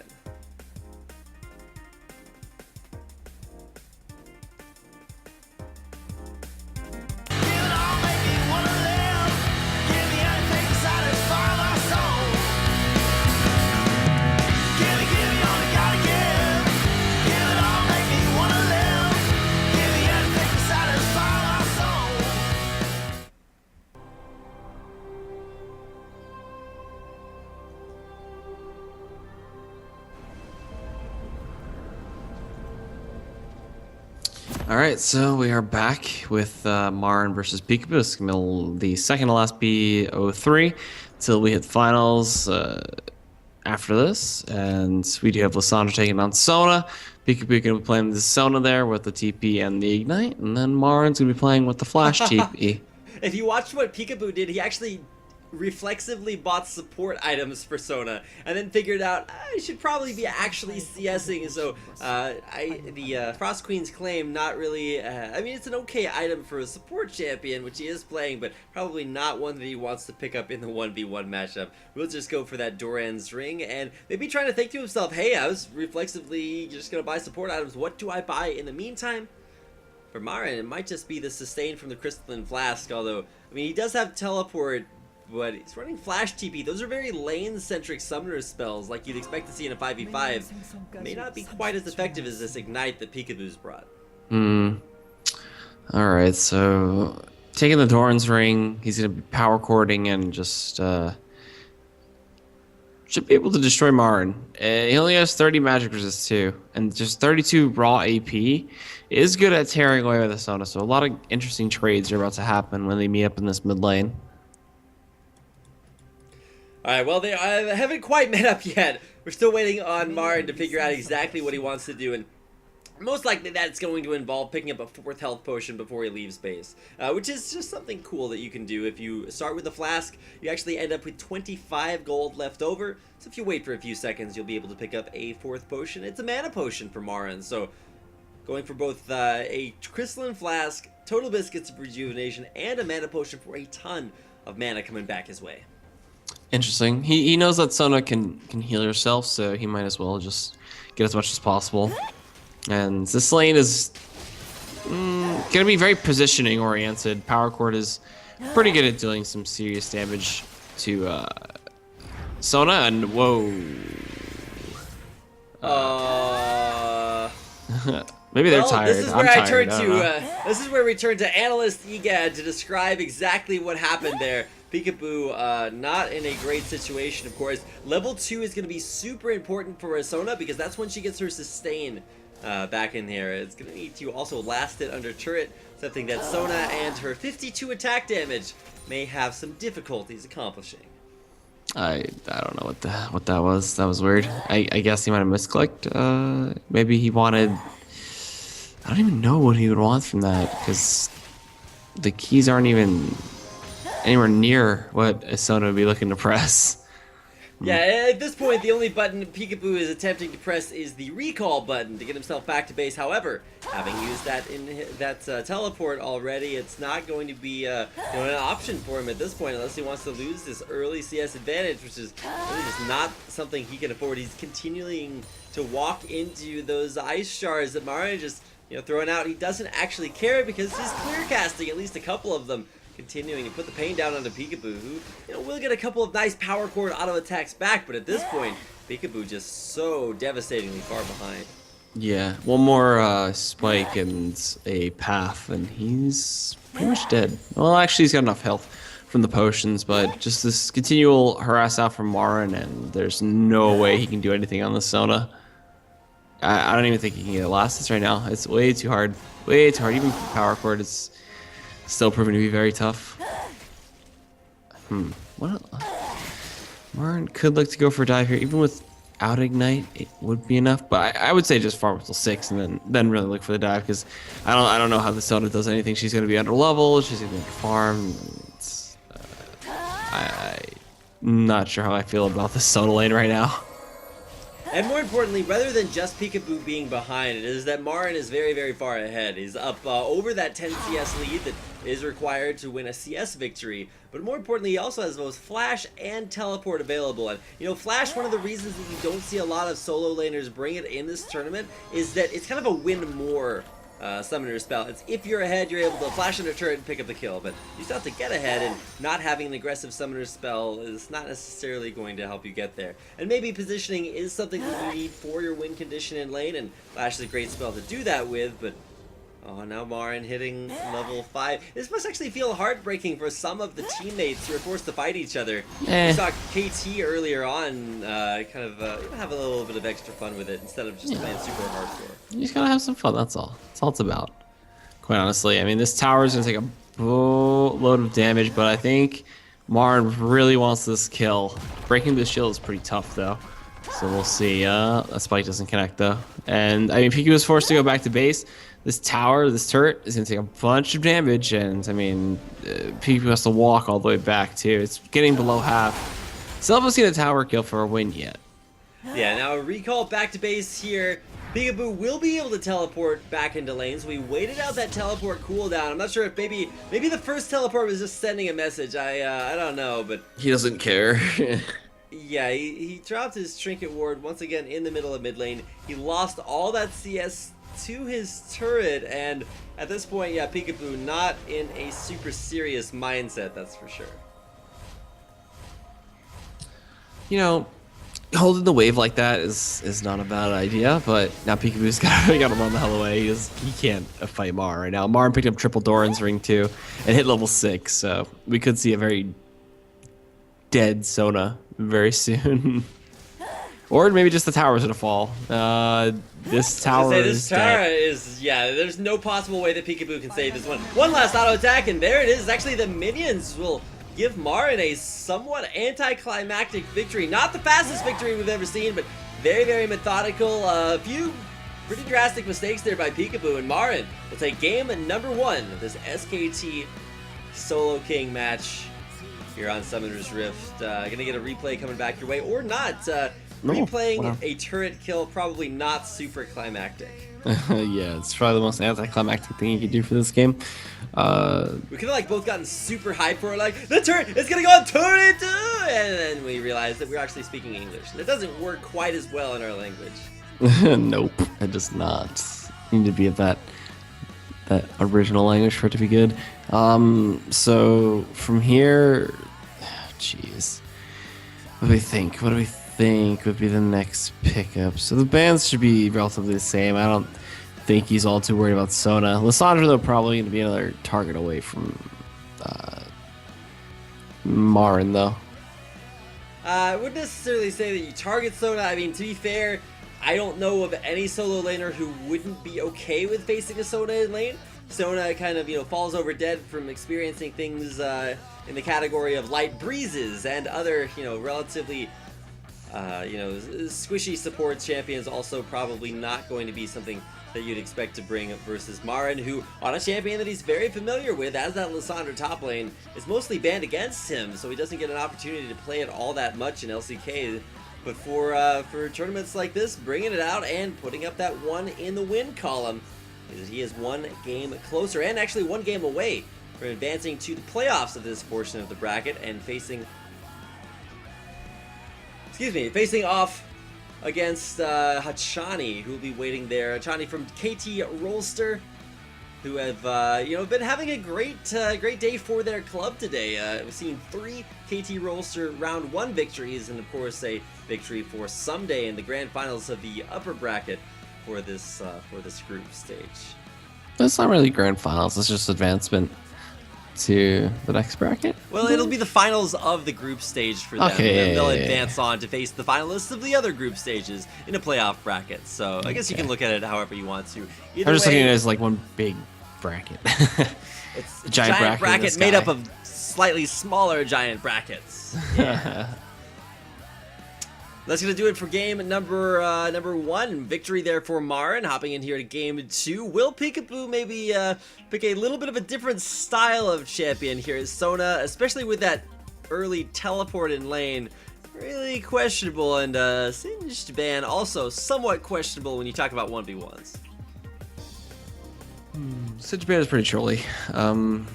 Singed in a 1 versus 1 is just really annoying. You can't really kill him, he just keeps poison trailing, and that's about it. But the Nami ban is weird to me. I don't know why Peekaboo would do that, but whatever. Well, there's an Annie ban. I think that makes a little bit more sense. A support champion in some situations. So well, at least we saw it be a full burst mage, but the new kind of out-sustained it, unfortunately. Yeah, and Marin consistent with the champions he just doesn't want to play against. Banning out Annie, Pantheon.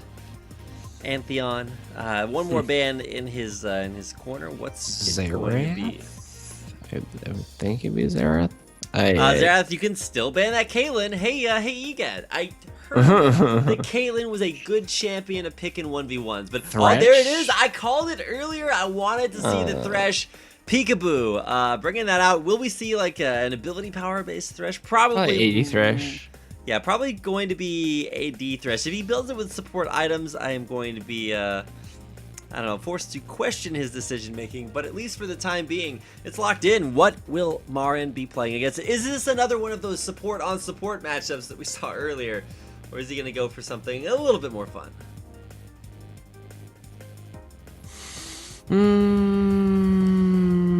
No way, dude, dear. You say that now, but I mean, it could work. Thresh damage once Flay passive is down isn't that good. Alright, maybe just go with his guns and do with what he wanted before. You know, just stick with Lissandra, why not? If it works, do it.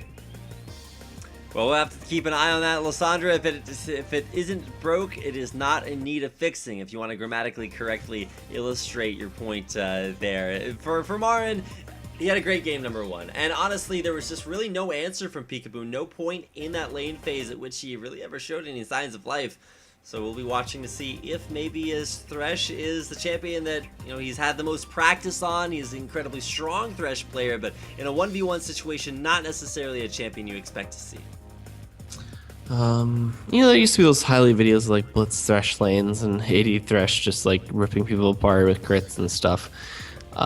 In this one, I don't think he's gonna be able to get to that point, but he could at least get maxed out Flay damage on the passive, like that chunks away very, very hard. Seeing as how you can't really like just fully mitigate it since it's like a split between magic and physical damage. Jeez, I don't know. I think Marin has this one. Yeah, definitely Marin. Everybody, when they were surveyed, the teams, the players, even Chopra said Marin probably going to be able to take this one. InVen agrees in their matchup, in their rankings.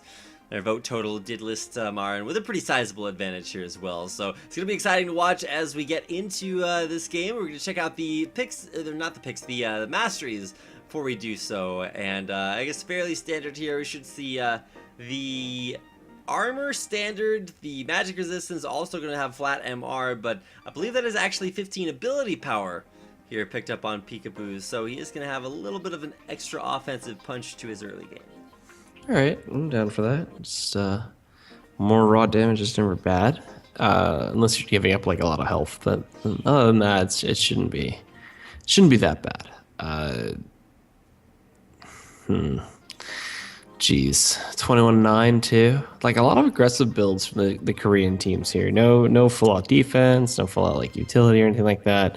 Just I'm playing 1 versus 1. I am gonna hit you as hard as possible. And this is AD Masteries, so it'll be interesting to see what direction Peekaboo wants to go here. More interesting is going to be Marin. We'll see what he wants to do here this time around with Lissandra. You can see, I believe that is ability power. Yeah, so it's armor, ability power, mana. No, that's hybrid pen. Okay, that makes a little bit more sense. And of course, he's split those runes up a little bit more differently than you'd expect. But you get the idea. It's gonna be fairly. Wait, what is this mastery page? So he's some right clicks too. Yeah, he's put that point into spell weaving, so he's gonna have that no blade weaving because he put that into, like you said, the right clicks. He's gonna have that spell blade passive for a little bit of extra oomph from his ability power on his Justice auto attacks. Okay, so let's see. We'll get into the map as soon as possible and stuff. And what else am I missing here? Trying to think. I'm thinking about what I could possibly be missing about why on earth Peekaboo would pick Thresh. I don't see too many merits of Thresh in a 1v1. It seems there's no sustain there. It's a relatively short range champion as opposed to champions like Caitlyn, which are very, very lane dominant. But maybe he's sort of trying to stick to his champion pool and make sure that he plays champions he knows how to play and feels comfortable with. However, in the 1v1, might not exactly be the things that work out the best for him. No, the 1v1 is gonna be weird. Oh man, it's gonna be all to the spikes that Marn hits. Honestly, if he can kite out the Thresh, it'd be no problem. But we'll see. We'll see. We'll do my my very best, my absolute best. Thresh coming in versus Lissandra, champion that won game number 1 incredibly hard. And keep in mind, this is only a best of 3. If Marn wins this one, then he will advance, of course, to face Hachani in the next round, which will be our final best of 3 of the night. Only one series coming up after this one, so if you guys are excited for more Solo King, well, you only have a little bit of time left to watch these matches here on Azubu TV. And of course, if you missed this, I don't know why you're watching if you missed it, but if you're just out tuning in and want more Solo King action in your life, well, then don't go anywhere, because we'll be broadcasting on a second day this week. And of course, for more schedule information, you can scroll right down below the screen and find out all the info about the Solo King tournament broadcast. Yep, so a couple more seconds, we'll be loading in towards the Rift here, and we'll see if Marn can close it out in a quick 2-0. So yeah, let's see the intro.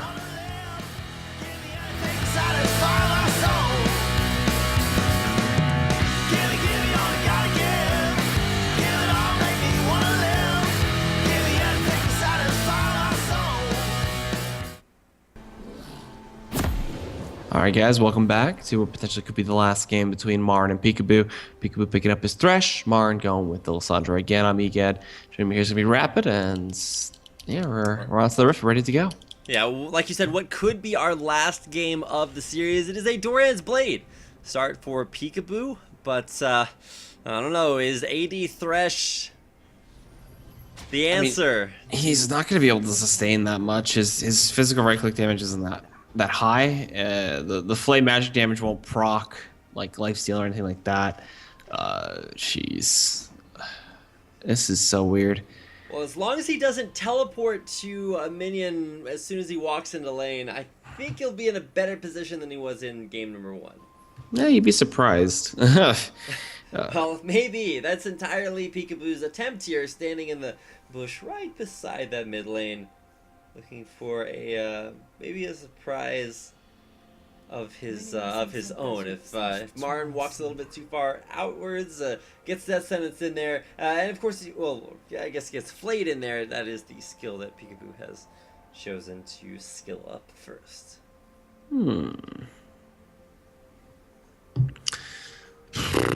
Okay. Let's see. Once the creeps get over here, it's the lanes. It shouldn't be too bad. But they're just playing really passive, kind of trying to see if anyone ever extends just a little bit, just to get a little bit of information to see where the opponent is. And why is Lissandra glowing there? That's weird. It's just shining. It's because of her passive.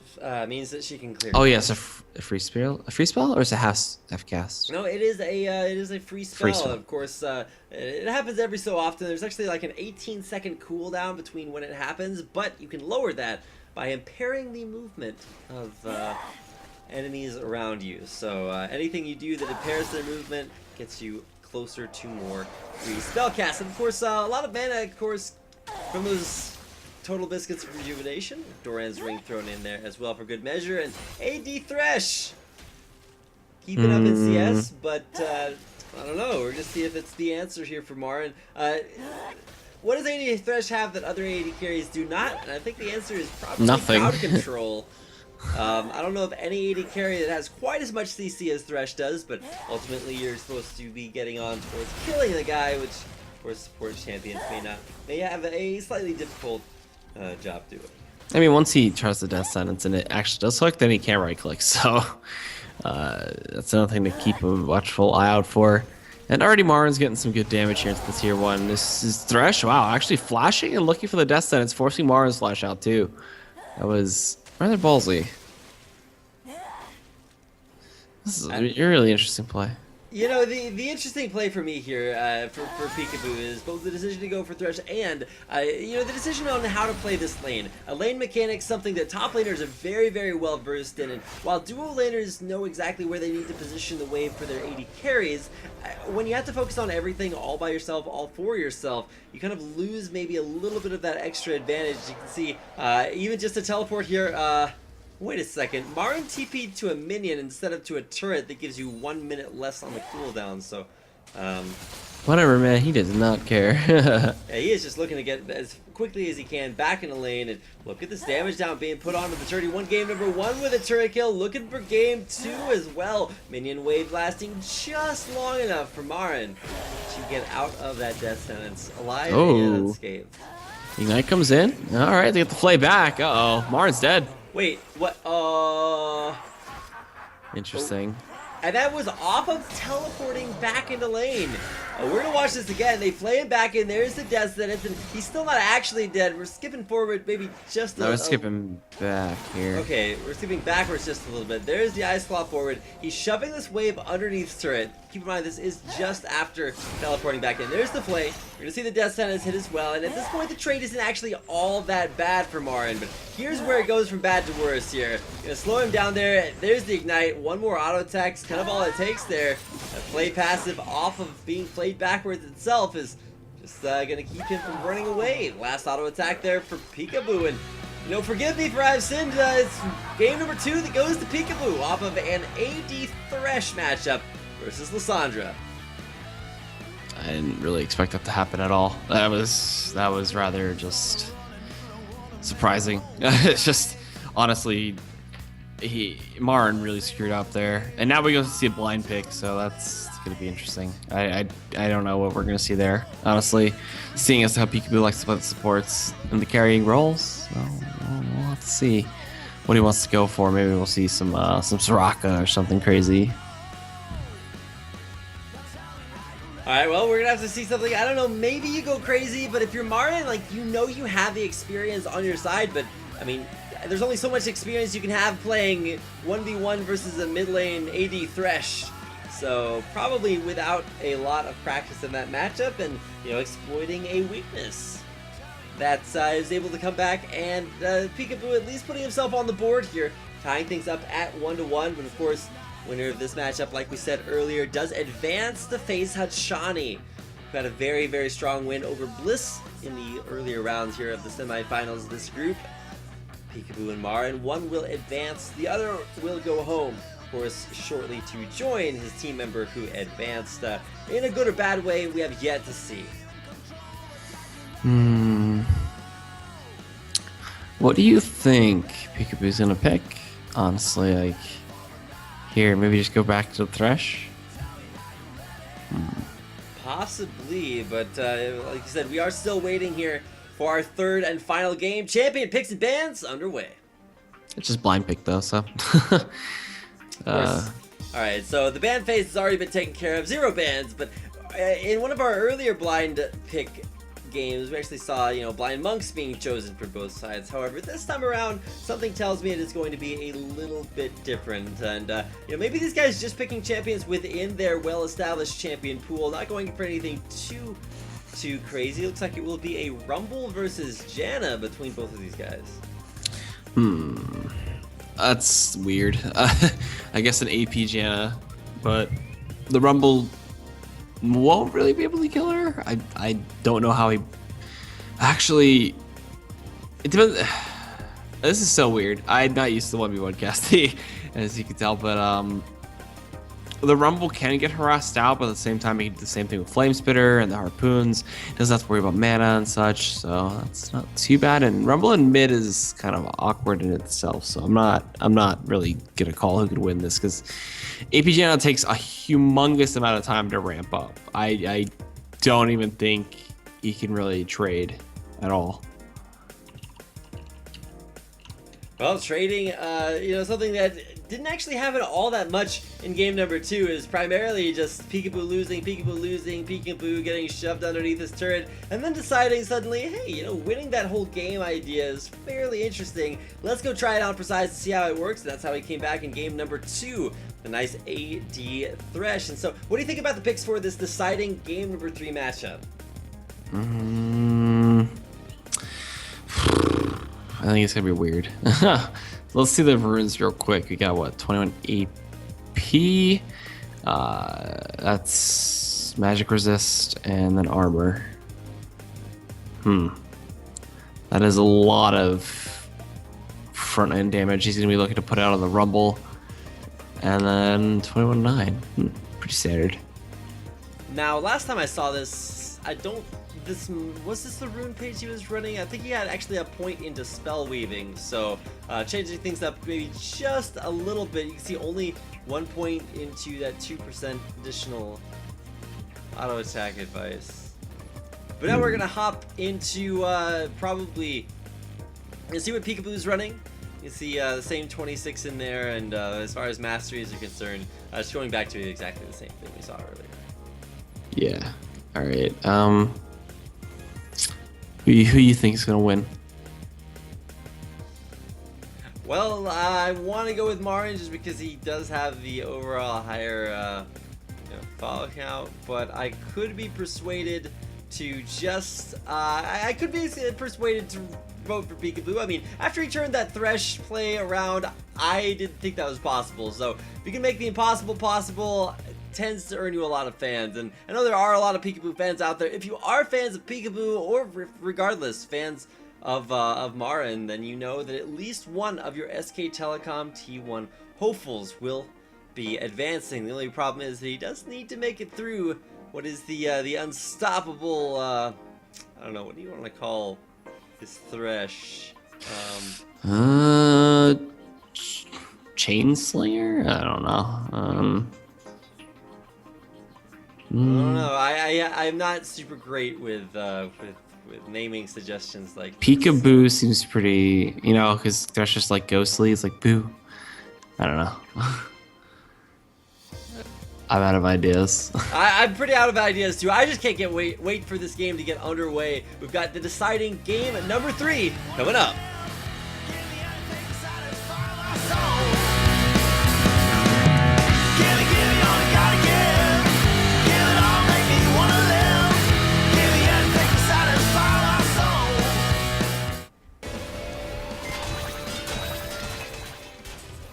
Building things up there, we're back out of the Rift, and welcome back, ladies and gentlemen, to the Solo King tournament here, Korea 1v1 tournament on Azubu TV. My name is Reed Rapid Meld. With me is Daniel Egad Caruso, my fearless co-caster, who's intrepidly stuck beside me through all of these 1v1s tonight. SK Telecom, a team kill situation, and the last game in this best of 3 on the line. Marin's Rumble takes to the Rift versus Peekaboo's Janna. Woo! Alright, so I don't know how Peekaboo Janna's going to fare here. 50 AP, no magic resist, no armor, just looking to go raw tornado damage, I guess. Trying to just not let him shove the wave. And Rumble's not the best tower or turret pusher, so you just drop a shield on that and it should be okay for a little bit longer. Marin also went for the Thorn Shield and Potion, which is another really interesting route. Especially against a Janna, because you're going to get nuked by the AP, but I guess the HP per 5 that the shield offers you isn't that bad. It's weird. This Janna could really become just a huge nuisance if she picks up like 3. If she gets 4 Doran's rings, I think it's going to be impossible to push in. Well, now, one thing that we did see in game number 1 was the willingness to just sit back and base with a Chalice of not a Chalice of Harmony, a Crystalline Flask, wait for that extra health potion, or mana potion, depending on which resource you need a little bit more of, and then just come to lane maybe slightly farther ahead in objective control. But now it's up to Marin without that, starting with the Doran's Shield, and try to block that range versus melee auto attack damage.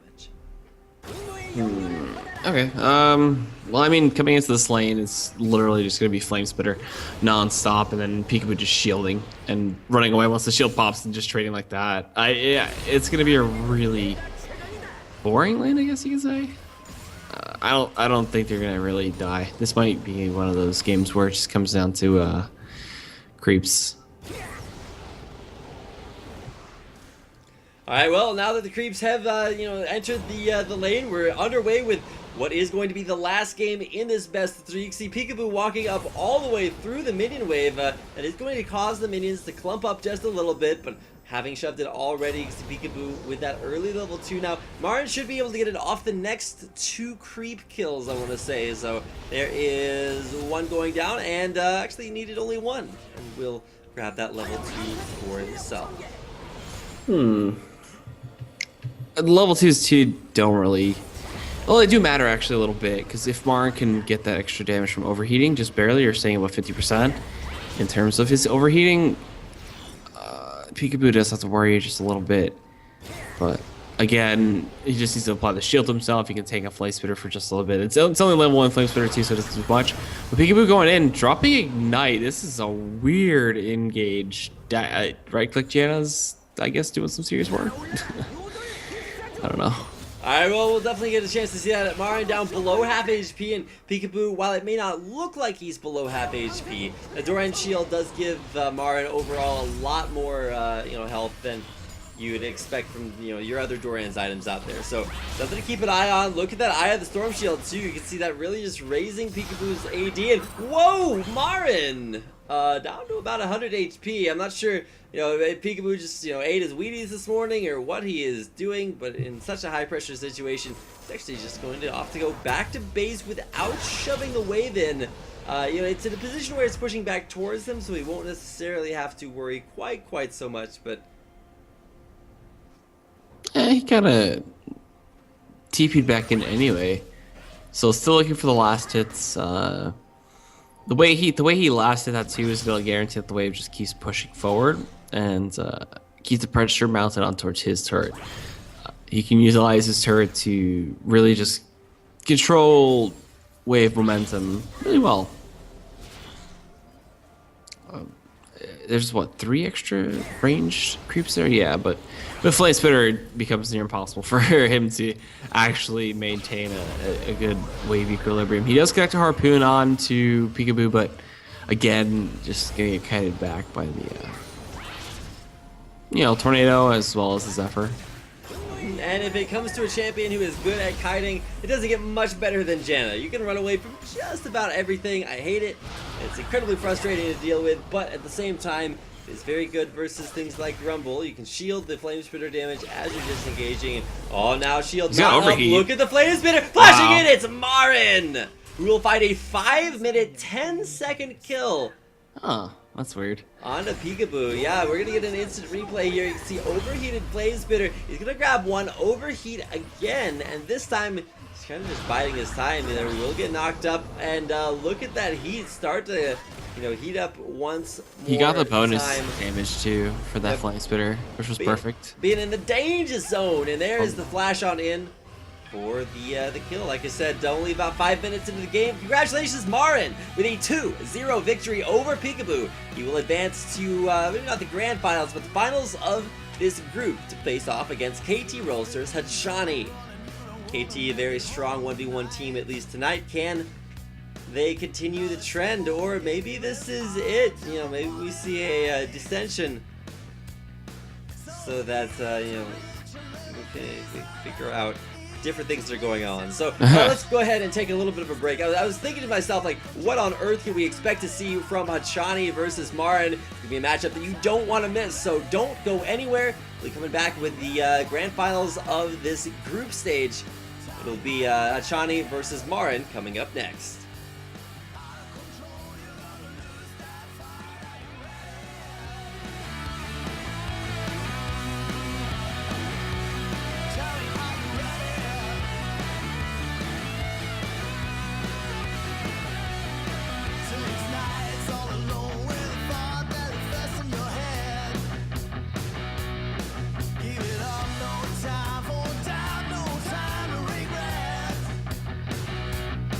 So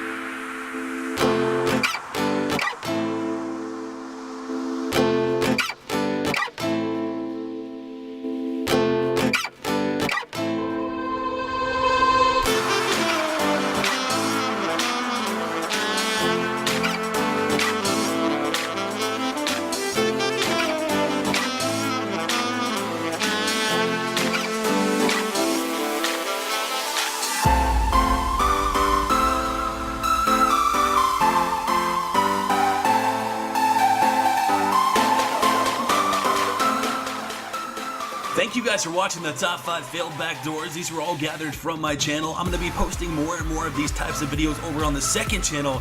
So if you don't want to miss videos like this one, I highly suggest checking out the second channel. I will throw a link, an annotation on the screen, along with a link in the description, so you can go check it out. If you enjoy it, make sure to subscribe, as there will be more and more content like this video. I do hope you enjoyed this video. Thank you guys once again for watching. Have a good rest of the week, and we'll talk to you guys next time.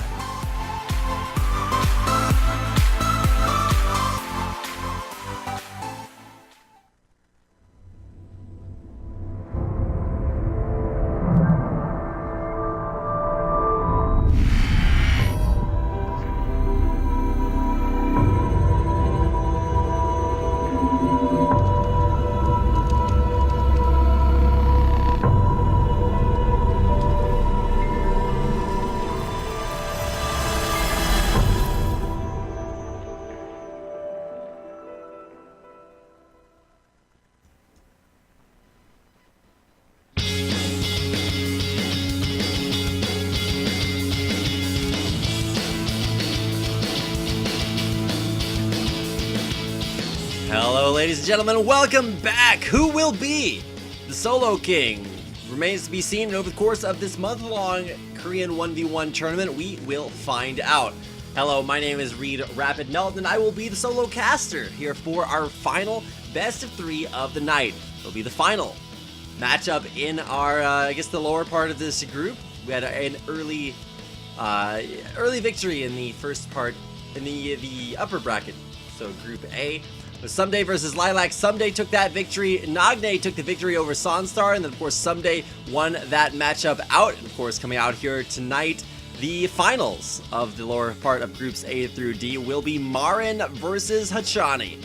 Now for Marin, I want to say he played traditional top laners. Hachani a little bit more, I want to say, diverse as far as, playing to the 1v1 meta, knew all the champions to pick, to ban, knew what was strong and how to play it and how to pick it out for himself. So I'm actually going to give Hachani maybe a small advantage in this 1v1 versus Marin. 1v1 versus Marin. Got the right number of verses in there, but KT Rolster versus SK Telecom, a matchup that in at least LCK is one of the big kind of El Clasicos, is the telecom companies battle off against one another. South Korean Telecom versus just Korean Telecom. We'll see if the Rolsters or the K1s, T1s are superior. I'm not sure exactly what I'm comparing there, but you get the idea. It's going to be a great matchup, and the last one that we'll get to watch here on the first inaugural day of the Solo King tournament. So it'll be exciting to see them get into champion picks and bans. Lee Marin starting off on the left-hand side of your screen, with Hachani there on the right. Marin first pick, first banning out a Karma, as we already saw Karma, well, at least once tonight. It was actually very, very strong. Now, if you look at what Hachani is banning, he's actually banning 2 Marin's picks. So he said, hey, Marin played 2 games of Lissandra, and while it was a 1-1 split, it was something he did very well on. So gonna drop the ban there, and a ban on Annie as well. And, for what I saw Marin play, pick and ban, it was primarily just top laners. So thinking about, playing to his strengths, maybe he's confused about the Annie ban. It's like, dude, I don't even play Annie. But it's still a very, very strong champion. You can see Marin banning out a few meta picks of his own. They're in Fiddlesticks, and of course the Caitlyn ban, we will all grow to know and love. Now, Cassiopeia still available. You probably want to see a ban there if you're Hachani on that before giving Marin kind of the next round. Xerath was a champion that was banned early on in the first few rounds. There are probably a couple that I am missing, so I'm still interested to see what this last ban is for Hachani.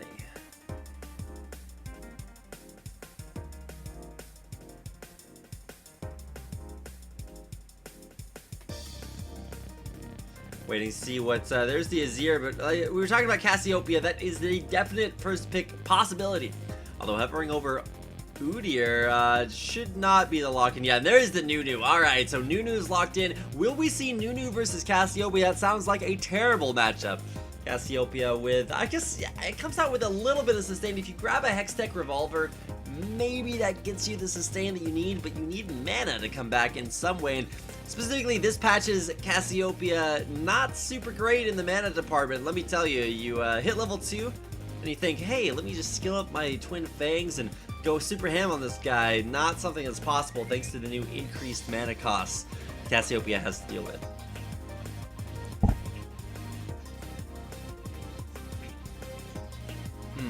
Trying to think to myself, at what point you just try to play the Sustain War. Sivir, a pickup that would work out very, very well for Hachani, but can he figure it out in time? Spell Shield would be pretty great, and he's going to go for a sustained matchup, so you can build Spirit Visage there on Hachani, keep that magic resistance going, and health coming in as well. Of course, also probably will look for a Will of the Ancients as his first probably major itemization there. Should actually be a decent item to buy versus Mara, not necessarily super great overall. Spell Vamp, not a stat that is really too coveted nowadays, but when you're looking to sustain, when you're looking at a good lane matchup and a great item for Vladimir, kind of floats to the top of the list. So it'll be exciting to see Vladimir here, traditionally kind of weak early on, unable to put the pressure onto Nunu, which is one of his major vulnerabilities, getting past the early game. We'll see if he's able to, stay alive and, take it home in the best of 3 series to decide which player will advance. Of course, like I said earlier on in the bracket, we already saw, I believe it was Someday advance out of our first group stage, but now here in the finals of our second group, Hachani coming out of with a victory over Bliss, and of course Marin, you just got a chance to see him play versus Peekaboo. So last games of the day coming in, and I gotta say, liking the Vladimir pick, but is it enough? Nunu just so abusive as a 1v1 solo laner. Kind of what the doctor ordered here. We're gonna see, I believe that is armor, ability power, and mana regen for Marin's Nunu. So he'll be getting a little bit of AP back, as well as putting out a little bit more damage, as well as, of course, some defensive stats in there as well in forms of armor. Although I think that was actually magic resist instead. So yeah, that's what you can see in the blues here for Hachani. He's going to pick up magic penetration, magic resistance, ability power, and then I think there was a little bit of extra health and armor, or just, I think it was actually just health there. So Hachani, mastery page, fairly standard. He's going to pick up some extra cooldown reduction, points at all the ability power and penetration that you can get on that page. No points, interestingly enough, in spell waving or blade waving, 2 very, very popular attributes to get yourself.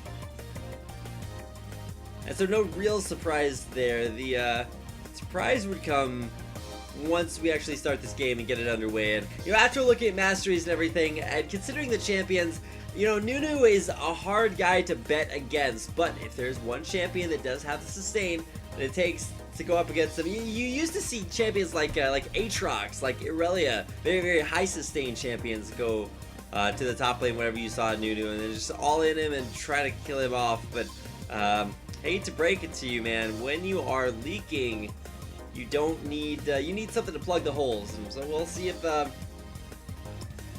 is the answer here. I would have loved to see a Sivir, but stopping the bleeding here is something that Vladimir never super, fond of doing. Actually, likes to keep it flowing. See how well his flow is coming into this game. So excited to get this game number 1 in a best of 3 series here tonight. Formerly saw an SKT team kill, or an SK team kill earlier on. Of course, we did get our fair share of K-team kills in our first bracket of the night. So we're taking a couple more minutes to load into the game here before we get things back underway. Now, keep in mind, this is the last series for tonight, but don't go anywhere, because we will be having not only rebroadcasts of this for other time zones today, but we'll also be, scheduling our next broadcast, I believe, 3 days from now. So you'll want to come back on the 8th and continue to check out the Solo King Korean 1v1 tournament here on Azubu TV. Or you can alternatively just hit the follow button right down below and let you know whenever we go live with the Solo King tournament. Of course, we'll keep you up to date with Azubu TV as well. And I do want to thank you all for not only supporting Azubu TV, but supporting this tournament by coming out, tuning in, and watching some of the best players in all of Korea. So thank you guys for coming out. We'll see you in just a minute with our first game of this deciding best of 3 matchup coming your way.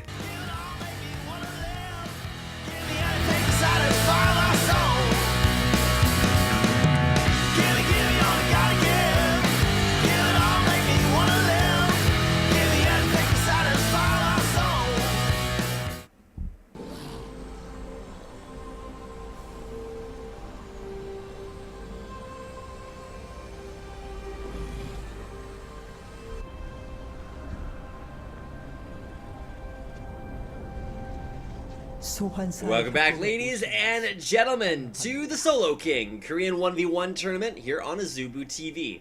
My name is Reed Rapid Melton, and I will be your Solo King co-caster, at least for this last best of 3 series between Marin and Hachani. Now, Hachani had a little bit of a stronger showing coming into this series, but with Marin finally able to take out Peekaboo, his teammate, coming in here, should see Marin stay back in base. Not looking too eager to fight at this point, but primarily just because, A, there's not really too much of a point of a level 1 engage, unless you plan on killing the guy or catching him out roaming around. And for Marin, better to stay back in base and wait for that all-important 4th potion to keep his sustain just high enough to make it through the early phase of the game, and of course, continue a little bit later on.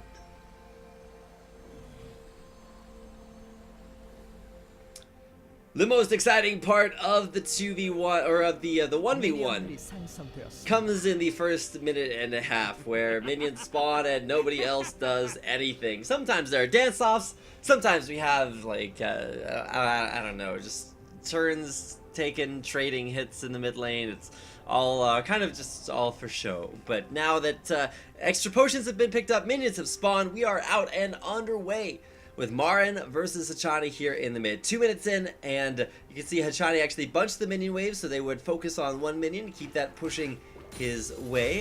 First minion kill of the game goes to Marin, drawing first blood with an Ice Blast. By first blood, I mean, you know, literally anything that hits Vladimir, because of course he is a Hemomancer. A lot of people think he's a vampire, and I'm like, nope, he is a Hemomancer. Thank you very much. Hashtag lore matters. Gotta get your lore on. But as far as this mid lane matchup goes, we were expecting to see sustain from Vladimir. What we are actually seeing is just Ice Blast after Ice Blast, making his life a living hell, as opposed to that other thing that Nunu does, which is pretty much just make your life a living hell.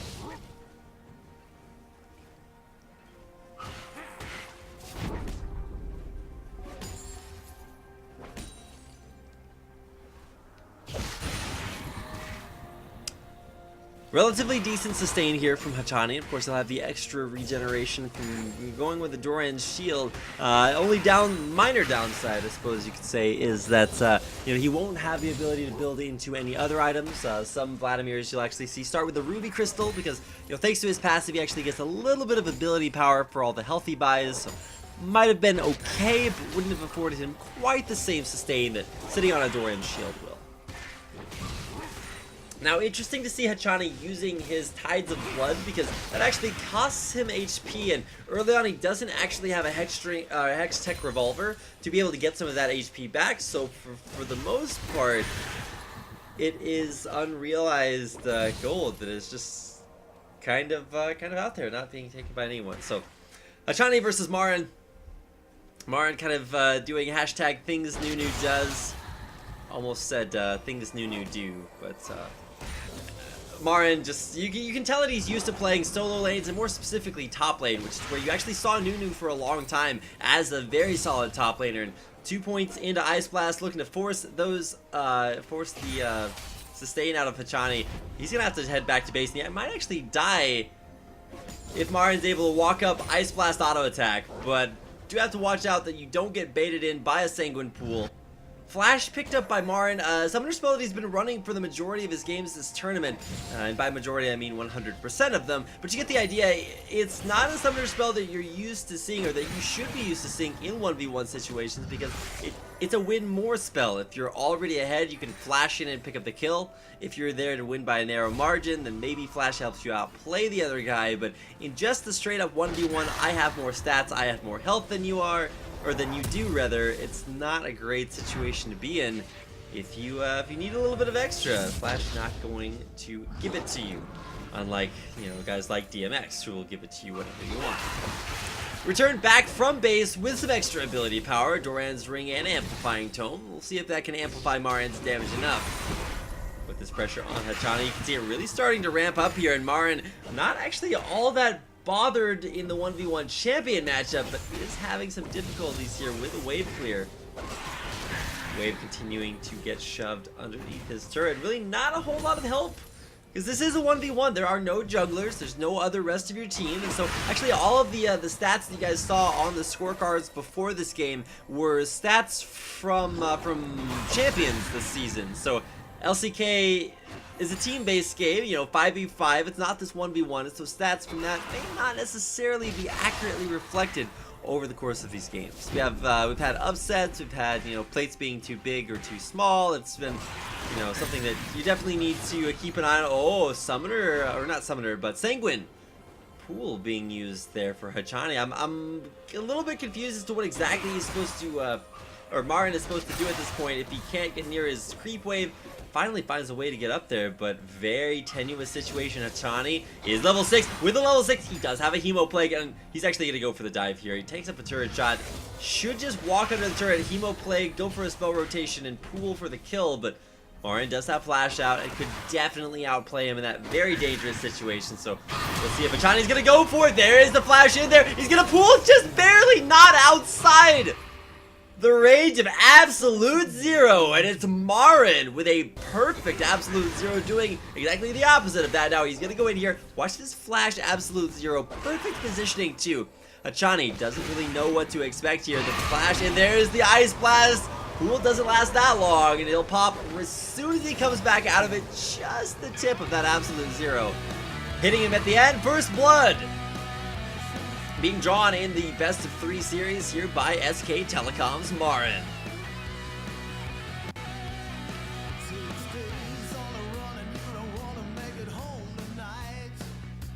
Gonna want to make it home tonight, but who is going home in this best of 3 series? Looks like we're gonna take a quick break after this, or no, actually not. We're gonna go straight into game number 2 as soon as we can get that loaded up.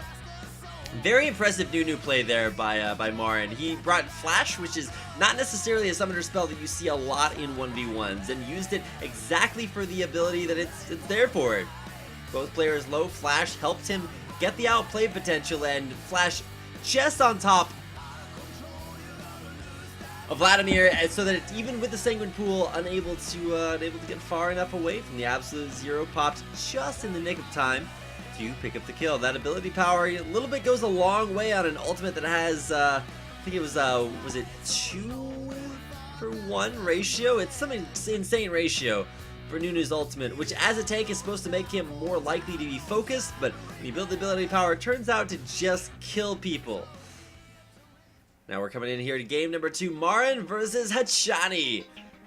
Early ban onto Lissandra. I almost said Cassandra. I was like, is that like Cassiopeia and Lissandra, or just a girl's name? But it is actually Lissandra banned out. Lulu banned as well. And I feel like these players are just kind of thinking to themselves, well, hey, wait a second. What's just a strong solo lane champion, rather than, you know, actually, you know, involved?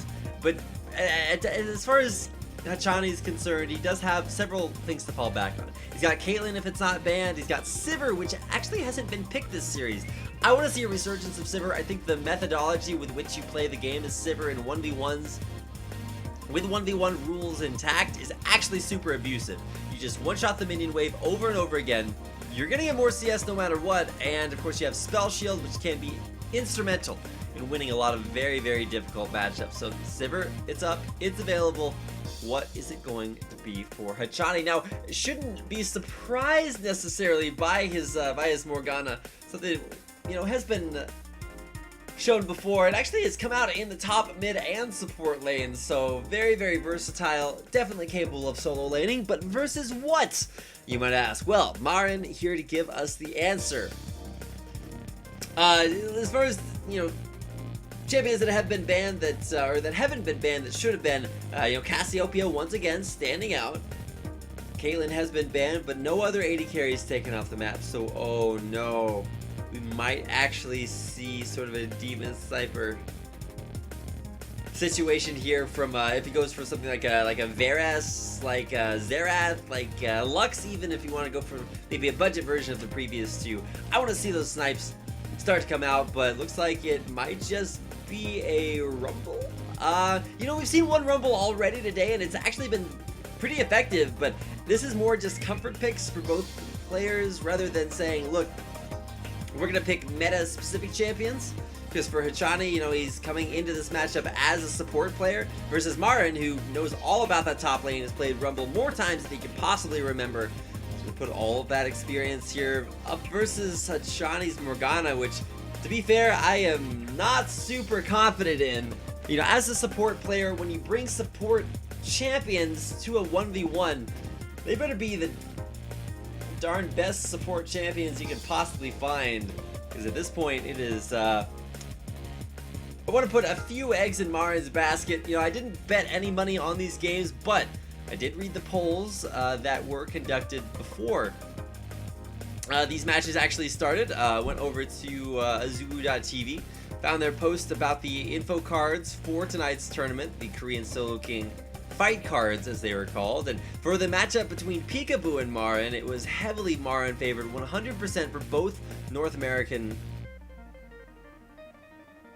LCS teams that were consulted for their vote. I believe it was Impulse and Coast. And now we're taking a look at the Masteries and Runes here for game number 2 coming up. So for Marin is already up just the slightest tad, or Hachani looking to you know, kind of come back here. We've got some mana regen, ability power, magic resistance, and I wanted to say that was armor in there, but I couldn't quite catch the last character. As far as masteries are concerned, nothing out of the ordinary. Does have 4 points actually in... Wait a second, where is he taking that point from? So he has 4 points in cooldown reduction as far as masteries are concerned, has taken one out of the deadly game, and I really don't like that. I guess deadly game doesn't really matter if you survive as long as you kill the guy first.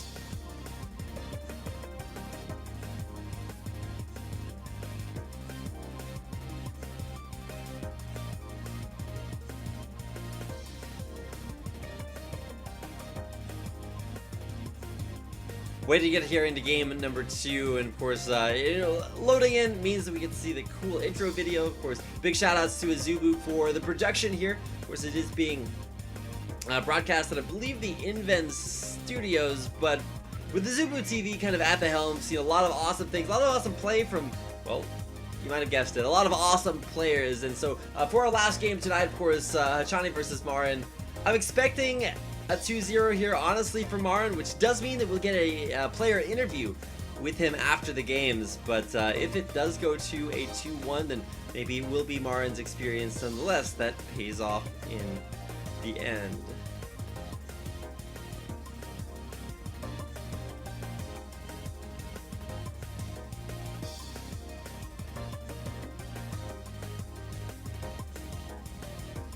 So still trying to figure out exactly what we're waiting on. Probably just both players to load into the lobby, or not the lobby, load into the tournament. But while they are loading in, you guys can load down to the follow button, which happens to be located right down below the screen. It'll let you know whenever we go live with any Solo King tournament games. Of course, this will be a month-long tournament, so you don't want to miss any of the action. We'll be broadcasting twice a week, and next week we'll be seeing players like Faker come out onto the battlefield to do battle. Of course, the week after that, we got guys like Mad Life and Space to showcase here on the Solo King. Who will be that Solo King? We'll be finding out here in not all that long as we look to finish loading in. But once again, thank you guys for tuning in, for coming out, and new tournament structure, and we've seen some interesting things tonight.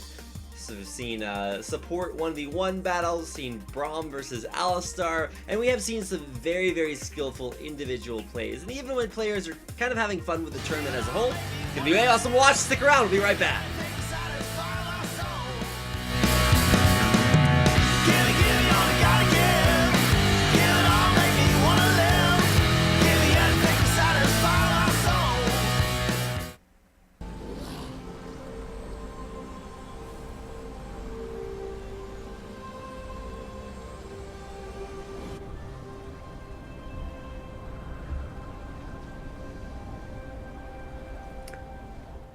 And welcome back, ladies and gentlemen. The Solo King tournament, Korean 1v1 style here. It's going to be Marin versus Hachani, game number 2. Coming your way. Hachani down 1-0, or down 0-1 in Marin's favor, and he'll be bringing a Rumble. to a Morgana fight. I'm not sure how that directly relates to bringing a knife to a gunfight. Who's the knife and who's the gun? I don't know, but regardless, we should see Hachani sit in base for a 4th health potion, or possibly a mana potion like we've seen several mid laners pick up, just to keep themselves topped off early. But for Marin, it really just comes down to the overheated flame spitters. That's what does the most damage, or at least persistent damage. You can see him already starting to get his heat on as he walks up towards the lane. Now, he's going to be there a little bit ahead of schedule, and while he is busy charging up that flame spitter, it's Hachani who really is just busy waiting for an extra potion, I believe. She wants something or other. We'll get a chance to find out once we get this game underway. Hachani slowly lumbering his way out of base. Morgana, a very, very low base movement speed, so you'll get used to the directed camera kind of following her around forever and ever. Just kidding. Making her way, finally to the mid lane. Morgana able to just throw down Tormented Soil. Only hits onto about 3 to 4 champions, so probably wasn't the greatest skill usage, but you get the idea. Just walking in the lane, Tormented Soil down, and the 10% spell vamp that Morgana gets off of her passes actually going to be fairly meaningful, because you can just throw down the Tormented Soil in a big group, have your meeting on it, and pretty much just do whatever. And by meeting, I mean engagement. So Marin gonna take a Dark Binding there, more Tormented Soil. Just like, what's the counterplay to that? Black Shield specifically going to be great at really blocking a lot of the damage that Marin has to give, and keeping just a slight CS advantage, freezing the wave in a great place to be here. Hachani's really got his lane mechanics down, which is something that you'd actually expect from a top laner, not necessarily from a support player. And we've actually seen supports and AD carries played today, and well, pretty unanimously, supports have actually been doing very, very well. I do say for the most part, but you get the idea. It's exciting to see Marin now maybe a little bit on the back foot. Got pushed in underneath this turret on the first wave, and of course now he needs to figure out a way to get them out of it so that he can explain this entire situation, which does not necessarily seem to be going in his favor.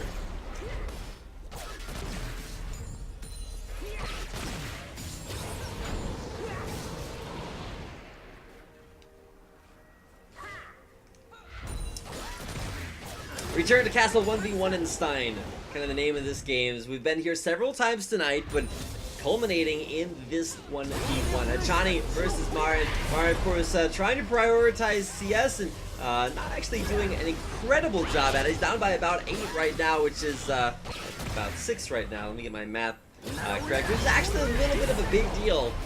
That means an entire wave of minions in the advantage there for Hachani.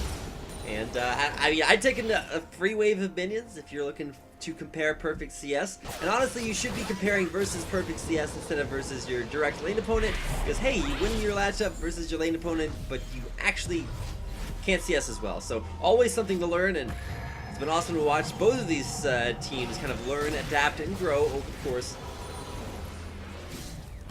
of this Solo King tournament.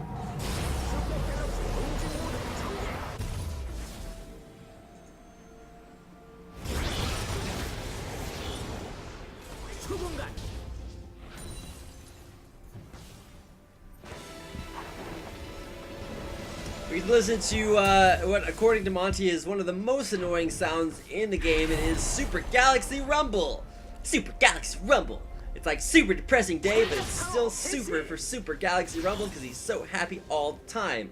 You get the idea. Coming back into lane though. Talking about CS differentials primarily, he was only able to buy, let's see, he picked up boots, potions, and an amplifying tome. I don't know, man. That's a difficult set of items to use, whereas double Doran's Ring for Hachani on top of all that early sustain that she picked up is probably going to win most trades, specifically if she's able to get the extra MR shred there from throwing down Tormented Soil, quote-unquote, for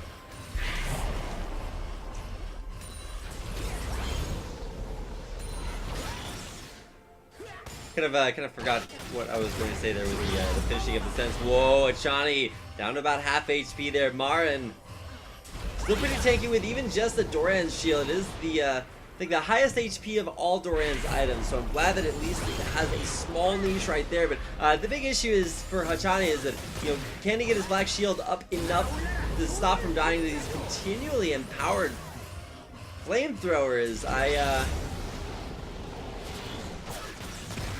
I don't know, Marin just really making a case for Rumble being extremely abusive. Now, he isn't necessarily extremely mobile, but I think that actually works towards his favor, because at least once you, you know, go mid lane, or once you get to the mid game, rather, not mid lane, mid game, Gnar just gets absolutely massive and can take up pretty much the world.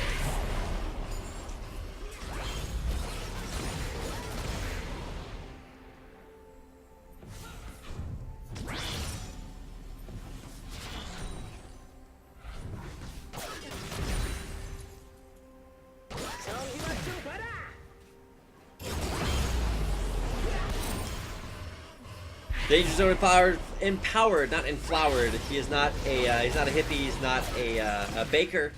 There will be no enflowering, but empowering with Flame Spitter is a great way to. Whoa! Look at that equalizer. It'll stop Achani, remove a little bit of his kill potential, but we'll still keep it back further and further. Electro Harpoons coming out here. Achani will back away a little bit further. Could have traded Flash for Flash.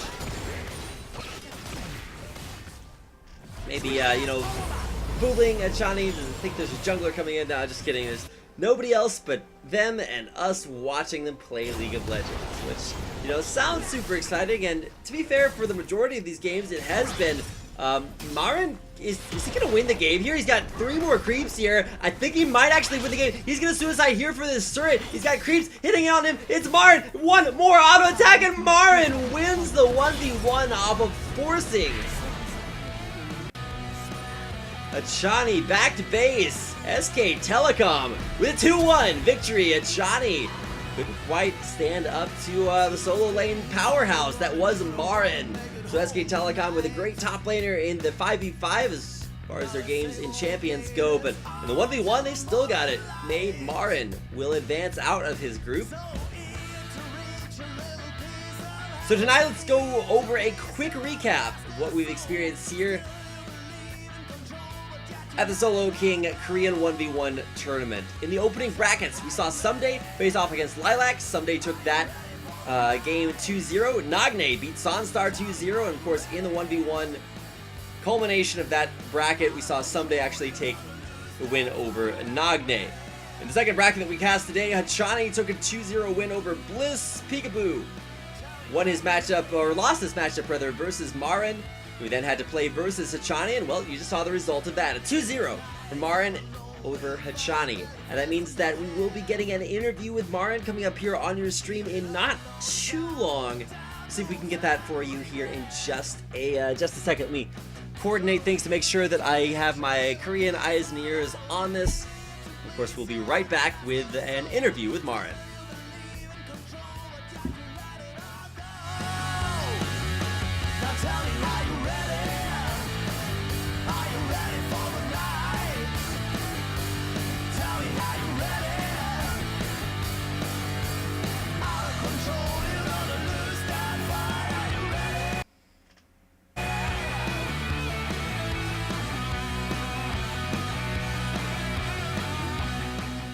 Alright, while we're setting up for the interview, do want to take a brief moment to go back over the brackets. You can see exactly what I just got done outlining for you with my voice. You can see outlined with your eyes. Maybe a little bit more visual learning here as we can check out the brackets, of course. Once again, we'll be coming back in 3 days to watch yet another set of brackets. We'll finally get to see the first members of IM's female roster, IM Athena, play when Raim takes on Pure. Of course, Pilot versus Goong, another huge matchup. Pilot has had a great season, even being on Janair, and with Goong, just one of the best mid laners I've seen this side of Faker. Excited to watch him play out there in a 1v1 matchup. Watch versus Arrow, and then of course another IM Athena member versus Trace. And if I'm checking my brackets correctly, it's actually going to be You know, I actually thought that it was Pure versus Trace, but I believe my brackets might be just a little bit off. So let me go ahead and consult the end-all be-all of Korean 1v1 Solo King information. That is, of course, content.azubu TV, where you can find all the information on both the Solo King tournament and all the awesome programs that Azubu has going on. So definitely something to keep an eye on. We should be getting this interview coming your way here in just a minute. Keeping an eye on that, and let you know as soon as that interview is ready to go.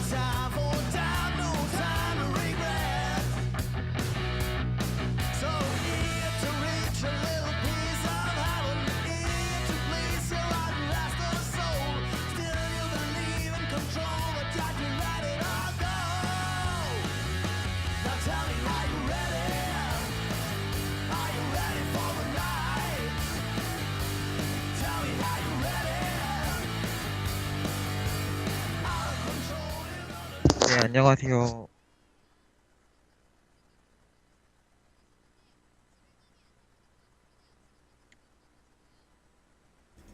All right, as you might have heard him on the line here, this is an interview with Marin. He just got done with a 2-0 victory over Hachani, and we'll go ahead and ask him some questions. First question is, how do you feel after your win? And he somewhat modestly responds with, okay. 그래서 좀 친구들이랑 놀고. So he feels okay after his win here tonight, but second question, did you expect to win?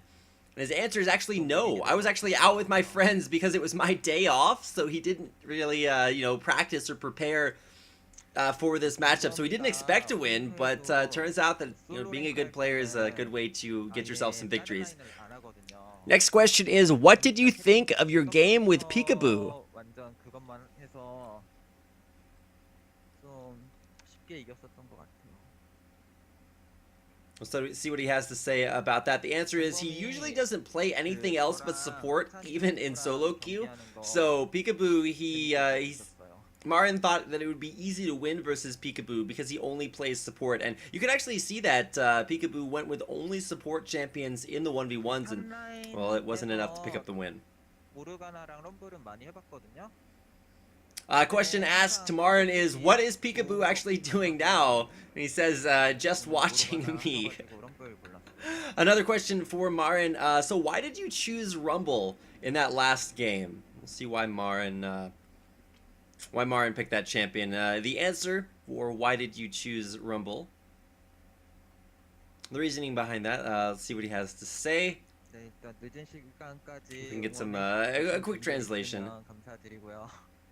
Of course, do want to give a quick shout out. Answer to the question is, I've watched Morgana versus Rumble before, and I've watched Rumble was always winning, so because Rumble was always winning in the matchups versus Morgana, I decided to pick Rumble because he won those matchups so often. So last question, do you have anything to say to your fans, Marin? Anybody out there watching? I'm sure Marin has a lot of things to say. He says, if there are any fans still up watching, then thank you for cheering me on. I appreciate it. I will continue to do my best. And once again, a big thank you out there. So I do want to thank everybody for supporting him. And of course, that is going to do it for his games tonight. Of course, all the games here in the Korean Solo King tournament.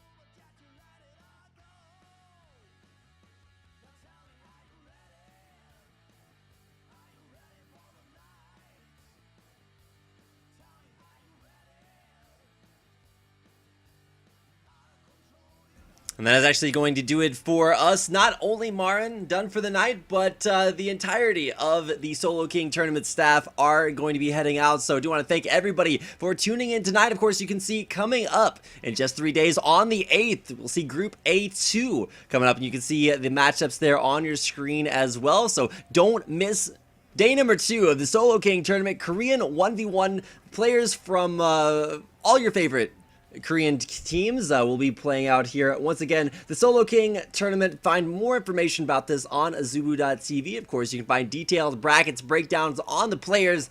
Of course, all the info for the tournament on Esportspedia. It'll be featured on there. And of course, right here on azubu.tv. And of course, if you want to follow this channel, then you'll be notified whenever we go live with more episodes of the Solo King. And do hope you guys have enjoyed the show. If you have any feedback on tonight's broadcast, make sure to tweet it at azubutv on Twitter. And of course, if you have feedback on my casting or my co-caster's casting, you can tweet that at rapidcasting and at EGADcasts. We'd love to hear what you had to say about tonight's games. Now, granted, this is day number 1. We're looking to make things even better for day number 2, so you don't want to miss it. Come back on the 8th for more of the Korean Solo King tournament. Do want to hope you guys enjoyed yourselves tonight, and hope that we'll see you back there on the 8th. Thank you so much for watching. Have a great evening, morning, wherever you are. We'll see you next time.